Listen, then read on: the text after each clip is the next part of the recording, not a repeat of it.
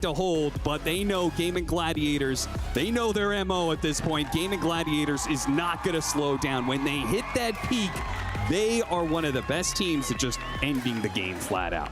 Man, what an impressive game two. To come back from that game one where you just got absolutely dominated by a hero of the meta, give it again. That was a very questionable. You had opportunities to ban it or take it away.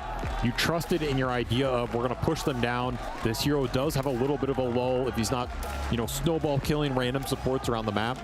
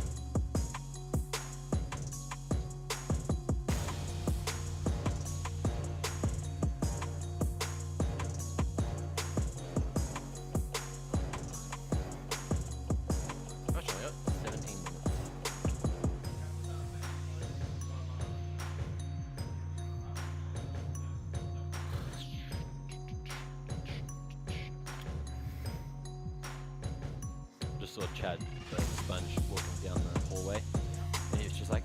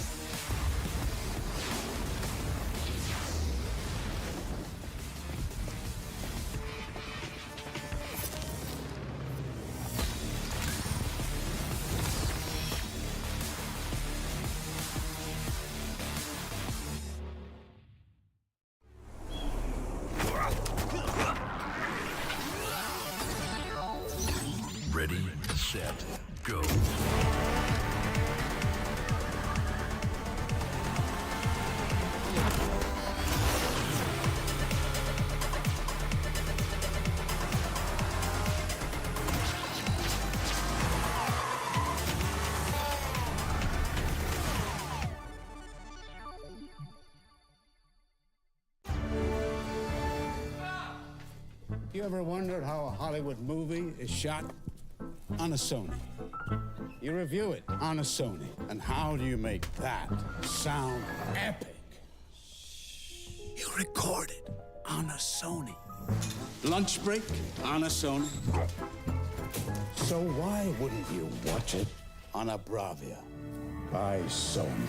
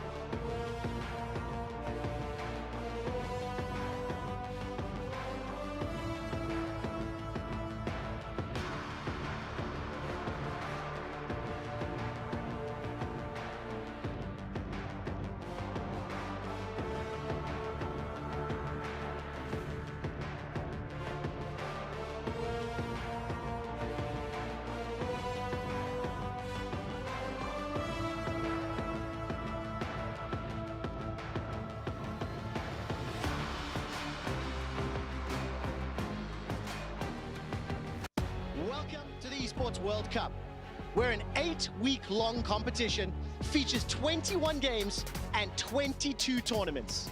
Right now, the 3rd week of competition is underway, and we'll be wrapping up the Riyadh Masters with Dota 2, as well as introducing to you 2 brand new titles. These 3 arenas will be our home for the next 4 days of the EWC HQ. Thanks, Quickshot. Welcome back to the Katia Arena, where we end week 3 of 3 here for Dota. Week 1 was the preliminary group stage. Week 2 was the main group stage, where all the big boy teams that were directly invited to the tournament finally got to play. And now we're finally at the double elimination playoffs, where we've already seen an upset or 2, and it's getting extremely spicy. But of course, it's not just Dota here at EWC. We have more games to follow, and for that, introduce some new friends. I'll be your mate. Down here at the Amazon Arena, CS2 is about to kick off for the second half of the year. And there is so many teams coming, 15 of the best teams in the world, all trying to chase Spirit, who are looking like the red-hot team. But our G2 Vitality, FaZe is going to be able to stand up to them, or is it going to be an underdog taking the majority of the prize pool? But it's not just CS2 down here at the Esports World Cup. We do have another friend, another game to go and have a look at. Speaking of another game, welcome everyone to the STC Arena, where over the next 2 weeks, the 28 best teams in PUBG Mobile will take to the stage to try and claim their victory here. Will Vampire Esports be able to bring home the three-peat, or will another team be able to topple them? Well, you'll find about that and more as HQ starts right now.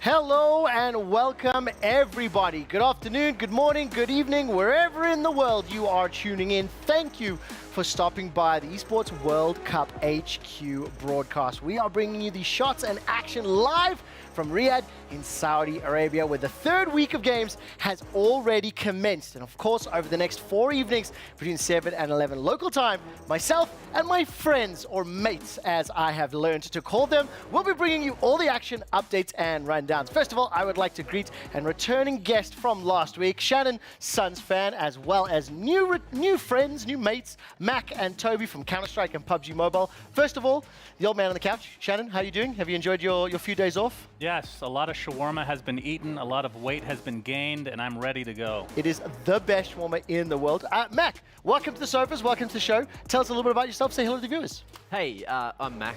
I'm from Down Under. I also enjoy shawarma and have probably put on 5 kilos since being in the country, and I'm here for Counter-Strike too because we got a banger competition. We do indeed, and of course we're already in the resurrection stage. We'll keep you up to date with all the results a little later on. First of all, Toby, the name is Toby, my name is, sorry, what is it again? Just Toby. Just Toby, okay, just checking, just checking. Who are you, where are you from, what game are you talking about? I'm Toby, I'm from Denmark. I do also like shawarma, and I'm here on behalf of PUBG Mobile to try and take you guys through what will be an insane tournament there. Can I check, by the way, are we holding Mac accountable for the shawarma, like he dropped an A instead of shawarma? Shawarma? Yeah, shawarma? You It dropped doesn't an matter. A. As long as you enjoy it, that's really That's all all that that matters. Did I miss a What? shawarma? What happened here? I was expecting. Shawarma. I was expecting a sassy response. You let me down.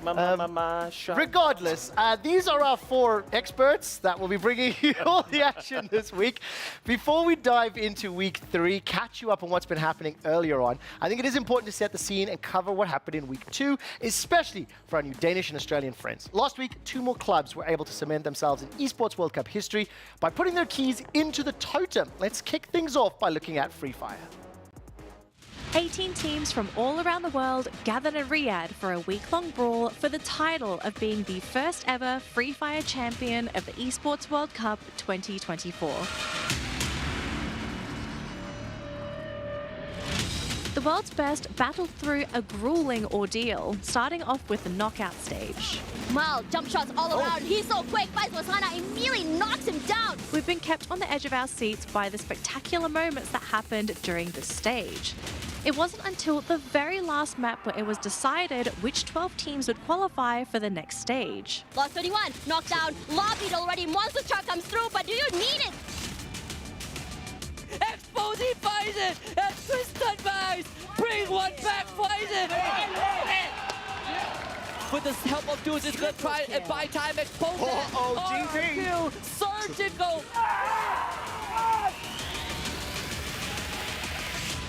With the 12 teams set, we moved onto the point rush stage, where teams fought through 6 maps to determine who gets the advantage in the grand finals. The results may have been surprising for some. With all 12 teams already qualified, it was a question of risk versus reward, as teams might not have chosen to reveal their strategies in order to gain a slight advantage in the tournament. But the reward was worth the risk, at least for EVOS Esports and Netshoe Miners, as they took that crucial advantage and momentum into the grand finals and capitalized on it. The grand finals was a treat, as none of the teams relented in their push towards victory. Up until the very last map, the team that triumphed in the end was the local favourite, Team Falcons, with an absolutely exhilarating finish.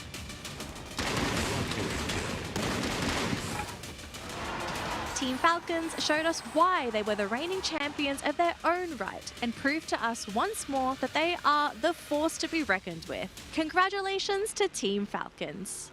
ที่ผมบอกว่าผมจะพาพี่ไปเป็นที่ 1ของโลกอะวันนี้ผมทำได้แล้วพี่ Boy, oh boy, am I gonna miss those monster trucks, those ice walls that apparently Glue were not wall. made of ice. It's a glue I will wall. always, forever. Oh, here we go. This is the clip of the tournament so far. Look at the clip. I love the guy being hit. We were laughing It's so hard. good. Mac, Toby, did you guys watch any of the Free Fire tournaments? It's okay. Are there monster trucks in PUBG Mobile? I was gonna say, I think you're in for a treat. No way, you're telling me there there's... are indeed also monster trucks in mobile. Do so, they spawn in from a pocket vending machine and crush their opponents when they drop? Parts of me wish, That's actually what happens. Pocket vending machine. That is correct. I am not misspeaking. parts of me wish they did, but no, they are just spawns on the ground. I have to tell you, it was one of the more entertaining games to watch. It's such a collection of influences for the game, but crucially, I think, Toby, you'll really appreciate it. Final zone, final circle, the 4 teams that could have hoisted the trophy were the 4 remaining squads at the end of the final map. And that's something only Battle Royales gives you. Yes. I mean, the fact that you're going to have so many teams fight for the trophy in the very final match in moments like this, you can't get it anywhere. Final thoughts. Was that the one with the monster truck? That was a little bit early in the broadcast, but trust me, monster trucks fell as well. Okay, we will not be looking at Free Fire this week. It wrapped up last weekend. The other game that did conclude was, of course, the Mobile Legends Bang Bang finals of the MSC tournament, and it went down in history with a surprise first-time regional winner from Malaysia.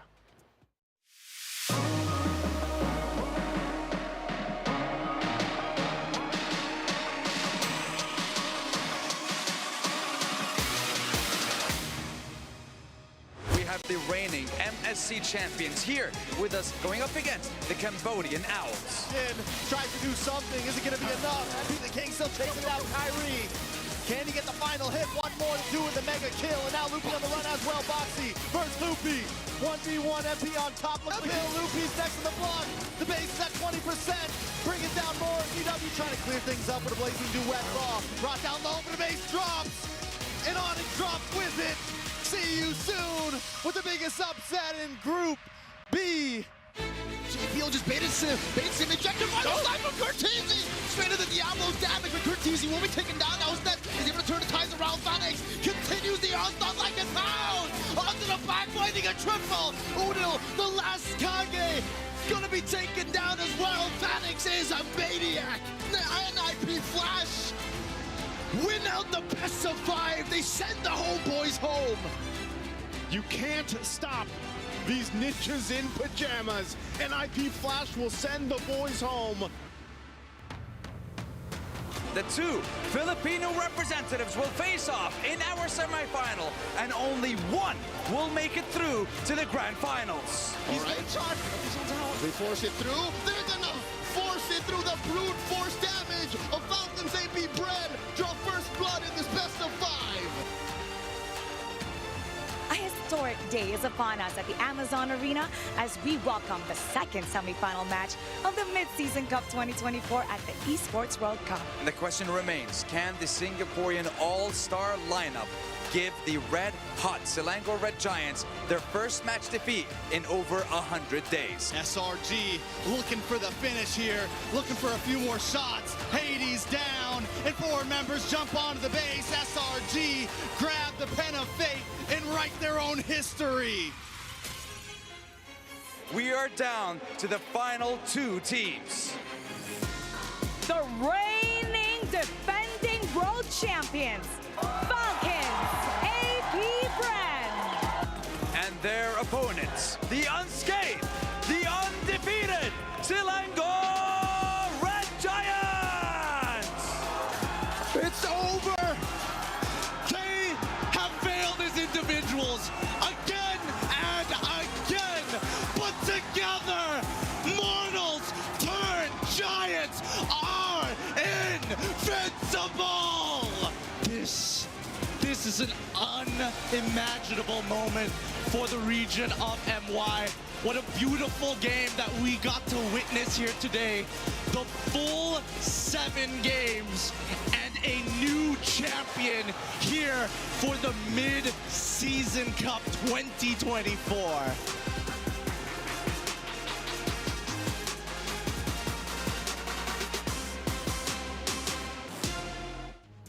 Congratulations to the Selangor Red Giants who picked up their first victory for their region, Malaysia. Quickly for Toby and Mac, in Mobile Legends Bang Bang, the competitive scene is around 7 years old.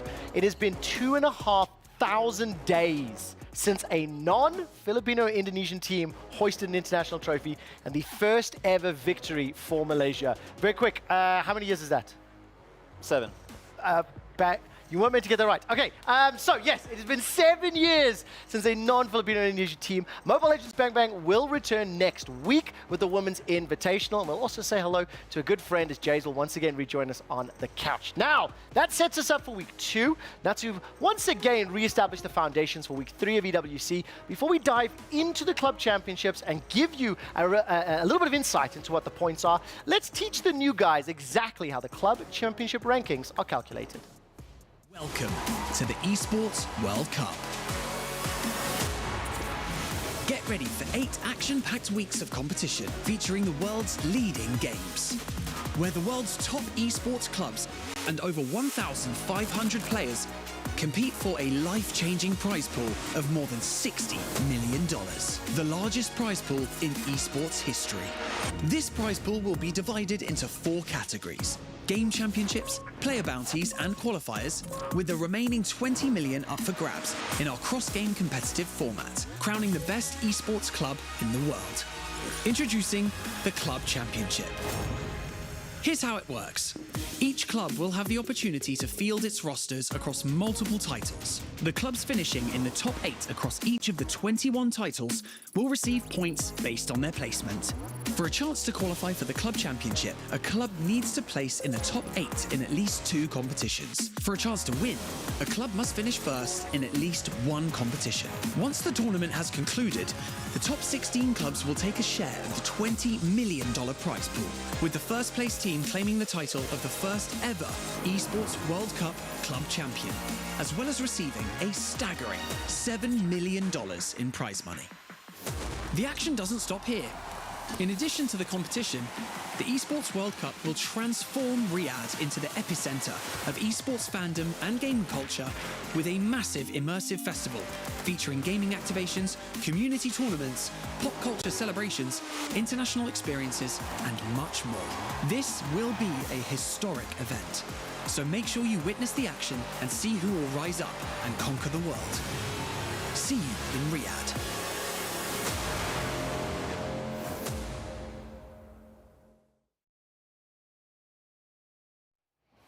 And with that, let's see where the clubs are standing after last week's results in our EWC Club Championship update, brought to you by STC.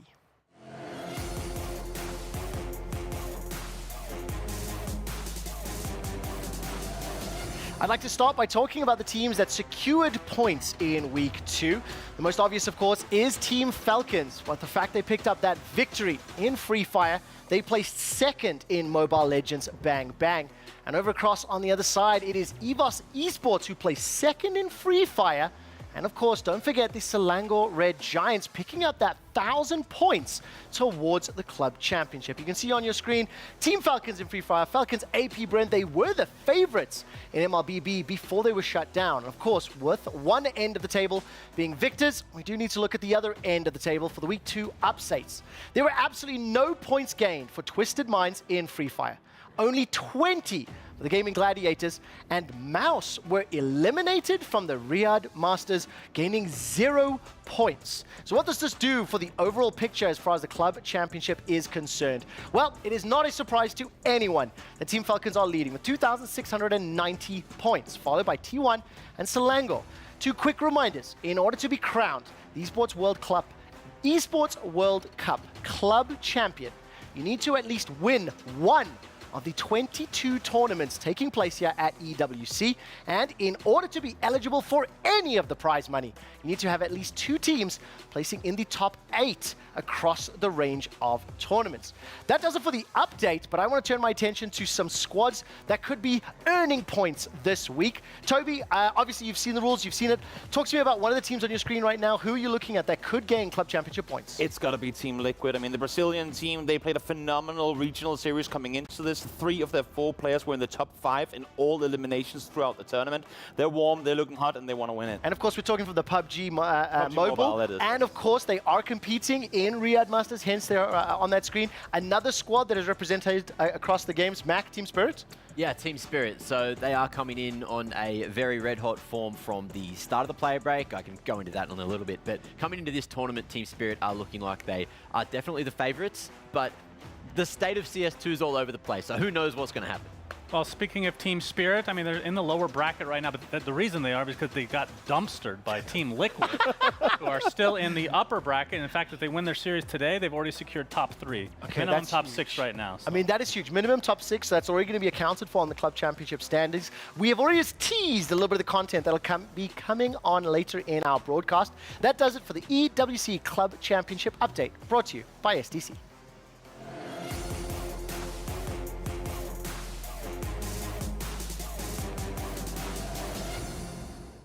Now, of course, we have one more section to get you up to date on what has happened throughout the course of the week, and then we will dive into our podcasty style conversation and chat. I really want to hear that sexy Danish accent some more. So enough about the past and the future. Let's jump into the present and all things that you missed this week in our EWC catch-up, powered by STC.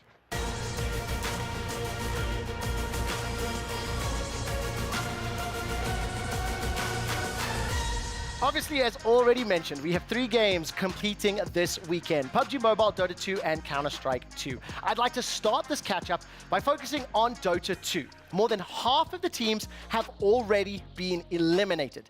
20 entered Riyadh Masters with the hopes of claiming that $1.5 million prize pool for winning the entire tournament out of the available $5 million. And today, there are only 8 teams remaining. So let's hear what Tsunami has to say about the state of the tournament. Quickshot, where have you been, man? Do you know how much stuff has been going on in your absence? I'll catch you up. I'll be fast. Okay, we had eliminations, 4 of them, lower bracket. It's brutal out there, man. We had Aurora, Entity, LGD, and we just had OG eliminated. And OG being eliminated meant that PSG Quest They're going more into the tournament. They were a play-in team. They're the only play-in team to make it any further. This is shocking if you ask me. What else? They're going up against Team Spirit now? It's going to be the next match? The champions of last year? It's too much to, it's overwhelming. Those are some stats. I gave them to you quick. Some may even call them quick stats. Back to you. I genuinely think I'm in love with you, Tsunami. That was a fantastic update. And as he alluded to and mentioned, a lot of teams have been eliminated. The tournament started earlier this week on Tuesday. And what you're looking at right now is the lower bracket remaining teams. Aurora, Entity, LGD, and OG have been eliminated. And of course, lose one of these series, you're no longer in the tournament. Quick update for any of our returning viewers. OG Esports and Seb, who joined us for that co-stream, and also who are Malaysian friends of Bunny and Jay's predicted to win their series. Well, they suck at Dota and their predictions were incorrect. We will talk about the upper bracket later on in the broadcast. For now, I'd like to turn my attention to Counter-Strike 2, and that looks like a Darth Mike who's going to let me know what's been happening. Darth Mike here at the Counter-Strike stage. We're in the Resurrection stage, and that means teams are getting eliminated and keys are getting crushed. We've already said goodbye to quite a few teams, starting out with local heroes GG How. Unfortunately, couldn't get past the first round of competition, got dominated by Sashi. We then saw MIBR get absolutely stumped up against the Mongols. Furia took care of the Aussies, sent them on a long plane ride home as FlyQuest lost their key and found it crushed. Now, we've got a little bit of an overtime game here. And speaking of overtime, M80 pulled off a ridiculous comeback win to eliminate Complexity in a massive upset where their new player, Lake, showed his stuff. It was a game of tenacity, to say the least. And apparently, they're following their example because right now, Sashi and Furia behind me are going the distance. It's double OT. They're taking this all the way, and we've still got more games to play because only one of these teams can make it into the playoffs to join the likes of G2 and Spirit, who will play to wrap up our day. Well, Darth Mike, may the force be with you. We'll turn you to the light side after all. An update to his video, that double overtime match between Furia and Sashi was won by Furia. We will dive into what happened during the round of 7 in the CS2 tournament, but I'd like to highlight just a couple of quick things. Pretty one-sided matches for the most part. Aussie, Aussie, Aussie, oh no, oh no, oh no. Mac is crying on the sofa right now as FlyQuest were eliminated. And of course, the big thing about this bracket, the team that ends up winning between Furia and TBD, between Mongols and M80, will advance to the knockout best of 3s. That match between the Mongols and M80 is going on live right now. We'll keep you updated with how the match scores and progresses in just a moment. The third and final game is PUBG, and the update is... I don't have an update. The games start tomorrow. So that does it for our EWC catch-up powered by STC.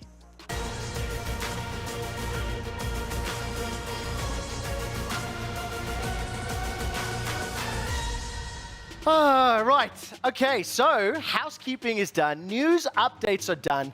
Before we dive into content, Mac, Toby, how are you feeling? What are you thinking? There's a lot to talk about, at least Mac, because you've got a lot of tournament to cover. Yeah, look, there's been a lot of Counter-Strike already going on, but before we jump into that, I just want you to start throwing back to yourselves. Now back to you, Quickshot. Thanks, Quickshot. Okay, I'll do it for the next time. I'll do it for the next time. I'm surprised you're not sweating. I can be inspired by how Tsunami does it, because he's really inspirational.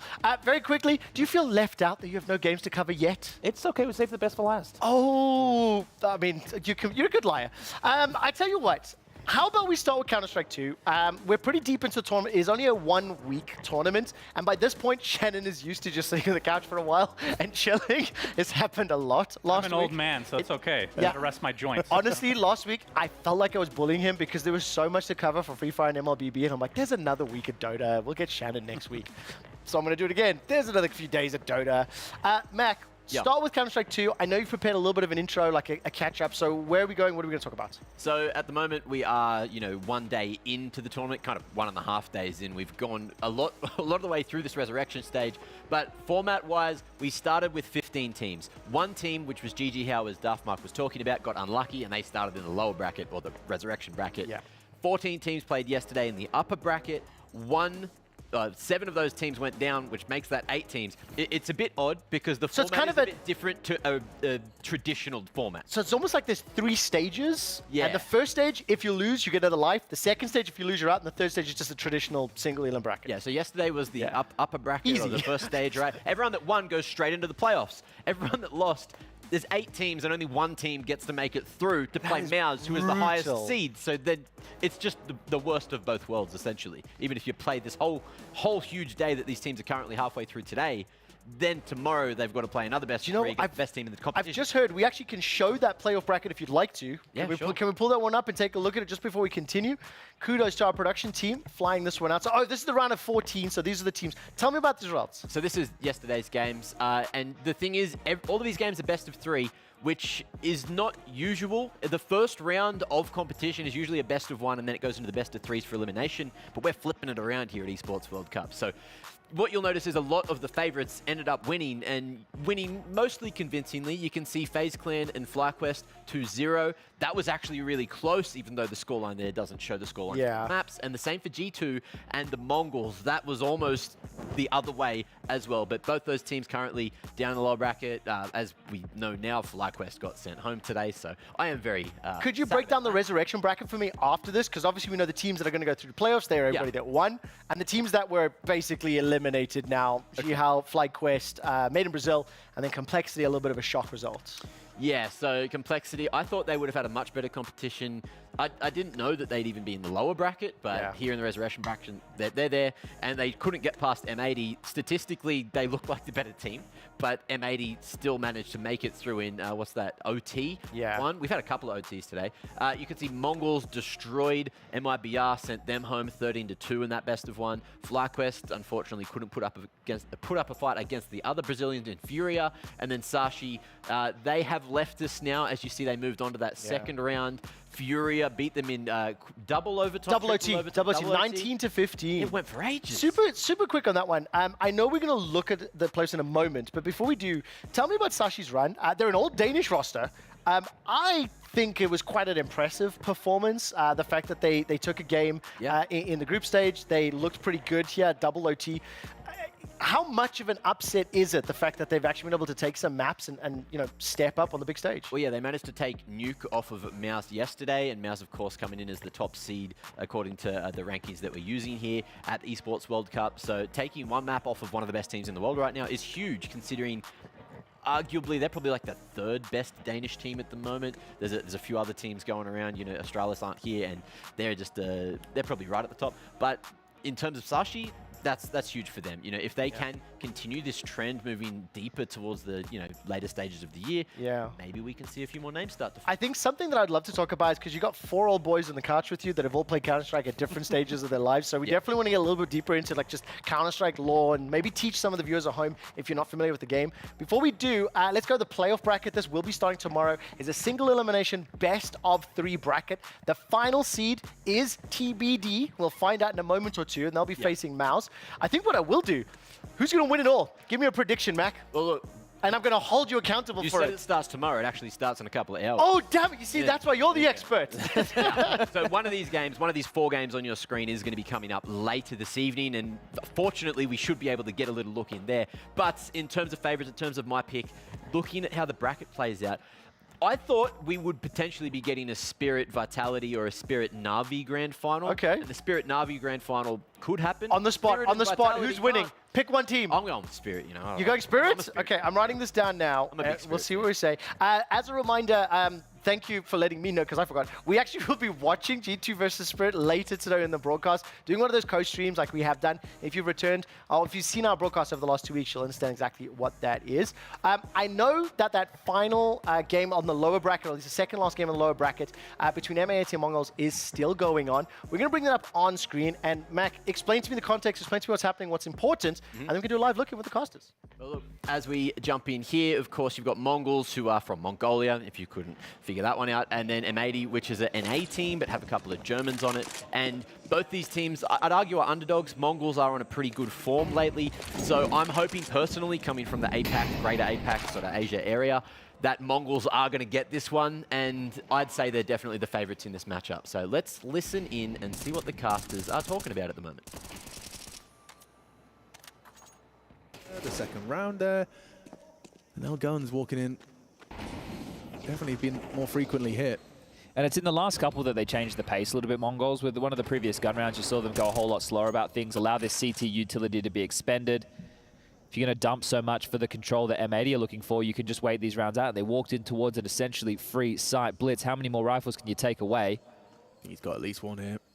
No, not to be. Well held by Sin. Maintains his rifle. Gonna have to start going for them now. We're getting to the tail end of this first half. Yeah, these saves just keep it somewhat interesting in the sense that, well, M80 have something to fight back with, but at the moment they're being outmaneuvered. We've seen them be able to hit the shots, but a lot of the time they've already foregone the bomb side or they're just completely in the wrong position. Here's that 9-10 opener from within the flames. But the round was already done at that point. Blitz is killed towards the mid push. It's a really tough one, especially because they're walking into the site and they've hardly used any utility. Getting into A for free and you've hardly used any nades. Think about how many times you can smoke CT, molly donut, keep Temple on lock. That's a joy for the Mongols as the second tactical timeout now forced for M80. You're right, they do have to start giving some of these rounds a crack, and with what cash is left over for them going into the next and final round, with the loss bonus, they should be good for another buy, even if they get wiped. So I would like to see them, even if the chips are down in a 2v3 potential, give the retake a go. You need rounds at this time, boys. Yeah, 7-5, a whole lot better than 8-4, in Sin's words. Let's see if they can get that fourth. The bare minimum. A-main push. They're fed up of losing this site. Yeah, Mongols stubborn in their pursuit of it. Look at that flash. He got away in time. I don't think Mazinho spotted him. Good cover from Slacks now. He starts to activate, but 9-10 perpetually prepared for the next engagement. Sharp on that AWP. What's Blitz's plan here? Wants them to park the bus a bit. I feel if it goes too quiet, the rotation from Lake, he now needs to take the position of Wreck. They have to take a gamble to get the space back. Like, Lake's rotated over, they've foregone a lot of the map, but they need to take some room. And an A-main reaggress, if they are just sitting and parking the bus in there and you go in, it's like, okay, well, that kind of sucks, but they need some space. So instead of opting for A-main control, it looks like it'll be through Donut. But they need to stay active, and it'd be great if they could piece this together some way with the B defenders. They're getting across. Are they going to be up through mid? The smoke red should facilitate it. Smoke well placed. Completely guises their cross back to B, and now it is just Swisher Pen retake. An incendiary to his name. And a whole squad heading his way. Clearing out mid, it's a bit suspiciously quiet. They've managed to play this beautifully, Mongols. 35 seconds to piece it together. Sin seems to have worked it out. Oh, hey, it's crazy. It starts to spam, acting like he's a little late piece, and now Lake, good find, takes down Blitz, out through Cave. Oh, well-placed utility. Bomb loose. Good spam onto Techno. Oh. Good work from Sin. Almost a lineup. 9-10 with just 15 seconds, fakes it out and goes on down. That's a big one to post for M80. 4 alive, but more importantly, a 4th round. I thought they were going to be too late to the party there with that mid-reaggress because they were waiting for the red smoke to fade because they needed Sin to be able to contribute. And at that point, it felt like they had really lost control. But Swisher in retake, and really it is Lake's push. 9-10, you can see why he's so aware of another player being up close. It's a very standard play to have that AWP come and cover off the left side while the rifle walks up that right side. And that 5 still possible. One last chance on the defense. One more shake of the defensive stick. This time, more standard distribution of their attacking pieces.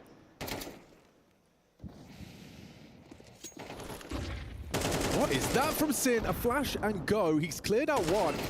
And Senzu quick to equalize. Oh, okay, and then what is that? Just locks onto the head of Swisher through the smoke. You know that's both B defenders. He knows where Lake is. Oh, good read. Well played, though, from Lake. Still out-duels him. Scary scenes for Lake. 9-10. Soon to be assisted by Blitz, but he is not ready for wreck. Not ready at all. That was the bomb. Knife out. The 9-10 going for no scopes. Burning down, sprayed on down, and up to Mazinho. Caught off on the jump. Lake makes it so. Aggression, the remedy. A 7-5 half. Competitive scenes here on Ancient. A 7-5 first half. Quick reminder for the stakes. Whoever wins this map advances to face Furia for one more shot to make it into the best of 3 playoffs, a guaranteed top 8, a slot on the club championship leaderboard. A loser of this map goes home and has to cry to their big daddy Mac. What do you make of that first half? How do you anticipate the next half to play out? You can't say that and then throw it to me. I can. Look,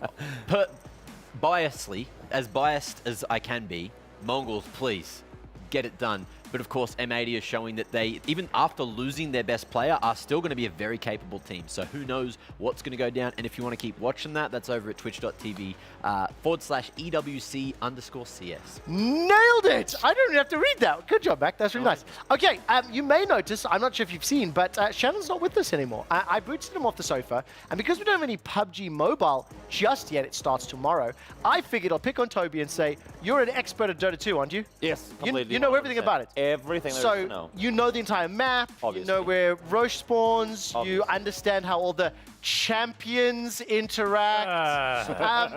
I would love to head over to Teacher Sun's fan. He's not going to be doing a hero spotlight. Instead, he's going to be teaching me how the Dota 2 map plays out. So, Teacher, teach. Okay, if you say so.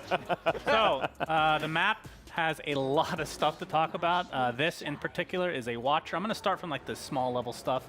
Just gives a bunch of vision in a certain area, and there's a lot of these scattered out throughout the map. Any team can take them over. When you take over an enemy's, it kind of goes dead for a while, but I guess that's not that important. Just a little bit of vision all across. So it's like a permanent ward that if you capture it, gives you vision. Yeah. Okay, I understand. All right, let's go to the next one. This is a lotus pool. Lotuses, which are flowers, had to teach that to QuickShot today. I did, but hang on. Did you know that you can eat a lotus root? Do you know that? I've had it. I had it in Mikela. I didn't know, like, it's not common knowledge. Come on. It's a very interesting stat. You know what else is interesting? When these spawn, which is every 3 minutes, you can consume it to gain HP and mana. And if you collect more of them, they combine into a bigger one. If you collect even more of them, it combines into a gigantic lotus, which is not actually called that, but we'll just patent that right now. With so let's go. With that hero, which one eats it? The salamander or the thing on top? That's a good question. I actually think it's the old hag. She's the one that consumes that. Okay. Let's go to the next clip, which will be a wisdom rune. This is a semi-new mechanic that's been added to the game. Every 7 minutes, it will spawn on one location for the Radiant and then the opposite side for the Dire. Whoever takes it gets a bunch of experience, and you also get experience for the person that is the lowest in experience on your team. So usually the position 6, as we like to. And is that like a global thing as well? So it's kind of just irrelevant. So just an instant boost. Okay. So teams can try to invade that section of the map to try to steal both of the first wisdom rune. That's actually a huge deal in Dota. So yeah, you can keep an eye on that in the future games. So let's go to the next clip, which more runes. We have there's too many to talk about, but in the river, a rune will spawn every 2 minutes on one of the 2 sides. So there's a 50-50 chance which side it will spawn. Early game, the ones that she's picking up now, not important, but there's a bunch of other runes throughout the game that spawn that give big power-ups to whoever and is it completely randomized? Does it cycle through? Like, can you anticipate what the type of rune is? You can anticipate it to a degree. It won't repeat a rune until the other ones have already spawned. Okay, got it. So it's process of elimination. Okay, got it. So yeah, those are a pretty big deal, especially late game when you get like a damage rune that just amplifies your damage greatly. So next, we have more runes. These are on different sections of the map. They're called bounties. Pretty simple. You just get gold. These spawn every 3 minutes, and the longer the game goes, the more that they're worth. Okay. So just controlling different sections of the map becomes more and more important. It's all about where should I be at this time. Well, we'll get to that a little bit later. Okay. Next. My word, there's more? The Twin Gates, a new mechanic that has been added because the map is so gigantic. It increased in about 40% of size, I want to say, in the last year. This thing, you channel it, you go through, and you get to the opposite side of the map where the opposing Twin Gates. How old is that? Just out of interest. Year and a half, maybe. Wow, I didn't think Dota would copy Valorant. Get I mean, there's teleporters in that. I got you. I got you. Every game copies every game, and that's why Free Fire will always be in our hearts. Next, we go to Roshan. This is obviously one of the big objectives on the map. He spawns immediately when the game starts, but you don't really want to do him that early because it's pretty impossible. But when you kill him, he spawns 8 to 11 minutes after he gets killed, so you can time that as well. And you're seeing him actually go through the gate because when the clock changes to every 5 minutes, the day-night cycle changes, he goes to the opposite side of the map, and the items that he has in his belly that are the main reason that you kill him, they actually do change based on which side he's on. So that makes it, even more interesting. So he has cheese and nut cheese. Correct. Well, so first spawn. Okay, we're gonna get too technical here, but It's not. This is teaching. This is good. Right, so the first Roche is just Aegis, which is the immortality thing. It's the same both sides.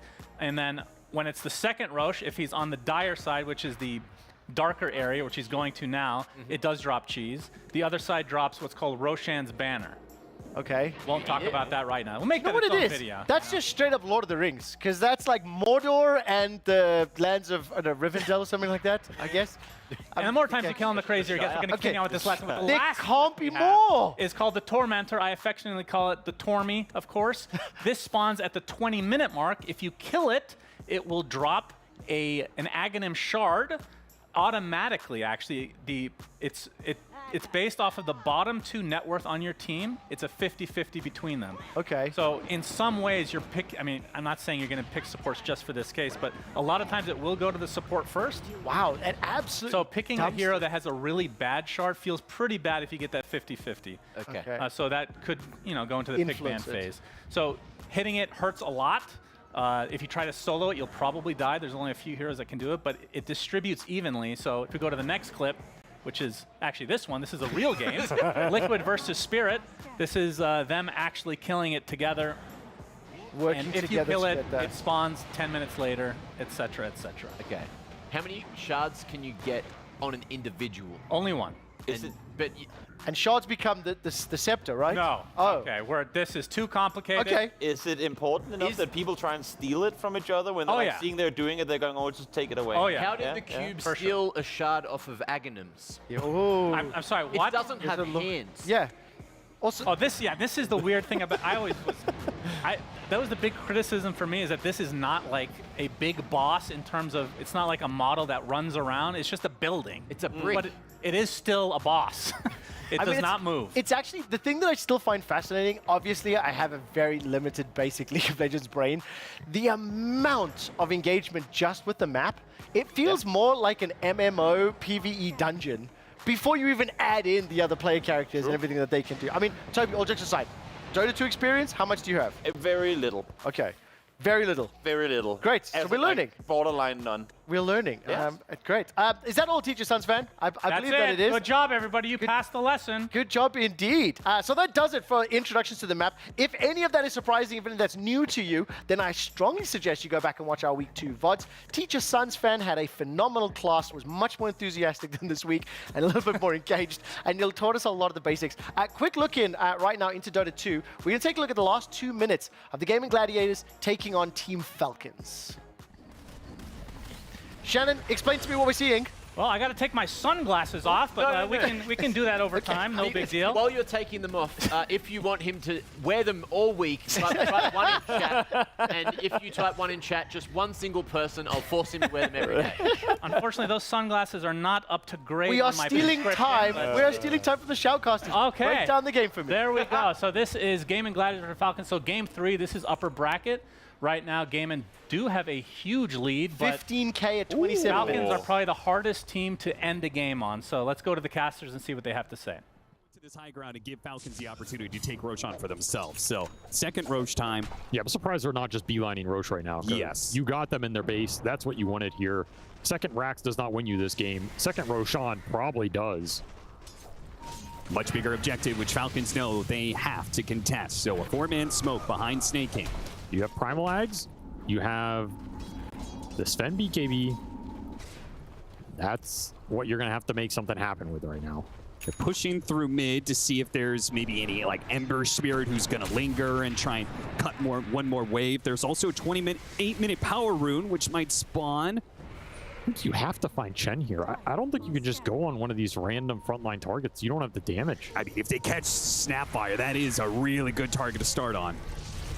Well, that's a BKB on the courier. Oh, the BKB is going to arrive just in time. They're just going to jump the pit. They're going to go in. Maureen, quick onslaught on through. Roshan a bit low. How do they fight this one out? He can't get anything off. They're really not getting anything off whatsoever. It's just going to be Maureen dead. Now Skeeter with the rest of his God Strength. It's just bailed. He's just hoping he has the damage to finish off Roshan. It's not even close. Meanwhile, Amar's going for the kill on the Brewmaster. This guy's going to get off his ultimate. Actually, a little bit low on mana. They just call it. It's done. They're out. Falcons know they can't beat Gaming Gladiators whenever they hit their peak, and they just concede right away. That might have been one of the fastest concessions I've seen from this team in a long time. Not that that game isn't probably over after that Primal goes down. So Falcons lose in the upper bracket to Gaming Gladiators in 3 games. That was, I mean, you can hear the casters react. They were shocked. That's a pretty fast GG. To be fair, you were stunned as well. Like when that Surrender vote came in, it's one of the stronger reactions that I've seen of you from Dota. I'm usually dead inside. Why are we so shocked? It's like a 27, 28 minute typically surrender. You're not going to be doing that until they're like close to your base or like going high ground. But I didn't get to watch the beginning of the game. But they did pick a very interesting hero, which maybe I'm just realizing I'm not on an actual Dota panel, so maybe it's gonna. Just say the name. No, I think it is valid. We still have Dota viewers, right? So Huskar was picked as the last. Typically, you pick this hero. It's a very cheese pick. Yeah. To beat the lane that you're going up against, which was Ember Spirit. But this hero was changed pretty drastically in the last big patch. I personally have not seen it once. Wow. I mean, to be fair, really bad. we were live on air, and Shannon shows me his tab and goes, look, Huskar was picked. First time. And I'm like, cool story, bro. I do think it's also crucial to admit that has been a very long series. It has been a challenging day for both of Falcons, thank you, Gaming Gladiators. I'm reading the next one because the next game coming was going to be Team Liquid versus Tundra Esports. That will be starting soon, hopefully on twitch.tv/EWC_Dota 2. Let's hear from Gaming Gladiators Quinn after this victory in the ALJ interview. Thank you very much. I am joined by Quinn of Gaming Gladiators, who put on quite a show for us because this mid lane was one of the more fascinating mid lanes I've gotten to see in a while. We'll work from the end to the beginning. So game 3, Huskar. Amar ends up getting sent mid instead of Maureen. What was your reaction when you saw that happen? I mean, the Huskar, you're always a little bit sad when you see it in your melee, but I think it's reasonable they put him mid. He's very, very good at the hero. He's also played like a million mid Huskar games, so I think in terms of his comfort, like he's just as good as a mid player playing Huskar. So I think it's reasonable for them. And you are familiar with both ends of that matchup. So you picked Ember, you kind of knew that there was a slight possibility of a Huskar. You guys ended up last banning the Slark, so you thought it was more likely that Amar would be doing something in the off lane. They end up picking Huskar, whereas with your reaction like, oh man, I can't believe I'm getting husked as Ember, you're like, it's okay, I saw this coming. I mean, to be honest, I didn't think about it at all. We thought about it a lot the prior game, but game 3, I just didn't think about it. I think it's okay. Like when they saw it, I'm like, okay, that's annoying, but I think our heroes are fine against it, and their draft integrity is like maybe a bit off. So it's like, okay, you know, I'm fine with it. So then has the equation changed as of like 7.36? Because Huskar used to be the be-all, end-all against Ember Spirit. You think it's more manageable now, or you're just getting more experience in the matchup? It's a pretty horrific matchup for sure. It's not as bad as it was before. The old Q was better, like early on, and then like I don't know, you burn a little more HP with W, whatever, small crap. But it's horrific. But you know, it's I have teammates. I grieved pretty hard that game, but I got carried, so thank you. Kind of you to say. Okay, so then let's keep working backwards. Then Tiny has been terrorizing the mid lane all tournament long. You guys had no fear against it. In game 1, maybe you should have feared it a little bit more, but in game 2, your Void Spirit ended up being quite capable against it. Yeah, I think we played against the hero a decent amount in scrims and in officials. We also played against Tiny both games in the group stage against Falcons, so I think it was the, you know, it's a strong hero, but it's the lesser of evils, and I think the other heroes we just would rather ban and give them the Tiny. It's a known quantity. It's also only mid as opposed to a flex, which is nice. So then why do you think it ended up going completely ignored in game 3? Because everyone, I imagine in the audience, was on the edge of their seat being like, whoa, I can't believe Tiny's being completely bypassed right now. I think they just lost a little bit of faith in the hero. I mean, it's classic in a best of 3, right? Like you lose to the hero, you don't really want to pick it so much the next game generally, and I think that was, you know, that's just what happened. They also lost with it against Brew. There's some hard dynamics in that matchup, so I think it's fair. All right, last question. It's the classic. You get to see your upper bracket final matchup, Liquid or Tundra. Do you have a preference between the two? I would like to have the chance to beat Liquid as many times as possible. Just for old time's sake, Quinn, congratulations on making it to top 3, and we'll send it back to the studio. Oh, Tsunami, what an exceptional interview, but I think an incredible interviewee. Quinn, once again, stepping up to the plate. I know that you've been singing his praises. Mac, you've got your hand raised. Teacher's finished. He said draft integrity. What's that mean? What was the content? I don't know. He said something about our draft's integrity after they saw Huskar. He said they had a I bad guess draft. just the quality of the draft, I Okay. suppose. I mean, that's actually not that common of a term in that. I know, that's why I hadn't Ooh. noted. I was Yeah. like, he hasn't noted. Thank you for the question. But it's a long time. Don't It's a worry. great question. Yeah, give us a bit more heads up before you throw something. Right, we're not done with Dota yet. Let's talk a little bit more about the tournament as a whole. I just want to remind everybody, and especially Toby and Mac, in terms of prize pool, Dota 2 is the largest prize pool here in the entirety of the Esports World Cup. The Riyadh Masters has a total of $5 million, 1.5 mil for the number one seeded team, number one team, the winner of the grand finals. I mean, Suns fan, when we look at the ecosystem, next to TI, this is pretty much it on the calendar. Yeah, these are two like headliners, am I right? This is probably bigger than TI, unless Valve surprises us with some crazy hats, if you will. But yeah, last year it was ginormous compared to TI. Now it's a little bit closer probably, but I think this is the tournament of the year. Yeah, it feels that way. Let's zoom out. I want to take a look at the group stage standings after last week.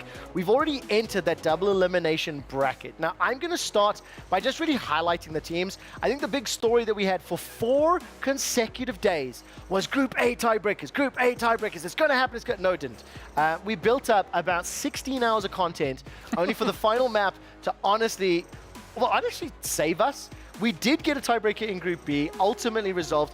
Tundra is still looking good. They're about to face off against Team Liquid. I mean, Shannon, take on the groups. Is there anything else to add other than the summary, really? I think the it's a double whammy surprise, I guess, is Entity came in as a dark horse. That's how I put them, at least, and they got second in Group B. Like, okay, they're off to a good start. They immediately bomb out of the tournament. They're already out. Yep. Upper bracket, they lose. Lower bracket, they lose. They're done. That's unfortunate for them. Feels like they're just not consistent. Well, listen, we've got it now, brackets. I'm going to hand over to you, Suns fan, because let's look at the upper bracket. I think obviously the round ones before we can then get to a lower bracket. The floor is yours. Give me the results. You've already mentioned an Entity, the big one, 2-0 to Gaming Gladiators. We just saw Gaming take down Falcons as well. That was literally moments ago. Yeah. So they're already in that upper final. Honestly, this is going to sound weird. I think this might be bad news for Gaming Gladiators. Wait, what? Really? Well, okay. They secure themselves top 3. Let's say they get to the finals. I think Falcons are going to go smash through the lower bracket. And I think they have the advantage because they just lost to them. You learn more when you lose. Yeah. They've been in this situation so often. So that's why Entity crashed. They stomped Group B easy. That's the next meta. I don't know. Who knows what's actually going to happen, but obviously Game is going to be Team Spirit getting 2-0'd by TL. How much of a surprise is that to you? Medium? Yeah, I mean, I could have gone either way, but the games were not close. So Spirit, I don't know if that was just like a really bad day, as we have a Yelp on the I was really excited about whatever you said. No, Mongols just... Wait, save it. We're not just, we'll give you updates later. Let's look lower bracket for now. I'm the one that gets to do spoilers. Shannon, talk to me through now the lower bracket. Obviously, quick reminder, if a team loses in any of these matchups, they are eliminated from the Riyadh Masters 2024. Yeah, so BB team, I expected them to be upper bracket to begin with. They were lower bracket. They beat Entity, who were hotter at the time, so I don't even know if that's an upset or not. I guess kind of expected to some degree.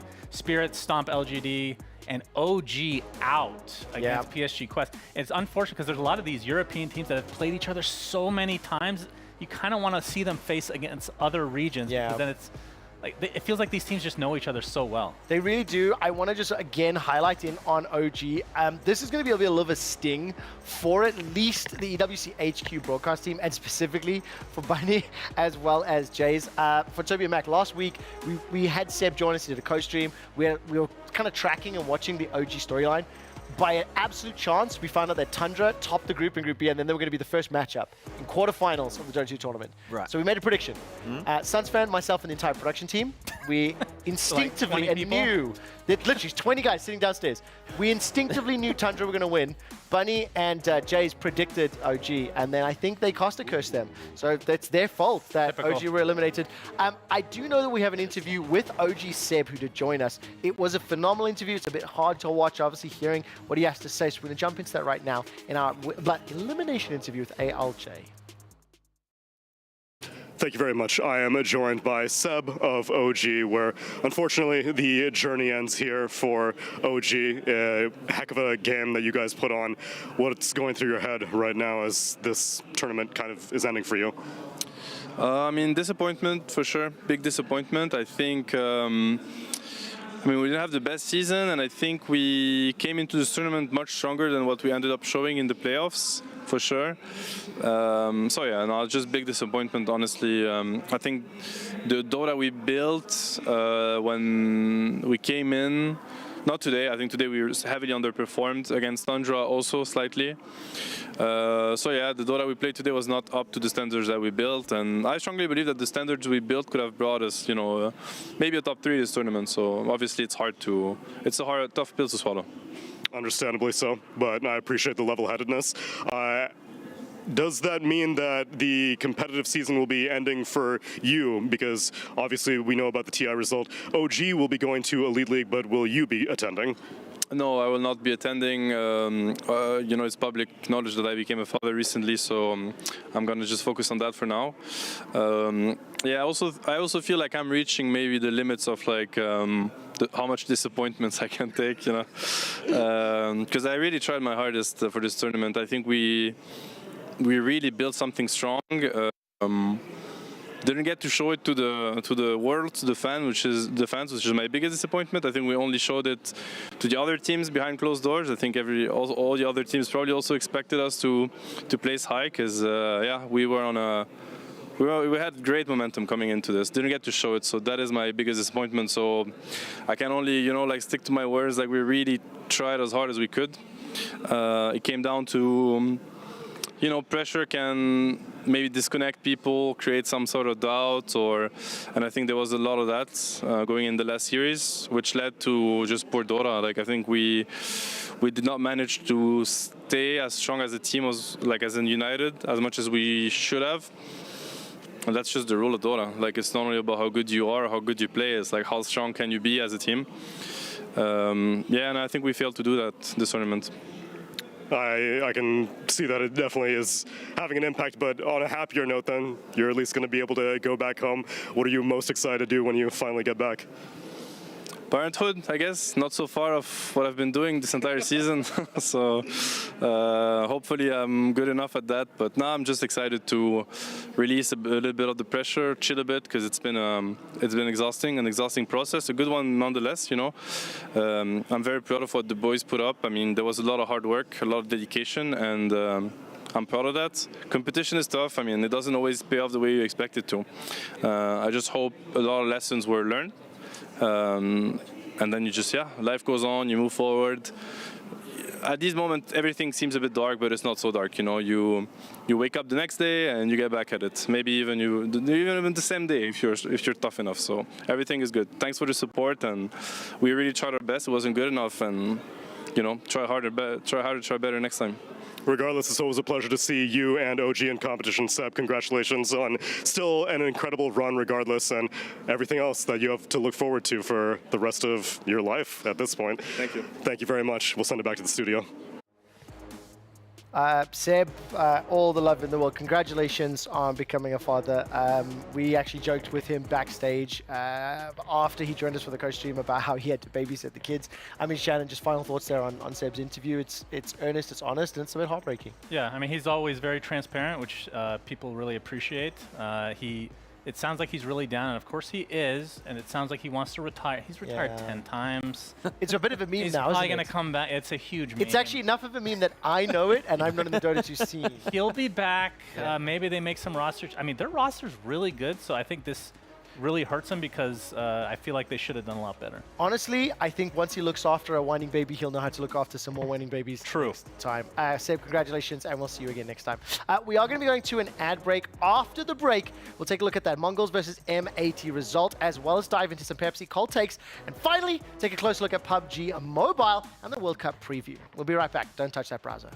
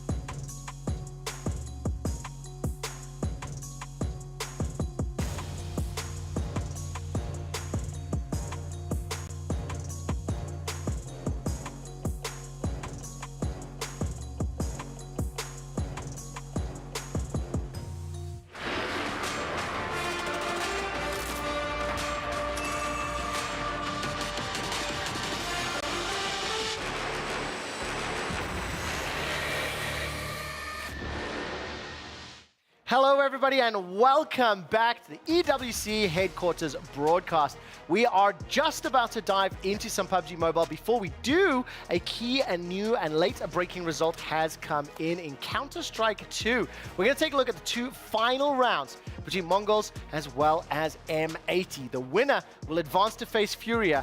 One last map to determine the 8th and final team to make it into the top 8 for the Counter-Strike 2 playoffs bracket. Mac, I'll come to you. Yeah. We're going to watch these two final rounds. We know the result. Anyone that's watching says you may know the result too. But I think who would have been expected to win? Who was the stronger thing based on pre-tournament expectations? Okay, well, let's roll back to before yesterday started, before the tournament started. Yeah. Mongols. Okay, based just off hands ranking, based off of current form. So the fact that it's 10-8, this is already a bit, like, a little nerve-wracking? Yeah, I was a little bit worried for a while, but the difference is earlier when M80 beat Complexity, it was Lake, the newcomer, carrying them, and there's no one really stepping out too far except for Rek there, who I think was maybe the only player that was positive. Do you want the full results? Obviously, we know who won. We're going to go through this now in a second. So, I mean, look, we're watching the two final rounds. Mongols do win the map. Yes, Okay, so Mongols that won means the map. they eliminate M80. So what does this mean for the tournament? I think what's really crucial is if viewers are watching that don't know Counter-Strike 2, why is it important? Let's talk about the bigger story. The biggest story is Mongolia is a very small region. Technically, it's a very large land mass, but the majority of the, I think the majority of the So population... it's just Australia on another continent. Yeah, it really is. Essentially, except even less big cities. There's like one big city, and that's Ulaanbaatar. Smack bang in the middle. It is between Russia and China, if you don't know where it is. But that being said, there's a lot of people in this one area, and they are very secluded from the rest of the world, so they have a lot of people playing a lot of games. That's why you might see some Mongolians start to show their face in some other games. Are there Mongolian teams in PUBG Mobile? 3. Are they which good is in PUBG insane. Mobile? They are, all of them with winning capabilities. That is wicked. Nice. Okay, awesome. We're gonna learn that. Okay, so we're back to obviously to round 11, round 12 coming up in a second. How many rounds do you need to win in Counter-Strike 2, Mac? In CS2, it's 13. In 13. CS, in Not CS 16? Not 16. No. So there's 12 rounds a half. I did not know that changed. Crazy. With that in mind, I feel like we've seen over half the games go into overtime anyway, so it's 16 either way. Yes, so it could be 16, it could be 19, it could be 22. Out of curiosity, for the Mongols, what servers do they play on typically? The Mongolian server? I think it's Hong Kong. I was going to say, I doubt they have servers. I think it's Hong Kong. Hong Kong servers. There might be like another one. They play on their own local servers. They have their local online servers and LAN servers and link cafes and all that. But like popping would be Hong they Kong. would play against, China predominantly. You laughing at that? That was a lot of spray and pray there. Chaos round. Hey, it's a skill-based game. Also, right? no, important to note, if you are watching and don't know CS2, that was an eco from M80. They're running with pistols. So while the spray and play felt very much Warzone-esque, it made sense in the context of that round. Apologies, Mac. I completely ruined your train of thought. I was paying a little bit of attention, mostly to the scoreline and the number of people alive, but not how these rounds were playing out. So I think we're moving into the last round. Yeah. This will be the last round. And is this full buy? Can you look at the equipment there on the side of M80? Give me a quick rundown. Yeah, It looks like a limited number of util? No, it's about so they were on eco. They ecoed because they wanted to try to play for overtime, and that's what they're trying to do here. You'll see they're taking a tactical. And timeout, it looks like Sin is just having a A little... tactical is a tactical timeout for those Counter-Strike 2 viewers that may not know. Have you ever dropped the C4 in the water there on this map? It's really hard to find. It floats. Yeah, but it's hard. But does it float downriver, downstream? No, it doesn't move. Come on, what sort of physics engine is this, Val? Grid at the end, just off the map. I'm going to apologize to everyone at home ahead of the week for myself and my butchered vocabulary, because I will use terminology that is shortened versions of shortened versions. But that's why I'm here. We're learning. We're learning. Yeah. And I just can't believe. If you put the C4 in the water, does it affect the explosive capabilities? Like a longer, no. I know it's sarcasm. It's sarcasm. Okay, final round. Mac, break this run down for me, and explain to viewers what's good and bad. So essentially, Mongols on the CT side, they've thrown a bottom mid smoke. That's, if you look at the map in the top left of your screen, that blue circle, that means it's a counter-terrorist smoke. So that's going to be blocking vision and stopping M80 from running out at mid. In the meanwhile, you see the majority of players are over towards the B side of the map or the right side of the map if you're looking at the mini-map at the top. And as the numbers start to go down in this 4v4 situation, 910 decides, hey, I need some kind of information if M80 are still hanging around towards lane and ramp, which we can go into all that. Yeah, we'll learn the maps. Can you teach us maps? Have you got production together? We're working on that. Yes. Okay, nice. We have the option later in the show. 4v3 here, so Mongols got the advantage, and M80 still haven't put the bomb down. Yeah, so in this situation, when you have a man advantage, depending on the information that you have, you would want to sit back a little bit. You might be able to push the point, you know, throw some utility, set one of your teammates up to get yet another kill, but you can see that it's just going really well for Mongols right now. And in the 4v1, they don't know where Rek is. They just had a little look at lane. I think he's going to get wrecked. Wow. If he plays reckless, then he might find himself sad. Yeah, and it's around right here where I said yes and interrupted the bracket of Dota 2. Unbelievable. Yeah, I didn't mean to kill you, Mojo. It was really good. I'm just, we can obviously keep track of all the shows, but there we go. So, Mongols, they take down M80. They do advance to face Furia. We have this updated bracket on your screen. Furia versus the Mongols that will be going live in the not-too-distant future over at twitch.tv/EWC_CS. Or if you're a YouTube viewer like me, at EWC on YouTube. Toby, I see your Can I ask hand. a question from Mac real quick? Of course. If you're M80, are you out of the tournament? Of course not what you want to have happen. Do they have something still to take home that they're proud of? Shawarma, with? Well, right? they did beat the best team in NA of complexity. Come on, let's get a bit more specific. Much though. Let's get a bit more specific. But also, after like M80 just lost their best player. M80 placing 10th and 11th will pick up a prize money of $15,000 from EWC 2024. However, as they do not place in the top 8, no championship points will be awarded to them, as far as I'm aware. I believe we also have another interview. Man, we are on fire today with the new style. So let's hear from Techno 4K from the Mongols after this victory. Congratulations on a second best-of-1 win here at the Esports World Cup. Just talk me through that from your point of view. It seemed to be fairly easy going there. I think so, yeah. We had a little bit struggles on some rounds and a little bit shaky rounds, but however, we managed to win it. How hard is it to come in and play repeated best-of-1s? Because you've still got one more to go. It should have been easier yesterday if we won the G2 match, but however, we lost the G2 match and it goes to lower bracket. And it's the best-of-1 is always the difficult system, yeah. How hard is it as a team? Because you say you lost yesterday against G2. It was a match that a lot of people said you should have won. When you know you've possibly not performed to your best and you end up in the lower bracket, how does that affect you as a team? I think we just came from the summer break and we just didn't play a lot. Just didn't play it a lot, and just how do I say that? Just little uncomfortable thing, yeah. All right. So what you're saying is you're warming up. Then you're getting better with every game. Yeah, I think we just found ourselves today. Yeah. Well, let's bring over the key, of course. Now they're going home. M80 will bring their key over to you, which you will be able to crush. I mean, it's one of the amazing ways that it works here, Trophy-wise. So here it comes. Thank you so much. If you want to hand it over. Handshake as well. Thank you so much. They were great. Great to see you play here. Thank you so much. You've got the key now. Who will be crushing that from your team? One of your team will go and crush that. Who will that be? One of my teammates. You get to go crush it, yeah? Teammate, right? Yeah. Engineer. Love it. Thank you so much. It's been great. No, don't give me that. You take that. I was shaking your hand. There you go.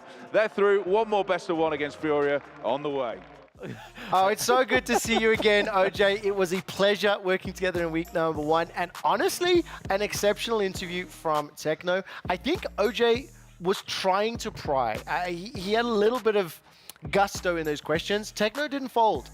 Respectful, aware. I mean, you were mentioning just how much better at interviews Techno's gotten, how many interviews they're doing. I think this is the first time that we've actually seen on broadcast, specifically for CS2, the keys. So, number 1, Yeah. What do you make of his interview? Number 2, how do you feel about seeing the keys crash? Literally, the hopes and dreams of the teams they've just eliminated, they have to hand them over to their opponents. So with the Mongolian players, there has been a language barrier for a while, and that's getting a lot better. As I mentioned, I have interviewed Techno in the past, and they have been a little bit difficult with that language barrier, but he's opening up more because Mongols are going to more big international competitions. And doing well, evidently. Getting the media training, getting experience in CS2, but then you can see he is such a friendly Oh individual. my god, we got the shot! He is such a friendly individual. He didn't want to do this. He was trying to give it back to OJ. Toby and Mac, what's your response when you see that? Because what we have found week 1 and week 2, every single person that joins us on the sofa immediately goes, that's brutal. It really is. It's like, yeah, it's a proper takeout. And it's just a picturing of the elimination. Toby, out of the 4 of us, I get the sense that you're the nicer guy. You have a warm heart. Thank Does you. it break your heart to see that and know that of the 28 teams in PUBG, 27 keys will be crushed? Yeah. It's going to be tough. It's going to be tough, no doubt. And especially all those teams, a lot of them won't have that broken until the very final moment of the very final game. Mac, what's your take? Yeah, you see the keys crashed. Angles of Yes, we can actually see. Wait, other players? They're smiling. Not everyone. Look at Techno. Techno actually didn't love that, by the way. I think Techno legitimately looks sad. Yeah, he's just like, oh, come on, man. They already lost. You don't want to break their stuff. Do you know what I love? I'm going to relish watching Toby cry with every key crash. It's going to be fantastic. Gonna be brutal. Yeah. Thank you, OJ. Thank you, Techno. Reminder, of course, Mongols and Furia, they'll be playing on Twitch. You know where to find them. Let's move on with the show. It's time to take a look at the Pepsi cold takes. If you don't know how this works, we've got some takes for you. We're going to watch them, and then we're going to ask our game specialists to immediately react before, as a group, we decide whether it's hot or cold. So let's listen to our first Pepsi cold take.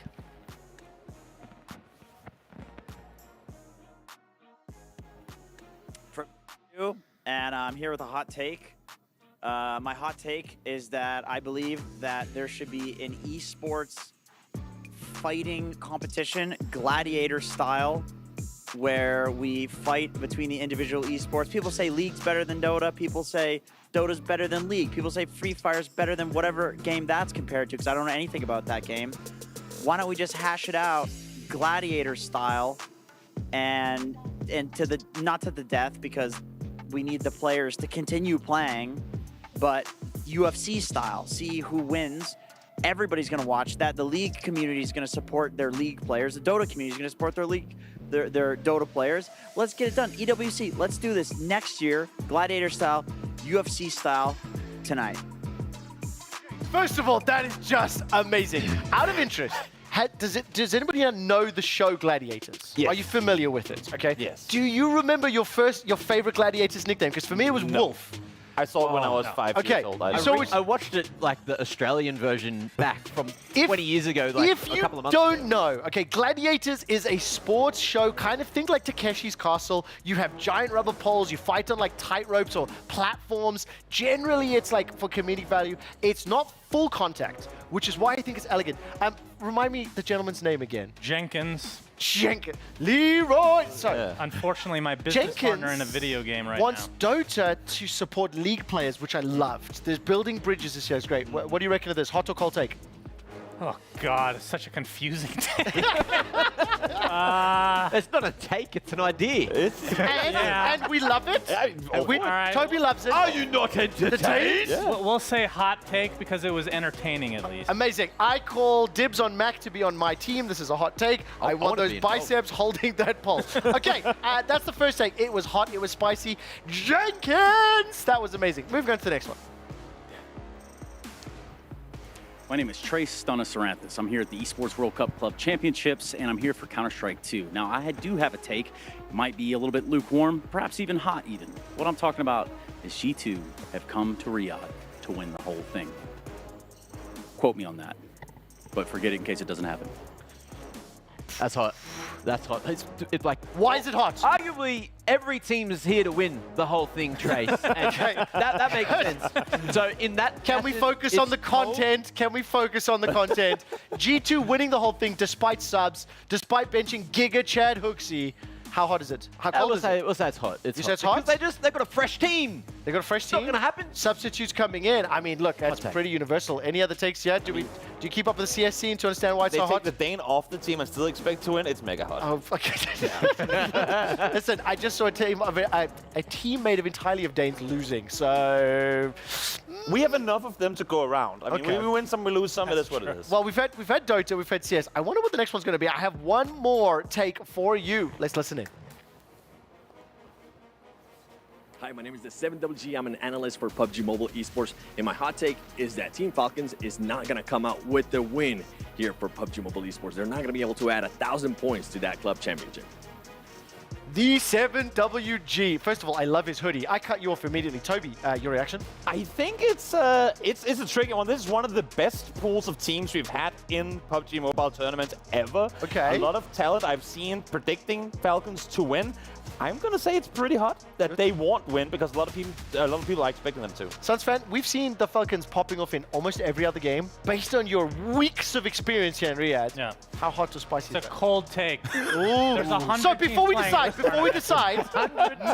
Mac, 100 teams. Okay, where are we going? You're going to be the decider here. You've heard both arguments. I will let your verdict be the last one, whether or not my producers like it.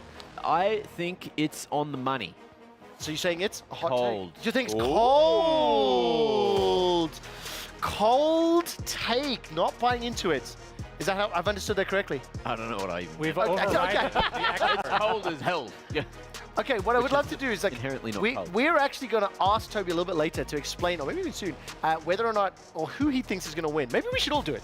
We should all make a prediction. I've decided. We'll come back to this in a second. Thank you so much, Pepsi Cold Takes. They'll be back tomorrow. Before we do that, any more takes, let's jump into the PUBG Mobile World Cup by recapping how teams got here through the qualifiers. Hello PUBG Mobile fans. We're getting closer to the start of the PUBG Mobile World Cup. So it really is time to take a look back and remind ourselves of how all the teams qualified. In PMSL EMEA Finals, Brute Force took a decisive lead on the second day with a stunning 23 elimination chicken dinner. A standout performance came from their newest addition, Frieza, who impressed everyone with his consistent play on his first official tournament.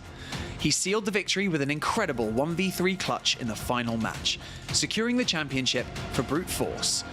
Joining them in the PMWC group stage are IWNRX, Besiktas Black, and Moneymakers.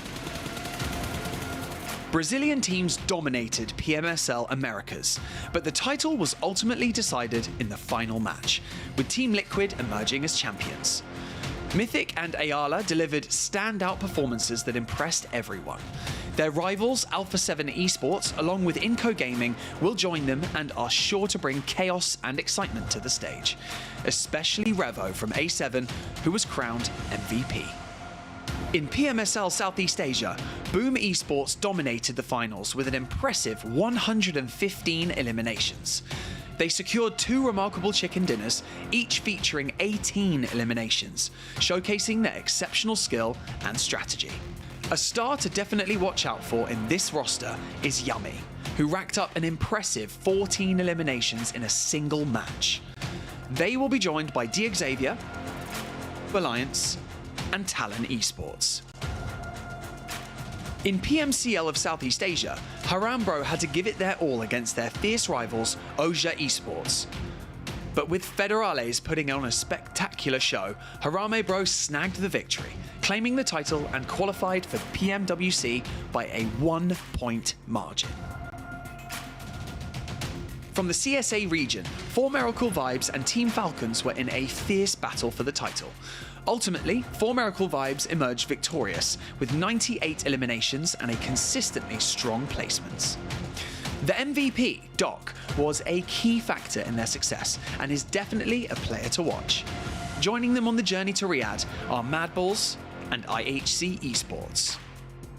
In South Korea, DRX dominated with impressive aggression and consistency, earning them the PMPS title, whereas D+ Kia will be joining them after winning PMRC Korea vs Japan. Over in Japan, KAG Osaka made a stunning impact on the final day, closing the finals with back-to-back chicken dinners. The PMGO champions, Reject, will also join them competing in the PUBG Mobile World Cup. Meanwhile, in PEL in China, Tianba's MVP QZZ made an unforgettable 1v4 play in boot camp during the league stages, setting a high bar for the competition. Tianba took an early lead into the finals and claimed the championship title and the spot for the PUBG Mobile World Cup. TJB Esports will join them, having secured the top spot in PEL annual points. Last but not least, we have two teams with special invites. Power Esports will represent Saudi Arabia as the host country invite, while Vampire Esports, the previous back-to-back mid-season champions, will join for the opportunity to defend their title. Get ready for an unforgettable tournament, and don't forget to cheer on your favorite teams.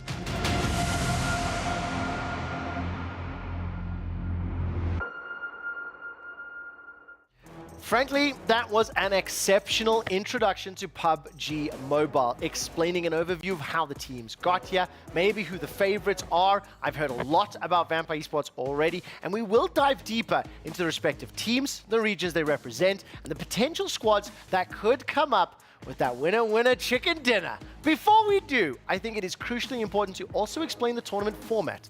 While no games are taking place today, the tournament will commence tomorrow on Friday, and therefore, Toby, I'm going to ask you to run the rest of the sofas through exactly how PUBG Mobile is going to work at EWC. Yes, so as you saw there in that amazing highlight video, a lot of teams made their way through to this tournament, 28 to be exact. Now, 24 of those 28 will play in the group stage starting tomorrow. They'll be split into 3 groups of 8, Group Green, Group Red, and Group Yellow, from where they will play 12 matches each. Once that's all said and done, the top 12 will move straight in to the main tournament, and the bottom 12 will go to the survival stage, the elimination stage, so to speak, where the 4 lowest ranked teams that haven't played yet, the last 4 of the 28, will go up against them, forming a total of 16. Okay, so can I just see if I rephrase it?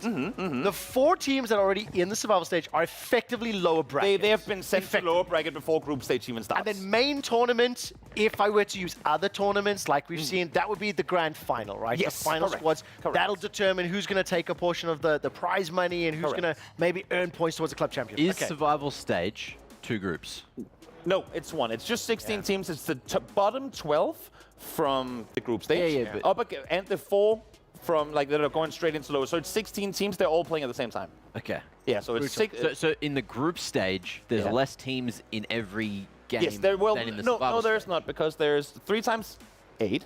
Yes. 24 teams total. Yes. They play Group A versus B, B versus C, C versus A, so they all get 12 teams. Yellow versus green, Yellow versus green, green and red, and so on and so forth. Okay. He knew I was colorblind. That's so good. Oh, that's right. Oh, these graphics are hard for you. Okay, so we got a rough overview of that. How does a team win a map in PUBG? As with most other battle royales, you have everyone landing on the map. We get 3 different ones we will be going through at another point in. Do they jump out of a bus or a plane? They jump out of a Just plane. checking. It's checking. It's here. AC-130, Week 7. That Hercules. game's here. Yeah, big plane, big plane. They all jump on out. They will land and loot at their preferred spots. Sometimes they get it for free. Sometimes they have to fight some other teams to get the cities they want to loot in.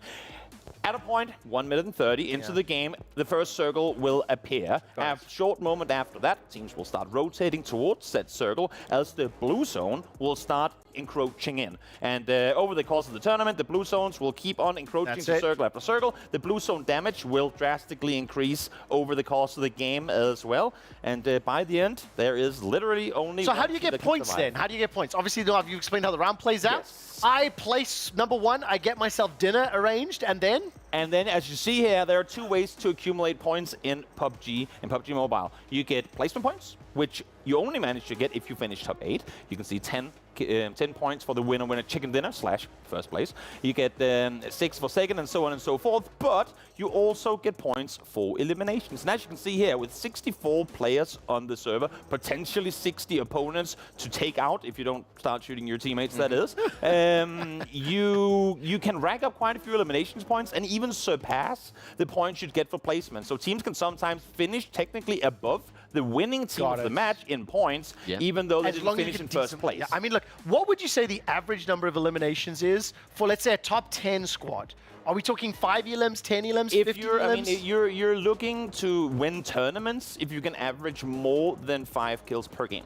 More than 5 kills per game. Okay, so that's actually really crucial because we've seen 2 Battle Royales already. Warzone in week 1, last week Free Fire, and elims were drastically different. Definitely. There's one last thing that I would like you to introduce to us because I think it's fairly unique to PUBG and it's going to be the prize pool. How does it break down? Now, it's a bit different from most other tournaments because it's not just everything is thrown straight into the grand finals. You only make money if you go there. As you can see here, it's a $3 million prize pool. Huge prize pool here for PMWC. And $1 million of those 3 will be spread out in the group stage. So depending on where you finish in the group stage, you'll already then unlock a good chunk of said money. Now, for the teams that go into the survival stage, they too will get money. It's obviously a lower amount. And then in the main tournament, the grand finals, that's where half of this total prize pool will be 1.5, and it's very, very top heavy. So first place, not only will they have gotten money off of the group stage, but they will also get $400,000 for winning the whole tournament. I mean, do you have any esports experience, Toby, Shannon, Max, Shannon? I have some other esports experience. Oh, damn it! I knew I messed that one up. Mac or Shannon, can you think of any other tournaments that have broken down their prize pools in that manner? Because I cannot see it. Like, I don't recall. I love you. What I love, by the way, you throw your hand up so enthusiastically. I have made money playing an esports tournament for Fortnite because I got the first elimination. Yes. Yeah, nice. Good work. Good job. Killed, Like CS. Yeah, good job. Yeah. I think it was in like $500, but it was okay. So you effectively won like one of those player awards, or yes, you know, exactly. I've got something similar to that in the past. Shannon, no experience, I imagine. It doesn't no. exist in Dota. Yeah. No. Yeah. No. When I was winning tournaments as a young child, which was many a millennia ago, we won keyboards. And television wasn't even in color back then. That's correct. That's quite a lot. Okay, so I think CRTs. We've got. I wonder how many people at home even know what a CRT is. I feel like we got a decent explainer, at least in terms of breakdowns of how teams got here, breakdown how the format works. So Toby, I'm going to come to you in a second. I want you to break down the 3 respective groups, A, B, and C, as you called it. In actual fact, green, red, and yellow. Yeah. Take us through the respective groups and tell me some of the stories, or maybe a highlighted rivalry. That's actually going to be a more interesting one. Yeah. So there, as you see, the groups here, red, green, and yellow. They are, I mean, with so many top teams and with how they're all being split out depending on their tiers, there's no set, at least in my opinion, we usually talk about the group of death, how there's one group that's just drastically harder to go up against than the other, but also have to keep in mind they all get to play against each other, so your group, so to speak, is only that you get to play all your games with against one set of opponents. Same opponents, exactly. The half of this. Okay, so give me more specific then. Give me rivalries in each of the respective groups. Because they're definitely are, and I've kind of prepared 3, mainly due to regional prospects. They've all, obviously, as we saw in the video coming into this, come through from each of their different regions. The first one I'll do is Group Green. There you have, speaking of Mongolian teams, 2 of those, and 2 teams very poised to come out in the very top of this tournament. You have IHC Esports, and you have Falcons Force. Now, Falcons picked up Stalwart Esports. They had phenomenal performances in the past. Kind of let off the gas lately, so despite the fact that a lot of teams are expecting them to come out victorious in the tournament as a whole, their most recent results don't quite show where IHC were very slumbersome, but over the last 2 tournaments, they had a win in PMGC last year, the Global Championship, and PMGO, they finished 4th. Can I just ask a question? So, Talent Esports, Mad Bulls, and there was another one, but I can't see it anymore, are all red. Why are they not in the red group? Well, I do not believe that is how it's been set up. But then again, you did say you were colorblind, so I respect your confusion. How did you see the red? Say, you liar! Okay, listen, we do have some other videos of plays. Let's actually talk about Group Red, because apparently the bull over there can see it. Now, we talked the Mongolian teams in Group Green. For Group Red, I'll go to SEA, Southeast Asia, where you have Yuri Alliance, or just Alliance, from Malaysia. They finished 4th in their regional series this year. SEA is one of the hardest regions in PUBG Mobile altogether. So for them to finish 4th, a Malaysian team, again, also here, a country that usually doesn't strike out at the top, that's incredibly impressive. Them, I will set up against the Vietnamese team in DX Xavier. They are, I mean, they're winning everything there is to win in Vietnam. Xavier, that's how I say that. Or if you're French, Xavier. I don't even know. Yeah, no, it's just the Xavier. Do they have psychic powers? Yes, like and the I think X-Men? that's why they keep winning everything in Vietnam. Does that count as a hack? I mean, they are the Vietnamese. Huh? They're Vietnamese, yeah. Do you know how I know it's a bad joke? Shannon laughs. Oh. No, they are an incredibly good Vietnamese team. And these two, I mean, again, regional rivalries for this tournament, I think, with how Judo Alliance has been playing as of late, the Xavier always know will go through to the global stage. If they can somehow surpass them in Group Red here, that could be a rivalry set up for the making. You've covered Mongolian teams a little bit. We've covered SEA teams. We got one more group. I'm presuming you've got a theme going. What's our third? Oh, yes. We are going to Brazil. Vamos! Because Group Yellow has got Alpha 7, our current first place in the global power rankings. Okay. Despite them not having won a global championship pretty much ever. So they are the always second place team, but they're consistently in the top 3 every single tournament, and that's why everyone, like very few people, have them predicted to win this tournament because like they never win. They can they finish, they are in first place coming into the final day, and then what's that say? Forever the bridesmaid or something like that? Is that how? I don't know. That was Team Liquid in Dota last year. Oh, yeah, that is Alpha 7, phenomenal team. Just can't hold 3 grand final stays together. Them, I'll put up against Inco Gaming, a team we have yet to see really impress out of Brazil. You have Liquid from Brazil too, they're just in another group, so for my fitting here, it didn't really match the rivalry setting. But for Inco Gaming, I'm very curious to see how they're going to perform here. Amazing. Young gun team, lacking global experience, but we've seen it especially in mobile before, where teams with nothing to lose, teams that are inexperienced, so to speak, just come in with a whole other mentality, no pressure, no fear, and they come out victorious. I don't know how to wrap my head around the fact that a team that perennially finished second is seeded number 1 in the world, yet never having won. I agree with the logic, that good at but it sounds flawed. We had that in CS. Do you know what I mean? Yeah. Again, I understand it. You're consistently second best. You just choke every time the final series. Yes, that is their curse. Okay, something that I have done in both previous weeks, or that the broadcast has done in both previous weeks, we like to welcome our new guests with like predictions that I personally hold you accountable for the duration. PUBG Mobile will complete next week in week 4. So what this means is I particularly get to poke fun at Toby, not only throughout the course of this weekend, I hope Mac and Shannon join me in making fun of him, who are your 100% guaranteed, no takebacks, no doubt teams to make it into the top 8. To be the one to claim that I broke the curse, Alpha 7 wins it. Okay, so you're jumping in. If they do, then I broke the curse. Do you know what I love so much? You have said your top 8 is going to include Alpha 7, and you're already predicting them for sure. Yeah. Okay. Give me the overview. Okay. Vampire Esports back-to-back defending champions as well. We know that story. Vampire Esports is a whole other story in the sense that, yes, they're back-to-back here, but they never win anything else. Everyone is saying somehow, like they have, there's magic in Riyadh. Somehow they just always, when they come here, play on a whole different level, come out victorious. That's them.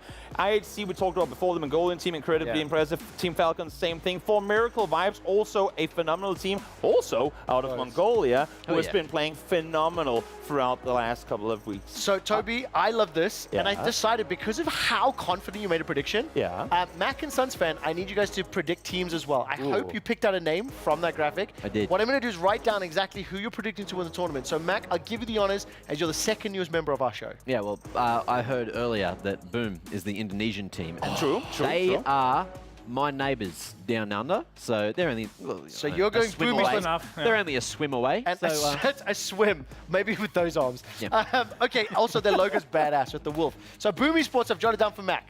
Where are we going here, Sons fan? Easily going to be Rejects. Oh, man. They're good. They won the global championship last year. Yep, I knew that. Of course I knew that. You know the worst part is, I think I'm going to do something. Did you have Al-Alu on there, IHC? I think you did. Can we pull the graphic back up? Because they stole the names that I was looking at, and now I've forgotten. We can be Boom, buddy. Do you know what I think? No. I want to pick a unique one. I want to pick a unique one.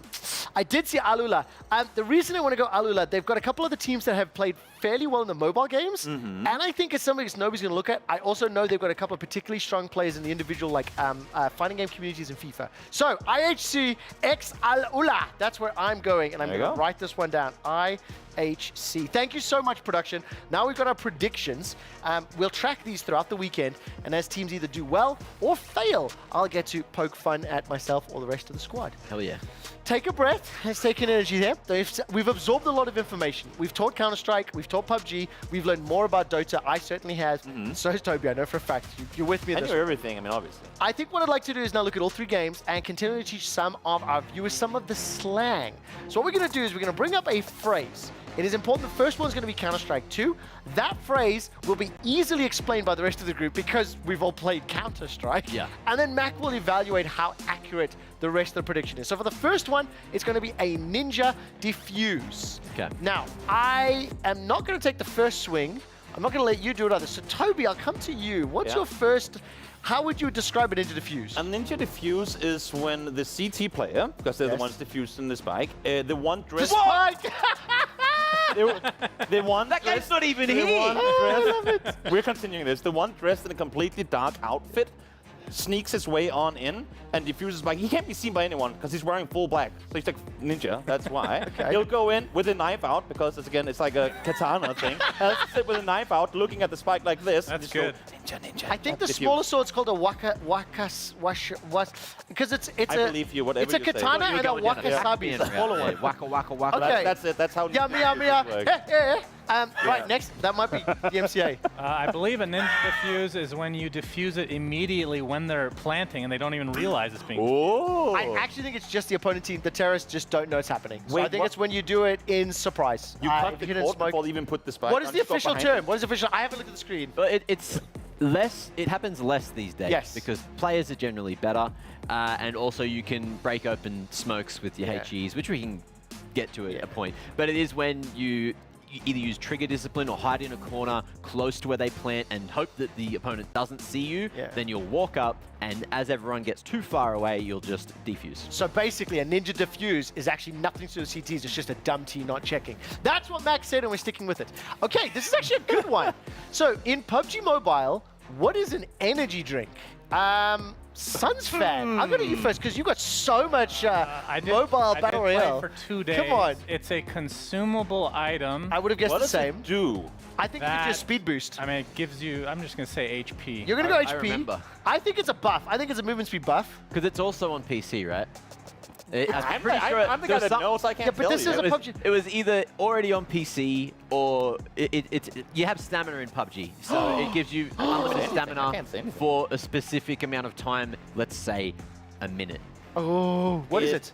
As long as it's under 80%, it has its own bar over your health bar where you can take either painkillers or Consumable that energy increases drinks. the character's boost? Exactly. What is boost? So you've got NOS? So as long as it's HP over time, the higher your boost meter is, the more HP you get per second. We're back in free fire, bro. And, We're back in free fire. and if it's over 80% to the top, you get a little movement boost as well. Oh, we're both right then. High five! So actually both in. Free fire buddies. Wait, can we go on the white? Can we go on the white?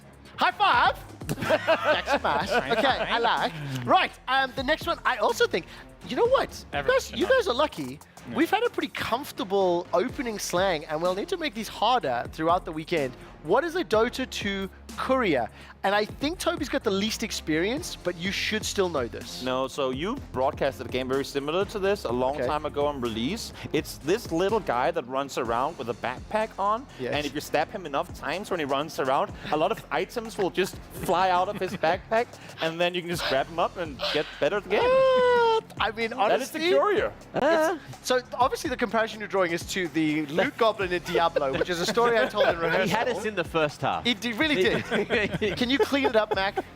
It's a thing. It's a courier like in real like Courier, really? Like in real life, a postman that delivers items to you. You buy one, you put it down. I believe there used to only be one as like the meta thing, but as time's gone on, Bro, everyone has their own courier. I think the because postman they just got spoiled, and essentially when you buy an item, it can bring it to you, so you don't have to go back to basics. Did the postman describe it well? I think that's a pretty good one. Good enough. I would have gone like a FedEx or a UPS driver that brings you the thing you order. I think that would have been a little better. Because nobody trusts the US Postal Service. Like, come on, let's go with it. You go postal. That was good. Okay, before I ask this next one, StarCraft 2, who's played it or watched it?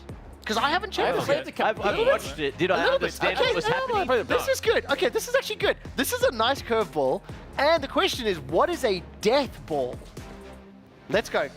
Group? I'm always the first one. I want to get inspired by their guesses. Okay, Big Mac, over to you. Well, let's say death ball in other games, like in CS, it's just when you sort of stay together and you push in a unit. Or a grenade. Overwatch, same thing, like all together, right? You just stay together. But in StarCraft 2, I'm guessing it can't be zerging because that's its own term. That's just, yeah. So it's when you just send all of your units to attack. Sunsfan? I guess you just give up and do that. Yeah, I would guess that it's a last-ditch effort to amalgamate all your units together for one last aggressive Ooh, listen how eloquent that was. Oh. I believe the official term is a cluster of nearly or mostly unstoppable enemies. So my instinct would be, I think when commentary terms, if you're using it as a death ball and you're hearing Tastosis or Day 9 screaming, they know that this group of units is going to win the fight. That's my guess. Okay. I actually don't know. None of us are StarCraft experts.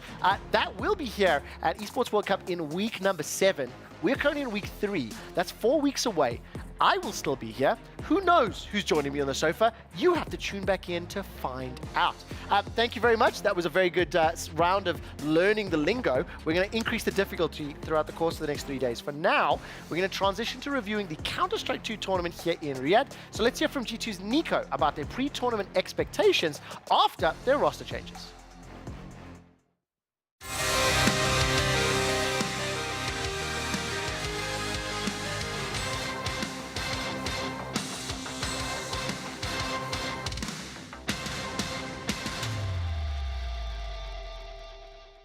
About Malbs, I'm quite surprised by him.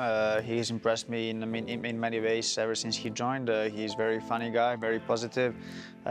His game sense is on point as well. His aim is obviously very good. I think that's what people have already seen. So I've been surprised in many ways about him. And yeah, I think as he has already mentioned, and as everyone knows, he'll be taking over mostly of Nexus role. So he'll be kind of our anchor, but in some position he will be doing something else as well. People will see, but overall I think a great addition, and looking forward to playing with him on the stage. I think the relationship that Taz and Snacks could create and could have will definitely help them in developing this team, so that's definitely one of the most important factors. And but overall I think Snacks has been always a very smart player, even when he was not IGL, and he has a ton of experience playing this game. And I mean, obviously people are saying that in Gamer Legion he obviously, or they didn't have the best T side, but it also depends on what players you have, right? So I think people are jumping a bit too fast on conclusions and how we will do. So yeah, I think so far with what we had these couple of days of practice, things are looking good, and we are very eager to prove everyone wrong. When it comes to me or myself, I will be keeping all my positions and everything that I was doing before, so I'm not affected by any of the changes that we have done. Obviously, Janusz and Mario, they have been informed about the roles that they will be having, and they all agreed to it, so they are kind of the ones that are making adjustment, and obviously it's going to take some time for them to adapt, but they're also very versatile players, both of them, so it shouldn't take too long for them to adapt to the roles that they're having right now. I mean, when it comes to goal for this tournament, we honestly just want to play as many games as possible. And obviously, if you play as many games, that will take you to the deeper run in playoffs. So our goal is definitely to get as much practice as we can. We only had like 7 days of practice, 6 days of practice with the new team. So that's a very, very short period of time, especially with the new IGL. So we are not fully ready for this event. So we have to use every match very smart, and we have to analyze after each match and try to find improvements all the time. And yeah, that's our main focus. And obviously, when you make a change in the lineup, you make a change in order to win tournaments, right? So that's what we did as well. Our goal is to win the tournament or more tournaments, but I think specifically for this one, I think we just want to get ready. For example, for Cologne, we want to use this tournament not as a practice, I would say, but we just want to get as many as possible games under our belt. Yeah, I'm super excited to play the first event of the season, especially with the new lineup, and we are really looking forward to some good results. And overall having a great experience here in Riyadh.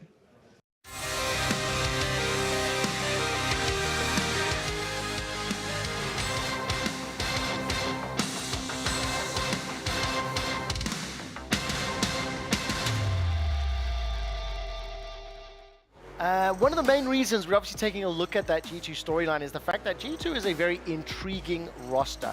They have picked up a couple of tournament wins recently, but over the last 3 months, they entered the Blaster Premier in London, where they had to have a substitute because Manasi had visa issues. Then Nexa was dropped from the roster. Then Hooksy, the Giga Chad, and probably one of the most memeable players in all of CS2, and the IGL for G2 Esports was removed from the roster. I'm going to come to Mac, and I kind of want to put you on the spot. What is your opinion on the roster changes and what you think it'll do for their tournament expectations? They are playing Spirit later tonight. I think overall, it should be a pretty good change. Like, I love Hooksy, and I absolutely loved exactly what he brought to the team, but the fact that they were able to win Dallas without him playing, just helping from afar, was, you know, a bit of a statement saying, like Stewie 2K, who hasn't really played that much CS2, coming I mean, back he's a streamer now. He's not even a competitor. Exactly. And then that next tournament, look, things went wrong when he came back. Monasi literally flew in, got in for one game, and then flew straight back out. That was a big meme. I mean, the jokes at the tournament were the fact that Taz was going to delay the game by getting in the way of the tournament admins, which didn't need to happen. Ultimately, they lost the series. It was Vitality, I think, that eliminated. And I saw Taz in the gym today. He's a big fella. He is. I mean, look, he trained with Pasha's biceps for a while. Okay, obviously there's a lot of history here. Counter-Strike, the teams, the organizations, and now the new game, CS2. I think what I want to ask Mac to do is talk a little bit about the recent winners. The fact that CS2 is still so fresh and so new. So give us a breakdown. How far back are you looking, and how many tournament winners are we going to cover? Well, we're looking at all of CS2's big tournaments. So essentially, FaZe won that first one, which was IEM Sydney. The game was still fresh. It's updated a lot. Aussie. Exactly, man. Sorry. Rub his hair. Yeah, I made a whole video on all the chants. But look, then since then, Vitality got 2, Spirit got 1, Na'Vi, FaZe, Mouse, G2, Spirit. It goes like that, and there is just no solidarity in any of these teams. FaZe made a bloody lot of those grand finals, but just couldn't get that second. So wait, how many of the finals did they lose to? Just off the top of your head, I'm not testing history, but like, are we talking 2 more, 3 more finalists? They were there at Cato, and I'm pretty sure it was all of them. Pretty sure they were almost all of them. finalists. FaZe were in the finals. Yeah, right? FaZe were in the finals at pretty much all of them up until. So they're the #1 ranked team in the world, right? Based on, no, I'm kidding. They were. They were because of that. But then they won another one. They won Chengdu. That was going really well. Then Donk made him cry. Made Kerrigan cry. Exactly. Right? Everyone's crying around Donk because he's just having fun and screaming like a goat. If you've seen those clips, he squeals. He has the crazy stuff. Which player should we watch? If we're telling a PUBG Mobile or a Dota 2 viewer which players to watch on FaZe, who do you immediately go to? On FaZe? Yeah. Brokey, probably at the moment. It would have been Rops, but his form has been a little more inconsistent. Brokey just seems to always pop off and have some really crazy rounds. So I'd say he's the more entertaining player there. He's the AWPer, Frozen's right? pretty solid. Yeah, Brokey is the AWPer. He started as not an AWPer, eventually took over the role, and now is probably one of the better AWPers in the game. That being said, it's really hard to AWP in CS2. For ages, there was a big peekers advantage issue, so holding lines, which is what AWPers do, got nerfed. There were teams that didn't even have AWPers, like Cloud9. And if you are interested to see what happens with FaZe, their first matchup in the bracket, remember, best of 3, single elim, is going to be up against Na'Vi. I know we looked at a couple other teams that have won tournaments. We've talked about G2, we've talked about FaZe. Yeah. Give me another team that we can focus in on and tell their story. Well, I'm familiar with Mongols, mostly because they are from Asia. We prepped this. How about Team Spirit and the best player in the world, Dom? Team Spirit is the best player.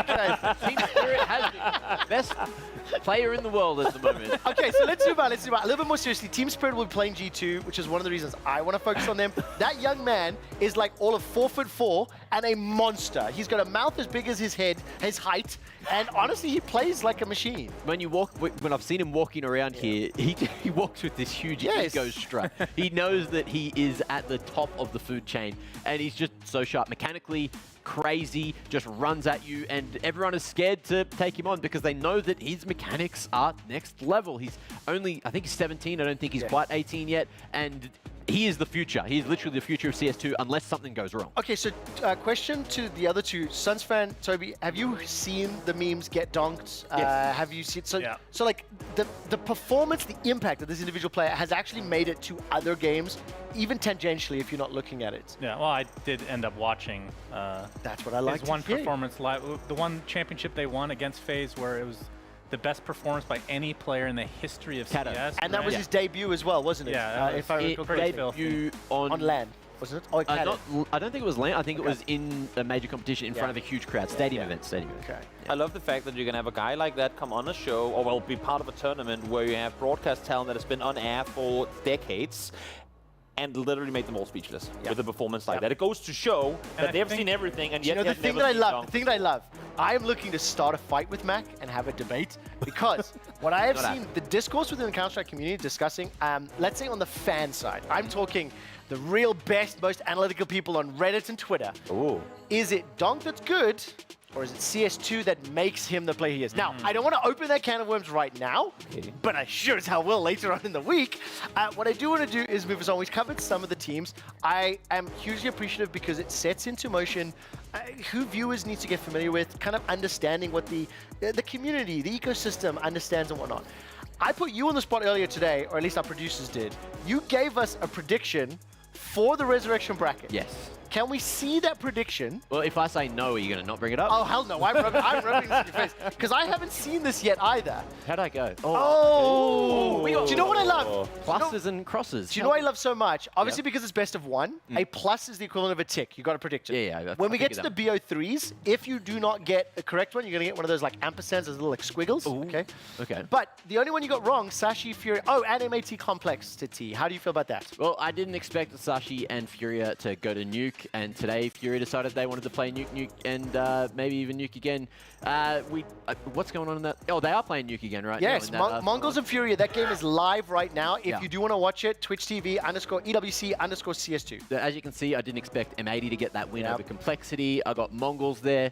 And I'm expecting Mongols. I put Mongols to beat Sashi. Yeah. And Sashi has been, swapped out for Furia. So He's buying into the Danish hype, even though they let you down. With Counter-Strike, you almost can't not do it because half the teams are Danish. Do you know what I love so much? Is coming into the show, coming into this week, we legitimately said to Toby, of course you can talk about Counter-Strike, you're Danish. It's like, it's just in your blood.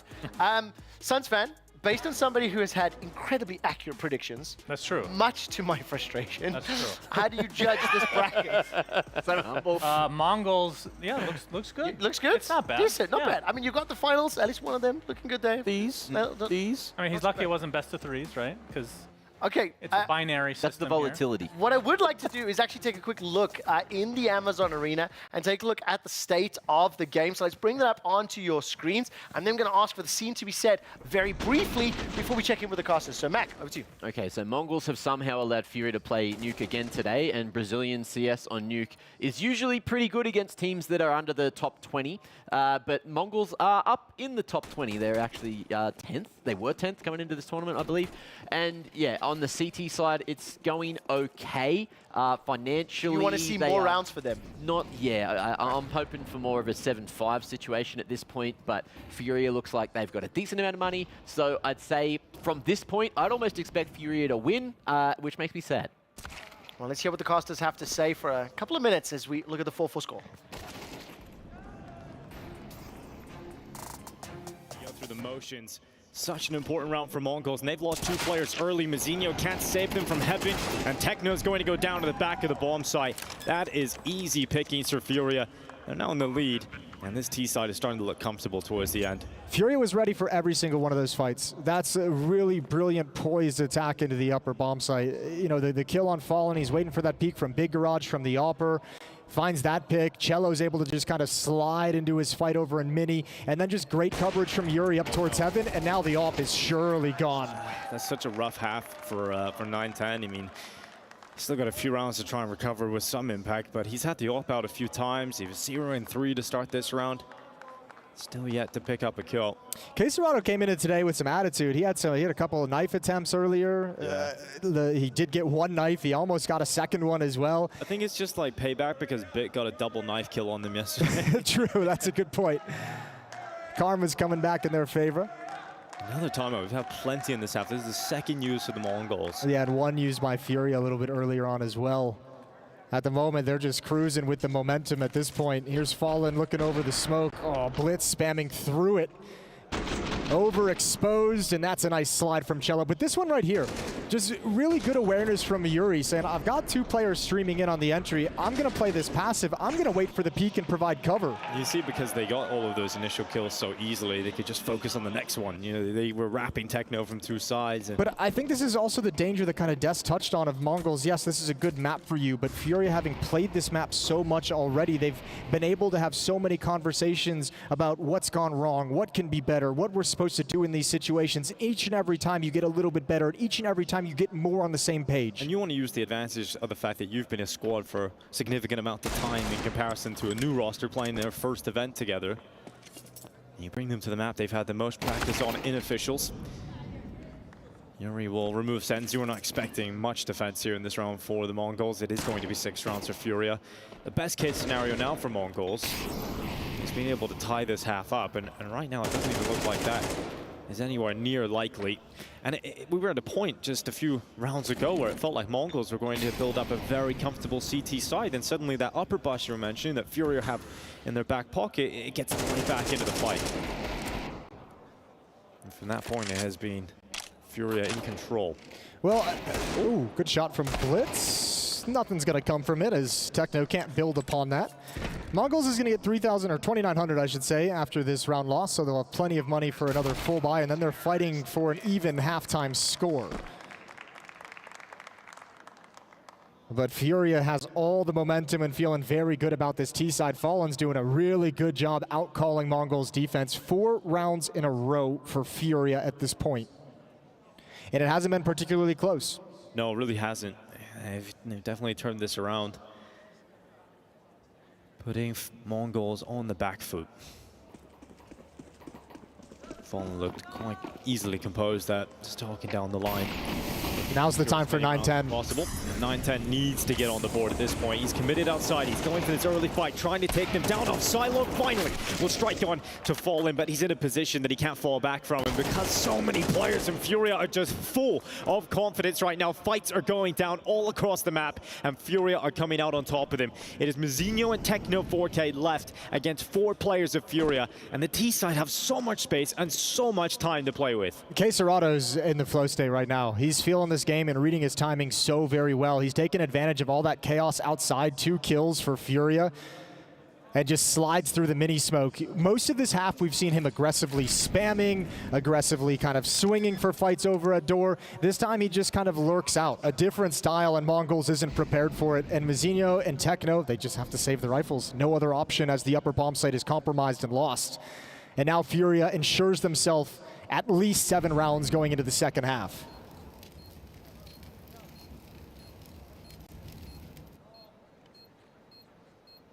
Right now looking like it is going to be 8 rounds, just with how easy these last few have been for Furia.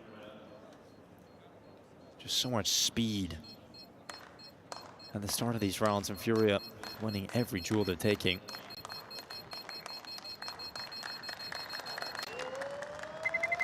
It's been a long day of best of ones. It all comes down to this final matchup. The winner will advance to the playoffs, and the loser knocked out. So it is definitely an all-in game here between Furia and Mongols.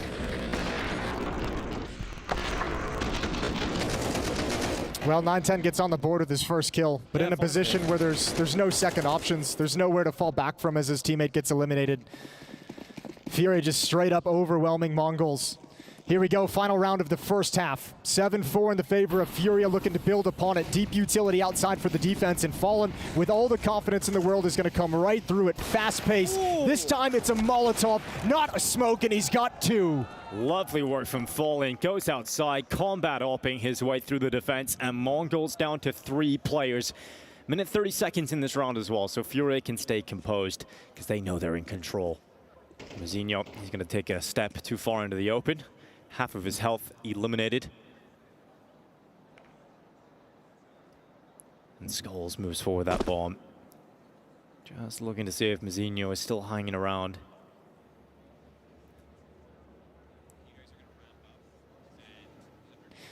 I'm loving this Furia that we're seeing. So many different looks and ways to attack the outside yard, and look at this pause now. It's been pretty high octane when they've been able to kind of string kills together and just stream into the bomb site, but at the moment, looking for that peak, looking for that next reaction, looking for someone from Mongols to get curious and want to find some information and be able to punish it.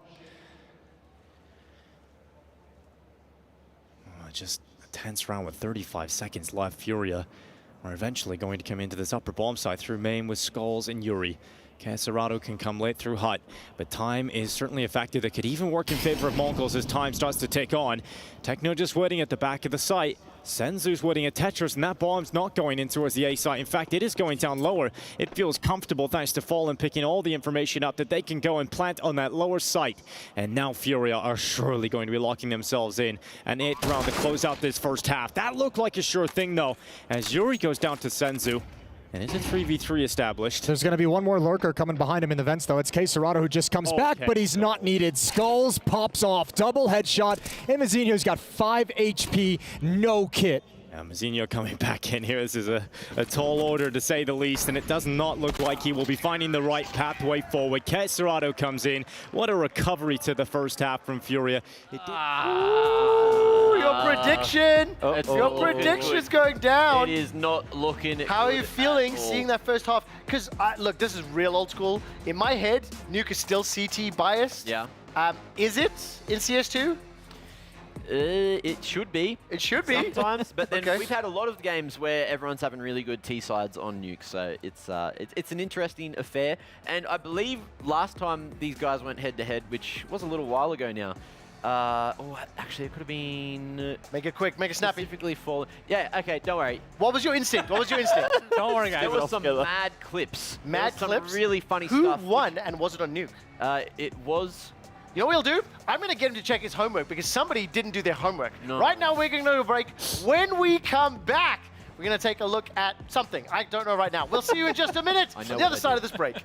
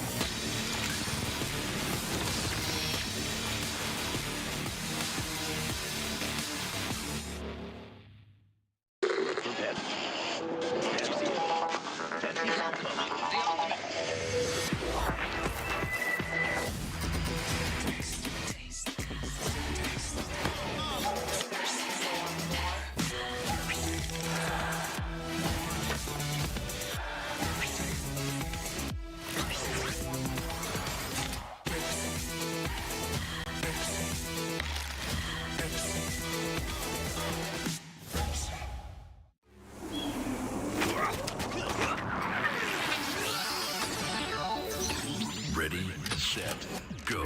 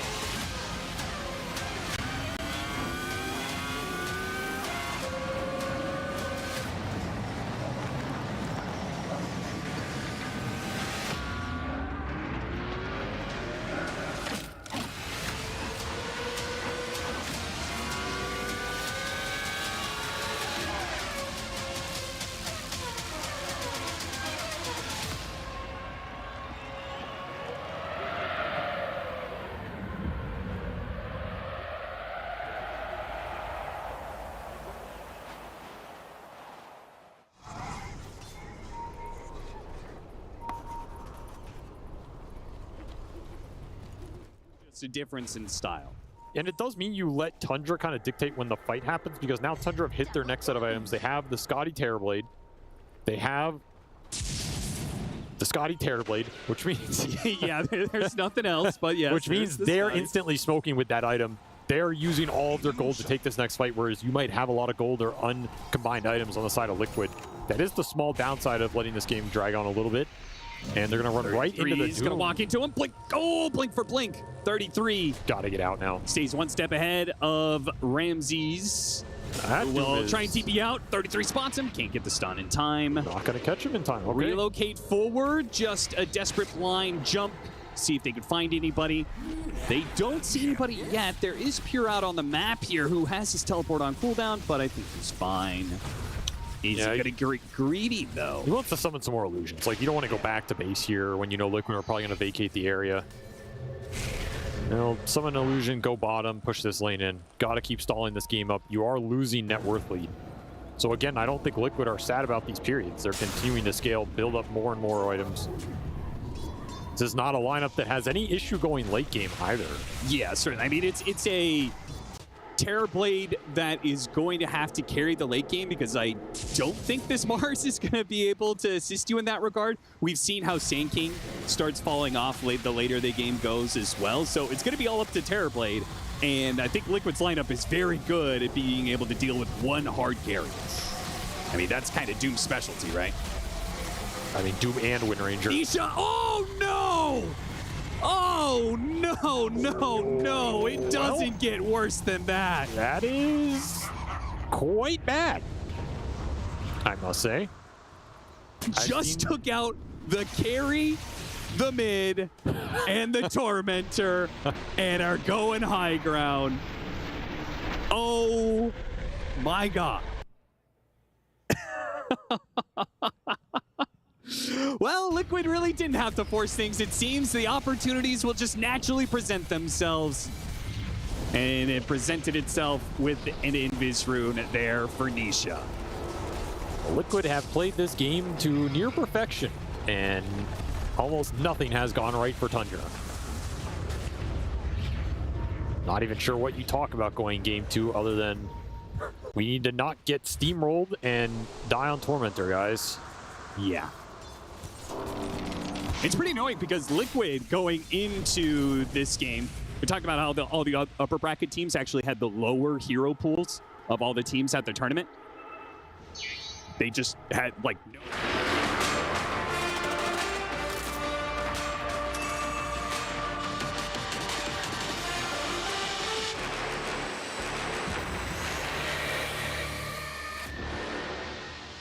And welcome back. If you were paying attention during the ad break, the Tesseract took down whoever was on the dire side, and that shard that becomes a scepter was stolen. It is a Tesseract. You just told us earlier. Incorrect, and the shard does not become a scepter. Oh, damn it! So what is it called? Tormentor. Tesseract. Tormentor. It's wrong. It's a Tesseract. Okay. Welcome back. Welcome back to EWC headquarters. Let's get you up to speed in the EWC catch-up powered by STC.